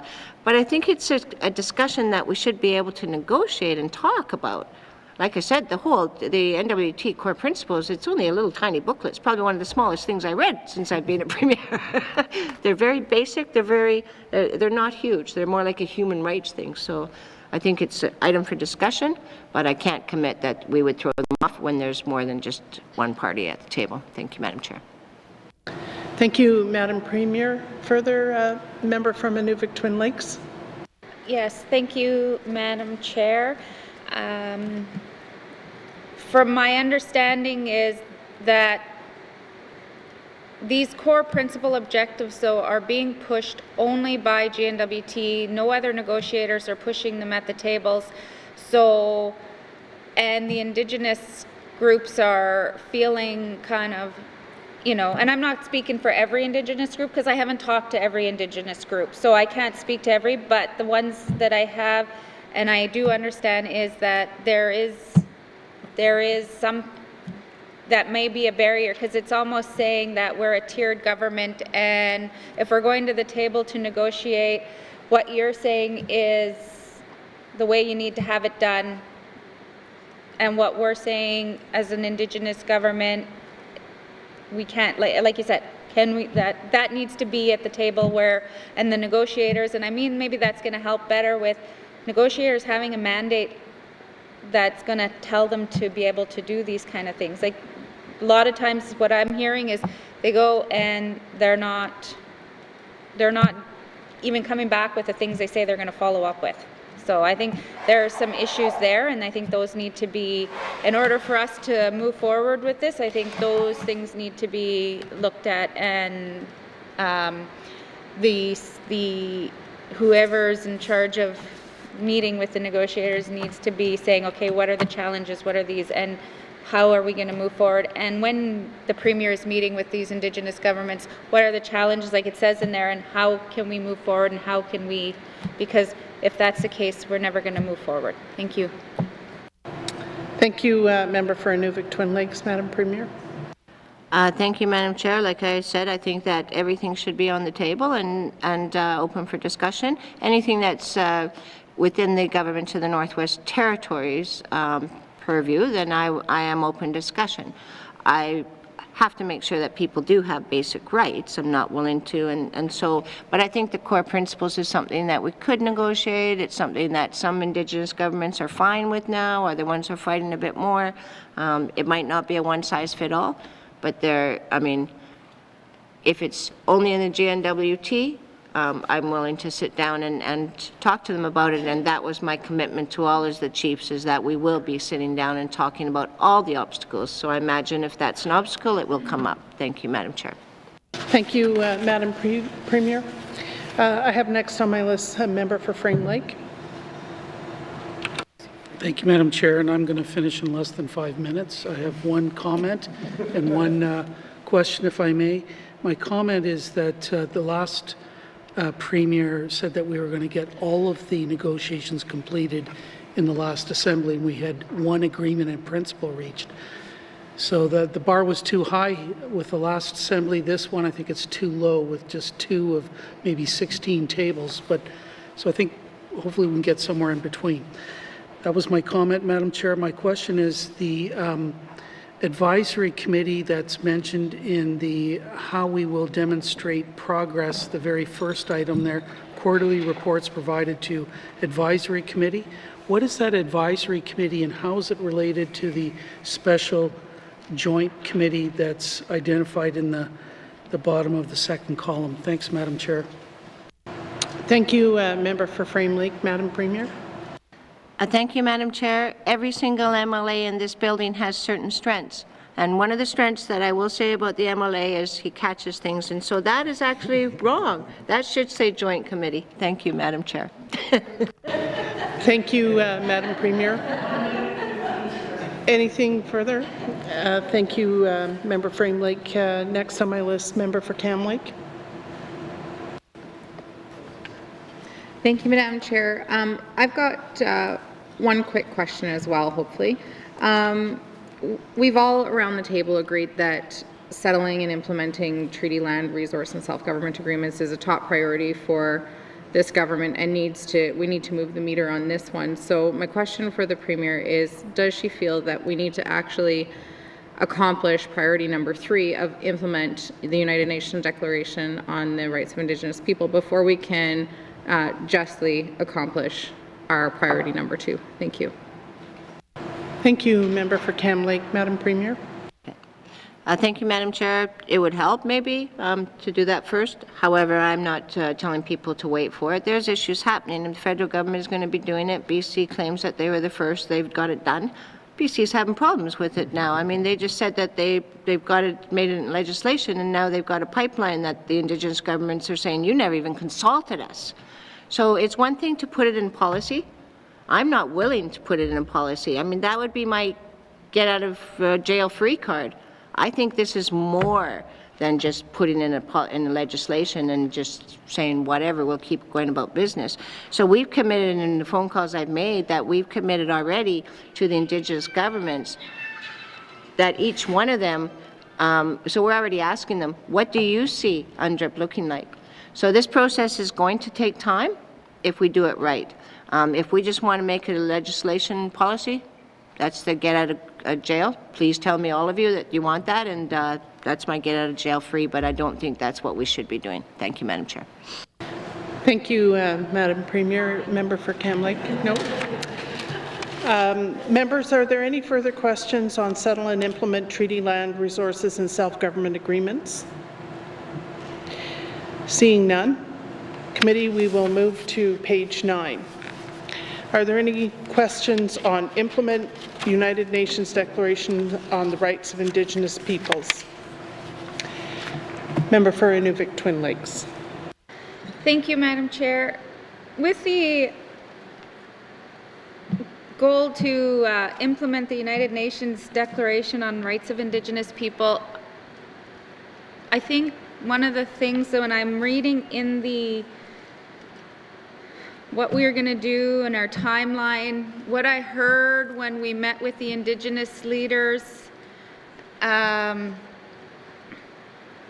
me, I feel like it's not enough, and I know the Premier has said that we need to do this right, but I feel like at some point we just need to put this in our legislation in order to move it forward. And, you know, I'm going to say it again and again, because I think in order for us to act on this and in order for us to respect the rights of Indigenous people, we need to start looking at everything that we do with that lens, and I think it needs to go into legislation, and I think it needs to go into the mandate letters to the negotiators, and I think it needs to go into, you know, mandate letters to all the departments. And we're really in the true spirit of going to reconcile, and that's kind of, I feel like sometimes when I look at this, we might be letting the Indigenous governments down a little bit, because when they seen it, and then when what I see now, I'm Indigenous, so I'm kind of like, you know, you get excited, and then the kind of the bubble gets popped. So that's kind of how I'm feeling. So I mean, this timeline, and if the Premier is meeting with these groups and they say they want to move this faster, is the Premier willing to look at that, move it along faster? Thank you. Thank you, Member for Inuvik Twin Lakes. Madam Premier. Thank you, Madam Chair. Absolutely. If I can get all the Indigenous groups to say that they would have the working group established before summer 2020, which is just a few months, I would be all over that. I don't think that we're going to. So this is about asking the Indigenous governments what they see UNDRIP should be.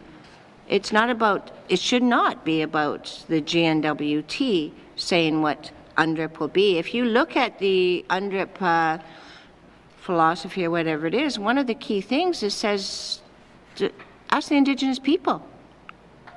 It doesn't say that MLAs should sit around and do this. It is about talking to the Indigenous people, and I read that, I took that to heart, and this is something that I think that Indigenous governments should define for us, as long as it doesn't break the law. So that is my commitment, that I'll be working with them, and if they want to make it faster, then I'm right beside them. Everybody knows I run fast.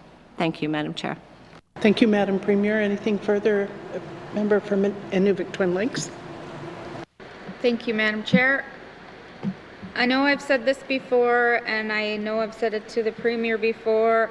I feel that when we talk about the priority before and we talk about UNDRIP, they go hand in hand, and I almost feel like we can't move forward without them. You know, it's kind of hard to say, how do we settle these things when where there's barriers and we're not respecting, you know, so we're not putting these legislations in place. So I feel like to move forward on priority number 2, we need to ensure that we have priority number 3, because I feel that they go hand in hand. And does the Premier agree to that?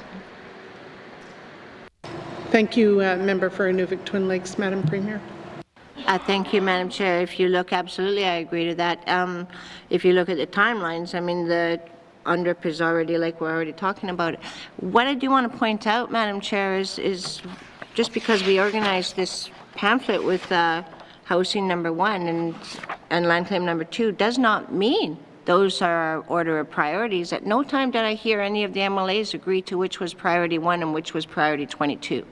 So in my impression, every single one of these priorities is number 1. Thank you, Madam Chair. Thank you, Madam Premier. Member for Inuvik Twin Lakes.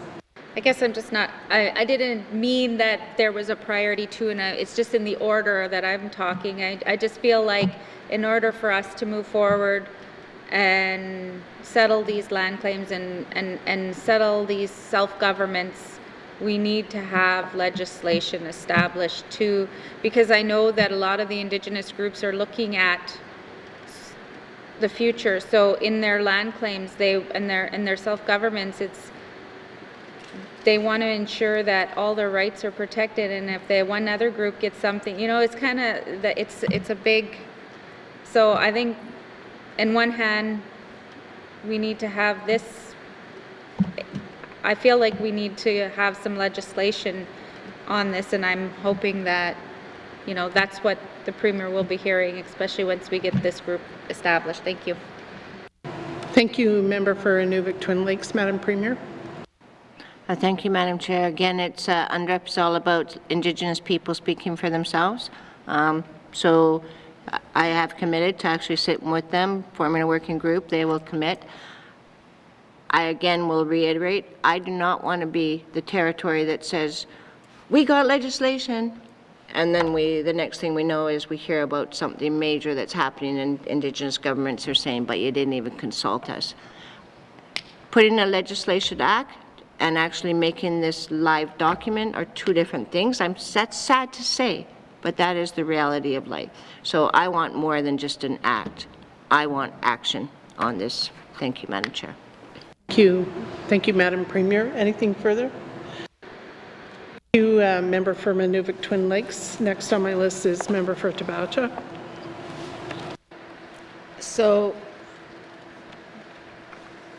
putting the onus on Indigenous governments, on the leadership of Indigenous governments to move this forward is not acceptable.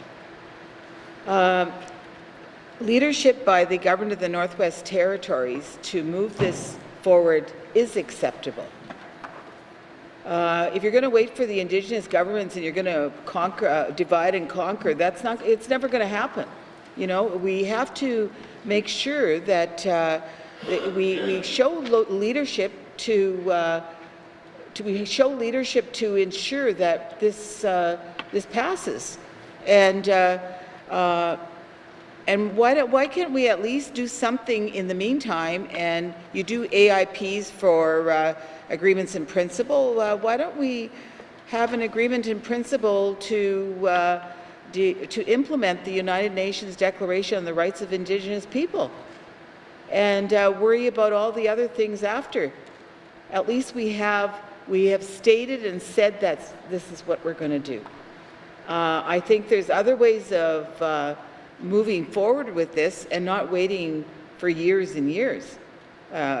We have AIPs all the time. Why can't we have an AIP that we are going to move forward and do this?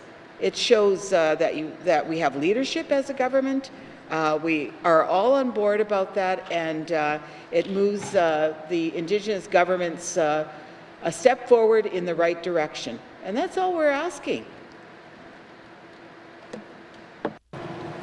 Thank you, Madam. Thank you, Member for Tabacha. Madam Premier.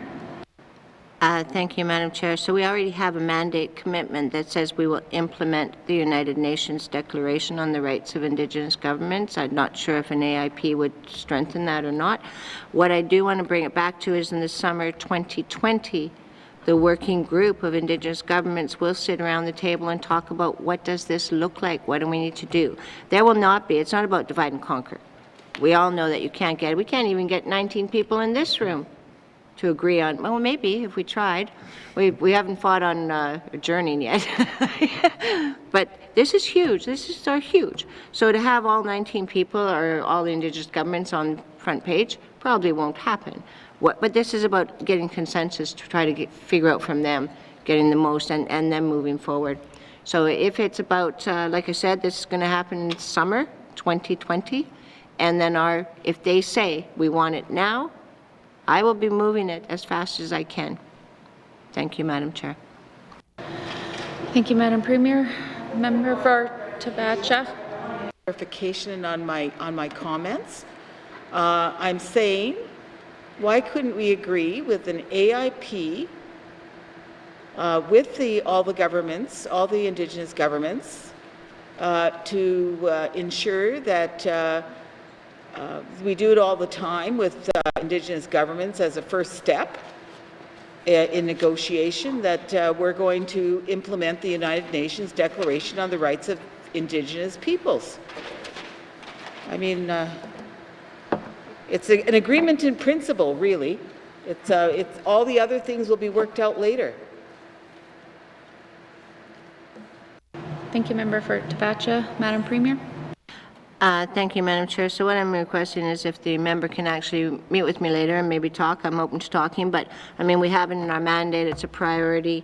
We are going to have a working group. I'm not sure, like, terms of reference will be done. I'm not sure why it's stuck on AIP, which is an agreement in principle, because is it a terms of reference we want or an agreement in principle? We haven't even settled all the agreements and principles with Indigenous governments. That might end up being a block versus thank you, Madam Chair. Just wait for the lights. Okay, thank you, Madam Premier. Member for Tabacha, please. I'm sorry, Madam Premier, but you know I'm just so passionate about this whole issue. You know, it's just the concept. Like I said, the AIP. We do AIPs all the time. It doesn't have to be AIP. It could be an MOU saying that we are going to be doing some of these things, and we're going to implement this. And we have 19 or 20 or 33. I think it's 33. First Nations or Indigenous groups in the territories. I don't know exactly how many there are, but there's more than that. And we get them to sign that we're going to end up doing this. At least have something so that people have an understanding that we're going to do this. If you're going to wait for put the onus on the First Nations and wait for them to get this together, that's not going to happen. I want us to show the leadership to actually do this. Madam Premier. Thank you, Madam Chair. What I can commit to is as soon as we get the working group in summer 2020, the first conversation we'll put on the table is, do you want an AIP or an MOU or terms of reference to be able to do this? So that I can commit to and work from that. I'm not saying that we're downloading it and we're going to say this is all about you. What I'm saying is that we need to make sure that they are the voices that we're listening to, not just a whole bunch of bureaucrats. Because we all agree, I think, that just having a whole bunch of bureaucrats do it might not be the best practice. This is about Indigenous people. So it's not about passing the buck or waiting forever. It's about doing it right. Thank you, Madam Chair. Thank you, Madam Premier. Member for Tabacha. I understand where you're coming from, and I know your heart is there too, but you know, Indigenous people have always taken the back seat for a long time, especially on some of these issues. And it goes hand in hand, like my former colleague had says, that with the settlement of claims and the implementation of claims and all these, it's a very big issue because we can't do development in a lot of these areas because of the claim issue. And it's just going to benefit everybody much more if we do everything in a more, I guess, in a fashion that is we don't take years to do. I mean, 18 years after a settlement of a claim and we're still waiting for the implementation is a bit long. I mean, I hope we're not going to wait that long for, I mean, I will never see this happen. Thank you so much. I don't have any other questions. Thank you, Member for Tabacha. Madam Premier. Thank you, Madam Chair. I appreciate the passion. I don't take it as anger or anything. I know that we all have passion, and I appreciate her words, the member's words, and this is close to my heart too, and we will move it as fast as we can in a respectful manner. I'm not trying to cram it down people's throats, but actually working in a consensus model. Thank you, Madam Chair. Thank you, Madam Premier. Committee, we'll take a short recess and resume to the table document.